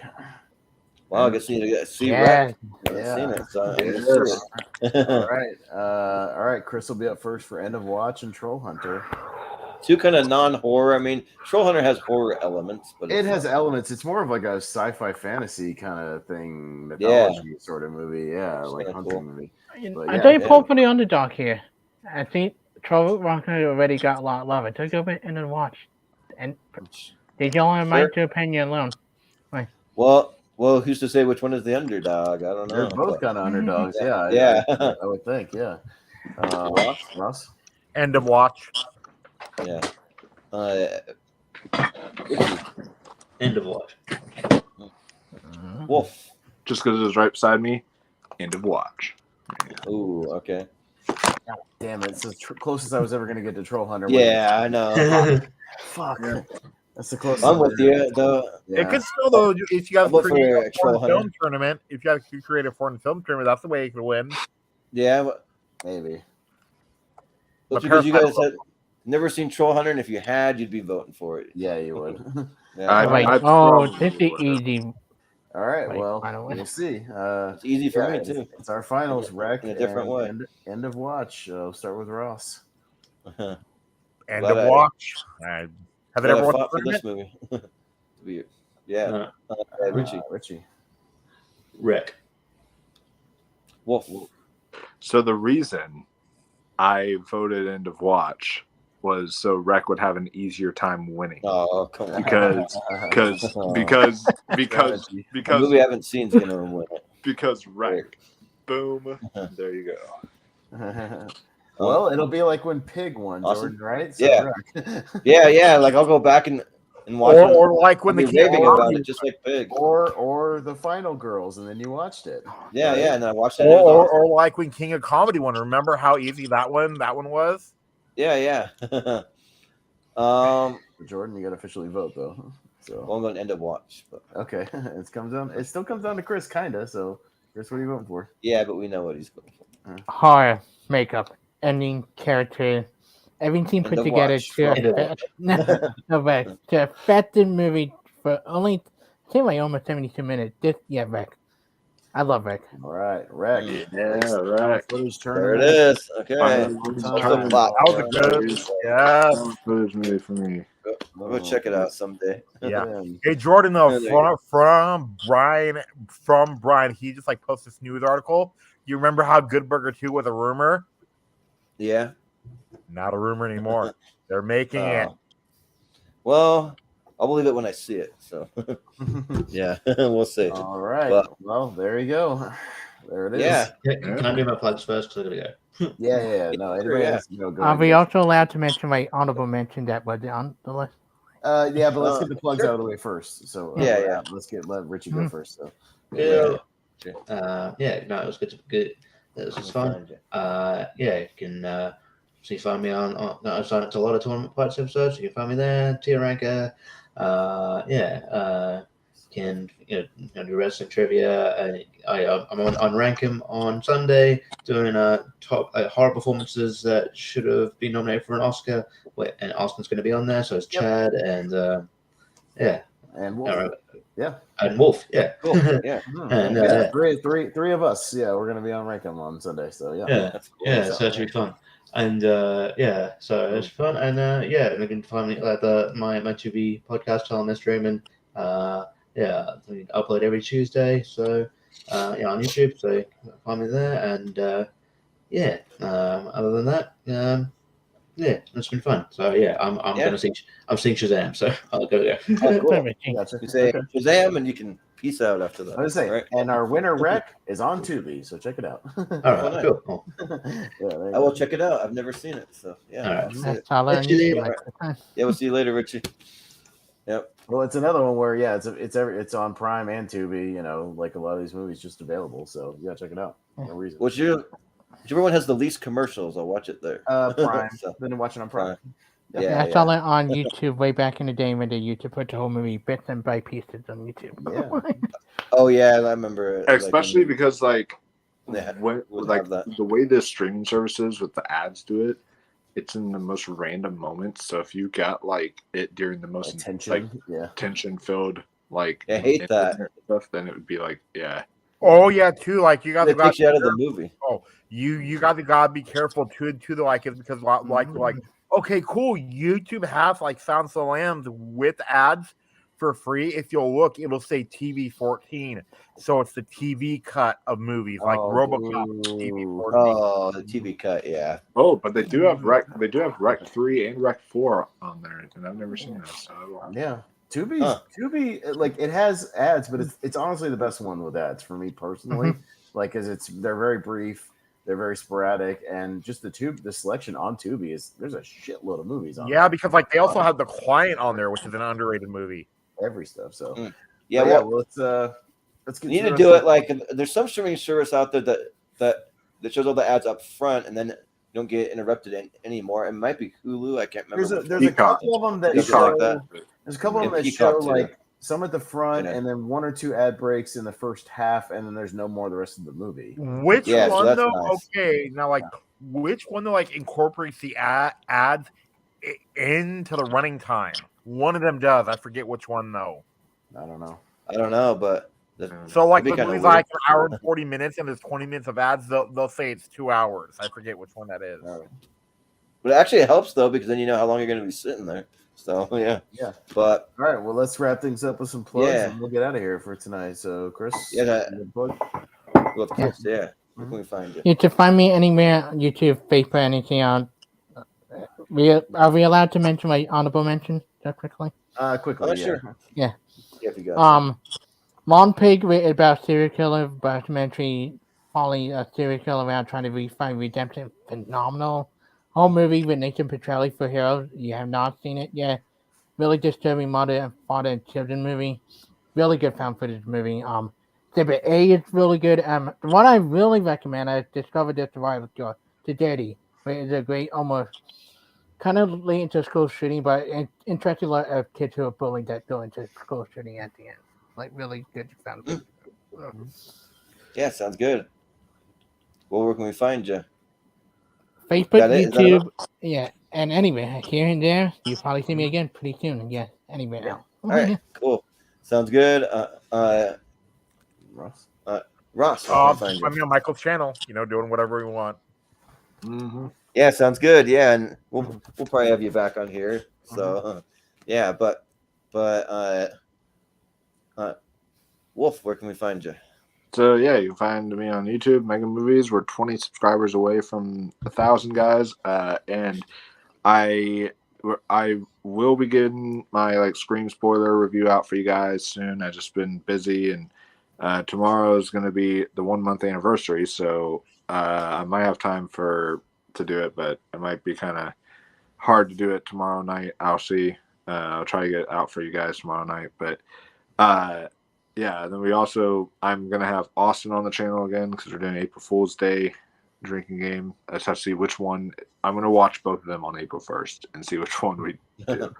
This stuff. But then talking about just real quick honorable mentions, I have a couple of them. So The House is October Built, I actually think is actually kind of fun. That's a found footage movie that's like Hell House, where they're like going into haunts and all that stuff. And they made a sequel. They made a sequel to that too, which actually isn't bad either. And then Host, the director of Dashcam, did that one. It's like all over a Zoom call, but it's like much better. I didn't include it just because it's only 56 minutes. I don't think it's feature length.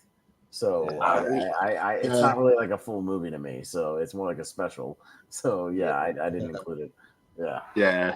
I get that. And then The Last Broadcast is one I watched recently that just came out on Shudder, which is like it came out in '98 actually, before Blair Witch. So it was like, so it's very interesting. But yeah, it was that one's a really solid one. So, and then also real quick, this would be a dishonorable mention, and it came out theatrically, and I actually have a friend in this movie. But I'm glad he didn't include it, Austin. It's the Gallows. Oh God! No, here's the thing. Was it the Ghost? The Gallows. Okay, so I I freaking hate the Gallows. Here's the thing. That's one of the worst horror movies I've ever seen. That was just an omission because I saw that in the theater. I just forgot about that movie. But you know what? Yeah, it wouldn't have made it far anyways because that movie sucks. That movie's terrible. That movie's awful. That was one of the most boring movies I ever saw. I'll tell you this though. While I worked at a theater. I'll tell you this though. It's a horrible movie that had an awesome trailer. I'll say that. Yeah. Yes. A good trailer. And didn't they make a sequel to it? I think they made a sequel. Yeah, The Gallows. Freaking insane. I would always get The Gallows though, and like as above, so below, confused because like they're around the same time, weren't they? Yeah. Yeah, and the Gallows Act 2, I watched it with a friend of mine who and it like took away the found footage aspect again. It was like, if you want a good nap, go watch The Gallows and you'll go right. So whatever, I forgot about it, but who gives a shit? That movie sucks. Who cares? But that would have been like Ghost Dimension, where it's like, oh, what's it go up against? Yeah, that movie wins. Okay, let's move on. But either way though, I got to bounce. So yeah, go ahead. All right, man. Thanks. Appreciate it. Well, thanks again. Yeah. All right. All right. Well, people are bouncing, but it's okay. The tournament's over and people are bouncing, so that's okay. That's fine. Oh, you should have seen the last episode. We had a full panel, and then by the very end, it was just me and JPO. And JPO came on last minute to like fill in. So if he wasn't there, I'd be like by myself. So yeah, it'd be like doing your flick chart, just voting on movies by yourself. Yeah, like so. I like this one better. It's going through. The funniest thing happened today, though, too. Like Mike is going through, like like all the Leprechauns, and I say 3 is my favorite, and then like, do you know what it's about? And then like he's like, no. So I just typed one word, Vegas. Mm-hmm. Oh, okay, yeah. Part 3 is my. Austin, do you like Part 3? Yeah, Vegas. The Vegas one's good. Well, just real quick, I was going to say that Ross, you guys are close to 1,000 subscribers. That's a big deal because I think that's where you can get monetized and start making money off the channel. I know, so that's a big deal. So hopefully, that's cool that you guys are getting close to that. We're trying to get there. We're just over 2. We're at like 206, so we're slowly moving there. But it's more of a marathon than a sprint, I guess. So, but Austin. No, me and Jacob tomorrow night we'll be doing a podcast about movies, a new episode, 6:00 Eastern. We'll just be talking about the Rocky franchise, not necessarily ranking them. When we do a franchise, we just go in chronological order, talk about all of them. So we'll be including Creed 3. So we'll be talking spoilers near the end of it. But you can still tune in even if you haven't seen it up until then. And then Richie mentioned Malcolm's Rankum show on 8:00 on Sunday night. We'll be doing horror performances that should have been nominated for Oscars. So that should be a good show. I've got a list of 40 potential nominations, so I got quite a few. I went deep on this one, but that'll be a good show. And on that, Lonely Marks will be back next Thursday as well. A wrestling thing will be tier ranking all the WrestleMania main events. So that'll be doing a little tier ranker on Lonely Marks. So that should be fun. Oh, cool, nice. And yeah, so we'll get some more tier ranker content, Jordan. But just we need some more of those tier rankers on here. We don't have enough. So but on Thursday. Yeah, because I remember like the first like 5 shows I did was all tier ranker. Yeah. We used to go heavier on that, but we kind of realized with tournament fights, it's a lot more you can do with it. Like you can be a little more wacky and like have more subjects that fit that. Some of these subjects don't really fit tier ranker as much as tournament fights do. It just depends on the subject. So, but we'll have one of those coming up on the 28th though. So we'll have another one at the end of the month. Nice. Mm-hmm.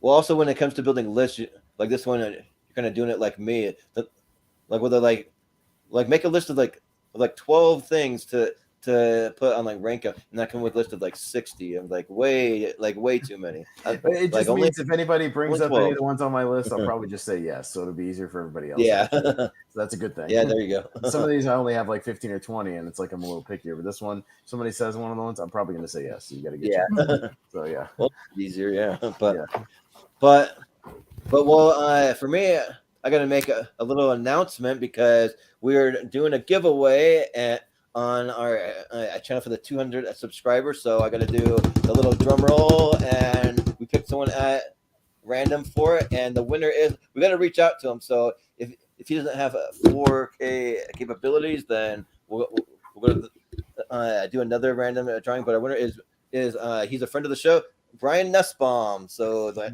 his name came up, so he is the winner of our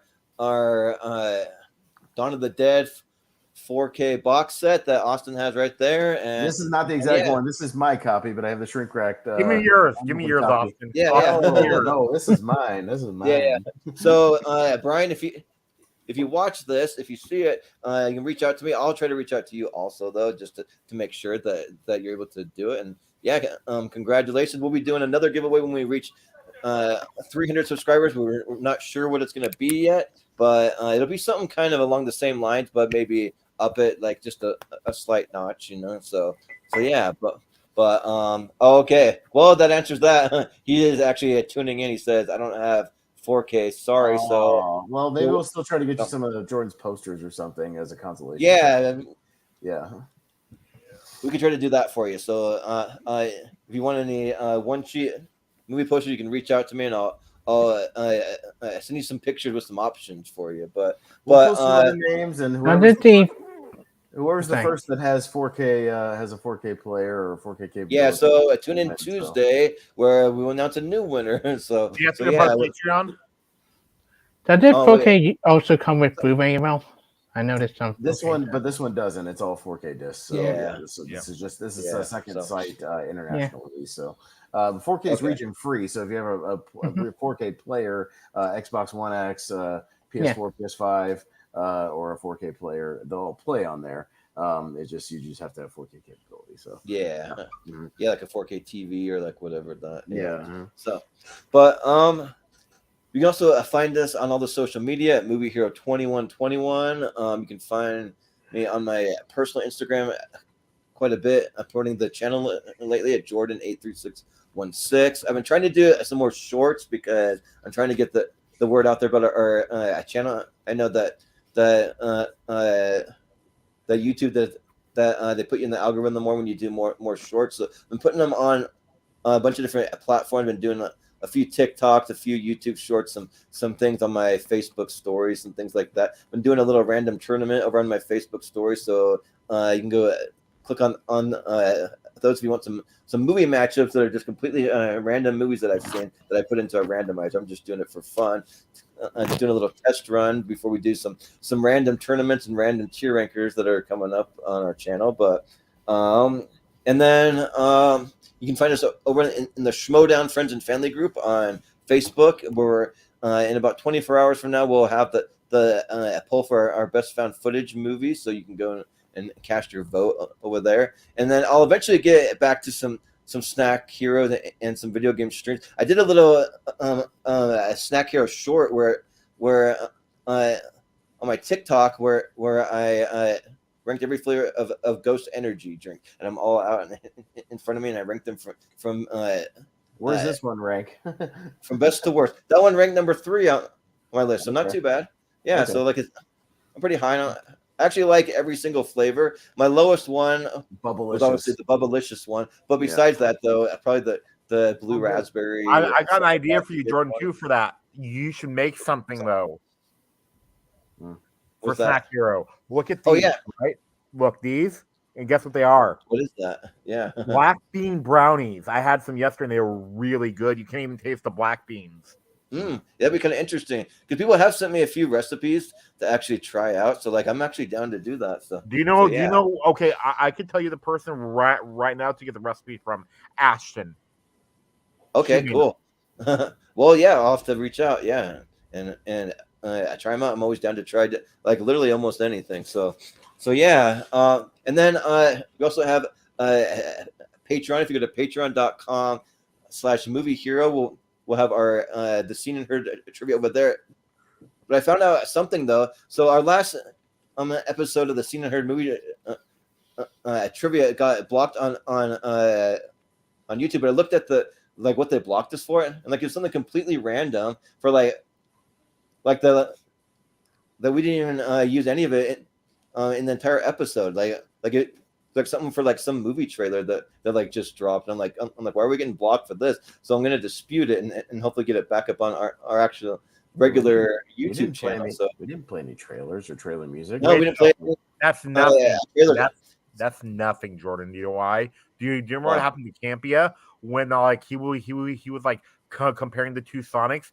He literally had a picture of the old Sonic and got blocked for copyright.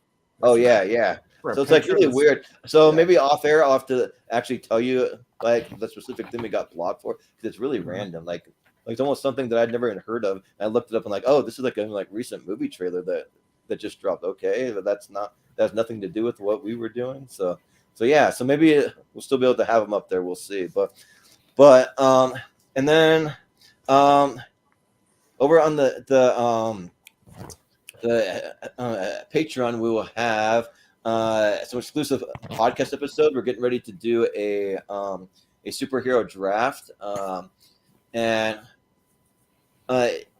if you got to run really quick, Austin, you can go. Yeah, I've got to go. I'm sorry. I'm on a time crunch. I've got some stuff to take care of, and then I got to get to sleep. I got to work in 3 hours, so I'm gonna jump. Yeah, it's all good. Yeah. What this is? What you gotta do? Yeah. What this is though? This is actually a box set VHS. There you go. Oh, nice. All right, cool. Yeah, Awesome. Thanks for running the bracket and all that. Yeah, this was a fun one that I've been wanting to do for a while. I'm glad we had a good Elite Eight, and good. It actually ended up being a tight tournament once we got the garbage out of the way, so it was actually pretty good. So there are good found footage movies. Look at our Sweet 16. Like there were some good movies in there. So check it out. We'll be back on Tuesday for Steven Shepard's championship episode. Yeah, I've got that bracket ready to go, and there's some really tough matches in there. So tune in. There's some good ones. Nice. So. Yeah, sounds good. I'm out. All right, we'll see you later, Austin. Yeah. See, Jordan, I know you don't like the movie, right? But look at this inside. What is that? This is a Titanic VHS box set. Okay, yeah. And look, see, look, it also comes with this. Look, it's a cool box set. A storybook. Oh, nice. And then like a piece of film cell from it. Okay, nice. You gotta admit though, that's pretty cool. I've never seen that in VHS before. Yeah, that's awesome. Because Titanic was like infamously like known to be like the 2 VHS set, the big box set. Yep. You know, so my cousin had that. It's in here. It's in this one. Nice. That's cool. Like VHS has become a lot popular lately. I've been seeing a lot of people that have been collecting VHSs. They've been posting about like old VHS videos that they've been finding and stuff. So that's cool. But just to give a little preview of what we have coming up for tier ranker and tournament fights. So we have Steven Shepard's championship that I mentioned. That's Tuesday. Then we're going to be doing an A24 versus Neon matchup that we're going to have Ross on. He'll be on for that one. We're going to do it because it's Oscar month, so we're going to kind of coincide with that. And then we're getting back into a tier ranker for best animated movies from 1989 and earlier. So it's going to be the 80s and earlier, because we figured that if you include all of those, there's enough to make up a good tier ranker for that. So about 50 or 60 movies, something like that. And then we're doing at the end of the month, we're doing Austin's mystery tournament for his birthday. So his birthday is on the 31st. So he just picked a bunch of random movies. There's no topic. There's no anything. Like, he's just going to surprise us, and we're just going to have a random tournament. So that'll be pretty interesting, because I'm going to do a similar thing for my birthday. It's on April 30th, but I'm going to do it as a tier ranker. So that'll be nice. A fun, and it'll be somewhere we're going to have a little pre-show where I'm going to go into my flick chart, because I use flick chart to randomize it and like keep track of all the movies that I've seen. And I'm just going to just hit the randomizer, and then whatever pops up is going to be on there. So it'll be just a little quick one, maybe like 30 minutes or so, just kind of doing the selection, like a little selection show. So that'll be cool. So you can see that's truly random. So, but then on April 1st, we have an April Fool's episode, which I'm not going to say what we're doing for it, but just tune in for it. Like, it's going to be something really cool and like really unique. So you're not going to want to miss that one. That'll be fun. So, and then we also have Malcolm Lay's 128 championship episode that's coming up. We have a Matt Damon versus Ben Affleck versus because of the movie Aired that's coming out. We're gonna do that. Yes, I'm on that one, right? I'm on that one, right? Let's see. I don't have you on there, but if you would like to be on there, oh yeah, because I put you on there for sure, because we're not. I love the way back. Yet, so. Yeah, I love the way back. Oh yeah, for sure. I'll even put you down right now, so I don't forget. Hey, Jordan, to like for like A24, you should really like watch The Whale. You know. Oh yeah, like there's a bunch I need to start watching for it, because that's actually something I need to do after the show. I need to reach out to Wolf. He's got the list. I got to make the Whale in your home state. Wait, what's that? The Whale is set in your home state right now. Oh, it's set in Idaho? Yep. Mm-hmm. Yep. Oh, there's cool. a joke about it too. There's awesome. a joke about it too. Like No there's like one of those like door to door preachers, and then the woman says, "You're from Iowa, and you come to Idaho." Oh yeah, yeah. We get that joke quite a bit in Idaho. Yeah, they get them confused. Yeah, but we also have just a couple more. We have Best Movie Duos Part 2, because we made it a 3-part series. So that's coming up soon. We have Best Movies with one word titles, but we realize that there's so many that we had to break it up into a decade series. So we're going to go decade by a decade, but as a tournament fight though. So usually we say the decade series for tier ranker. We're going to make it a tournament fight for Best Movies with one word titles, and then we'll be eventually soon getting into our best animated movies of the 2000s in April, and then we also have Keanu Reeves versus Nick Cage match right around the time that the movie Renfield drops, and for that one we got we're gonna have Paul Preston, Adam Witt, and Kevin Smets on the episode. Ooh. So it'll be fun to have those guys on. Kevin Smets is one of the nicest guys I've ever met. Yeah, he is. He's like super nice. He's one of those guys that would like respond to everyone. Anyone who reaches out to him, he always responds. Like, he's just really cool guy. So yeah, but that's just a little extended preview of what's coming up on the channel. So if there's any episodes that anyone would like to be a part of, if you're watching, just let me know, and we'll put you on an episode. We're always looking for new people, and also just to fill up spots too. Like, if you've been on the show before, just let me know. We'll put you on again. So, and also, if you haven't hit the subscribe button, we're also doing a huge push for subscribers. So that's probably the best way that you can help us. So yeah, we really want to try to get towards being monetized, just like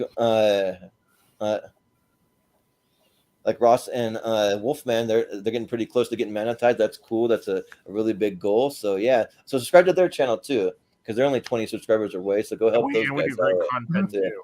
We do great. Yeah, content. their channel is a Mega Movies Z. So it's like Mega Movies, but with a Z at the end. So go subscribe to their channel. But yeah, that will do it for us tonight, though. So, oh yeah, and then also too, I'm just gonna say it. This is just a for fun thing. I'm gonna try to do a triple feature tomorrow. I want to.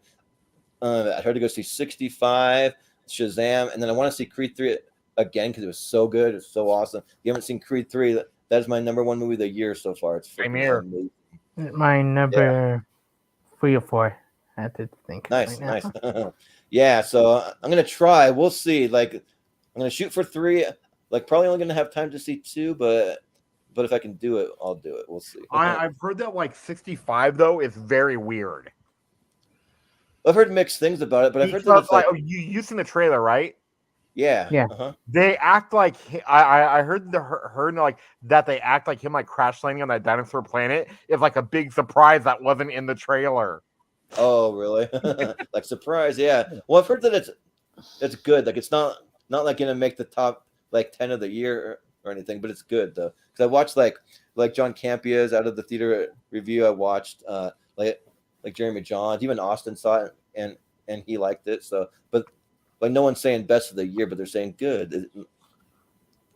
See it. I'm ready for streaming. It's just like there's so many movies coming out right now that I'm like, there's a lot. Yeah, like I'm trying to play catch up because I have a Regal Unlimited pass, but the closest Regal is almost an hour away. So usually I'll let a couple movies build up, and then I'll just go do like an all-day thing because I have to drive so far. Yeah, like the next couple of days alone, next couple of weeks, I got Shazam 2 on Sunday, John Wick Saturday next week, and then Dungeons and Dragons Sunday next week. That's the event of it. Yeah, I'm actually going through. I'm actually going through the John Wick movies for the first time. I've seen part 1, but I've never seen part 2 or 3. Ooh, nice. I love it. Part 3 is probably my favorite one, but for me right now it goes 3, 1, and then 2. So we'll see where the 4th one ranks. It's my number 1 most anticipated movie of the year. So we'll see. I'm a huge John Wick fan. So it actually turned out to be great. It might be a good month for movies. I rarely You know said what I compare? Do I compare the series to so far though? Is like Back to the Future is where like they're like one long story. Oh yeah, right. Yeah, you could do it like really that. Like no time jump in between them. I mean, Creed 3 was really great. Scream 6 was really good. I hear Shazam 2 is fun. I hear nothing but good thing about John Wick and Dungeons and Dragons for people. I've been hearing good things about all of it. So yeah, that's awesome. And Mario 2, I can't wait. Oh yeah. And then we have Air that's coming out around the beginning of April. So Evil Dead Rises. Like we might have a really good next couple of weeks for movies. yeah. It's gonna be awesome. And also the last thing I want to end on is that I want to give a shout out to Lance Reddick. Rest in peace. He just passed away today, which that hit me kind of hard because he's one of my favorite actors. I'm a big fan of like Fringe and The Wire and Bosch and like some of those shows. And so yeah, it'll be fun to see him in John Wick. And I also heard that they shot everything for the White Men Can't Jump remake, so might be seeing him in that too. I'm a little nervous that movie might be bad, but we'll see. Hopefully not. So guys, you have never seen Fringe, do yourself a favor. Want that show is so good on that TV show with him in. It's like one of my favorite shows of all time. It's kind of along the lines of like X-Files, but like a little different almost kind of, but it's like similar to that. So, but yeah, but that'll do it for us tonight. So thanks again, guys, for sticking it out. And for Chris, for Ross, for Austin, for Wolfman, forgetting anyone else. I think that's everyone. Richie. And for Richie, I've been Jordan, the movie hero Anderson, and we will see you next time.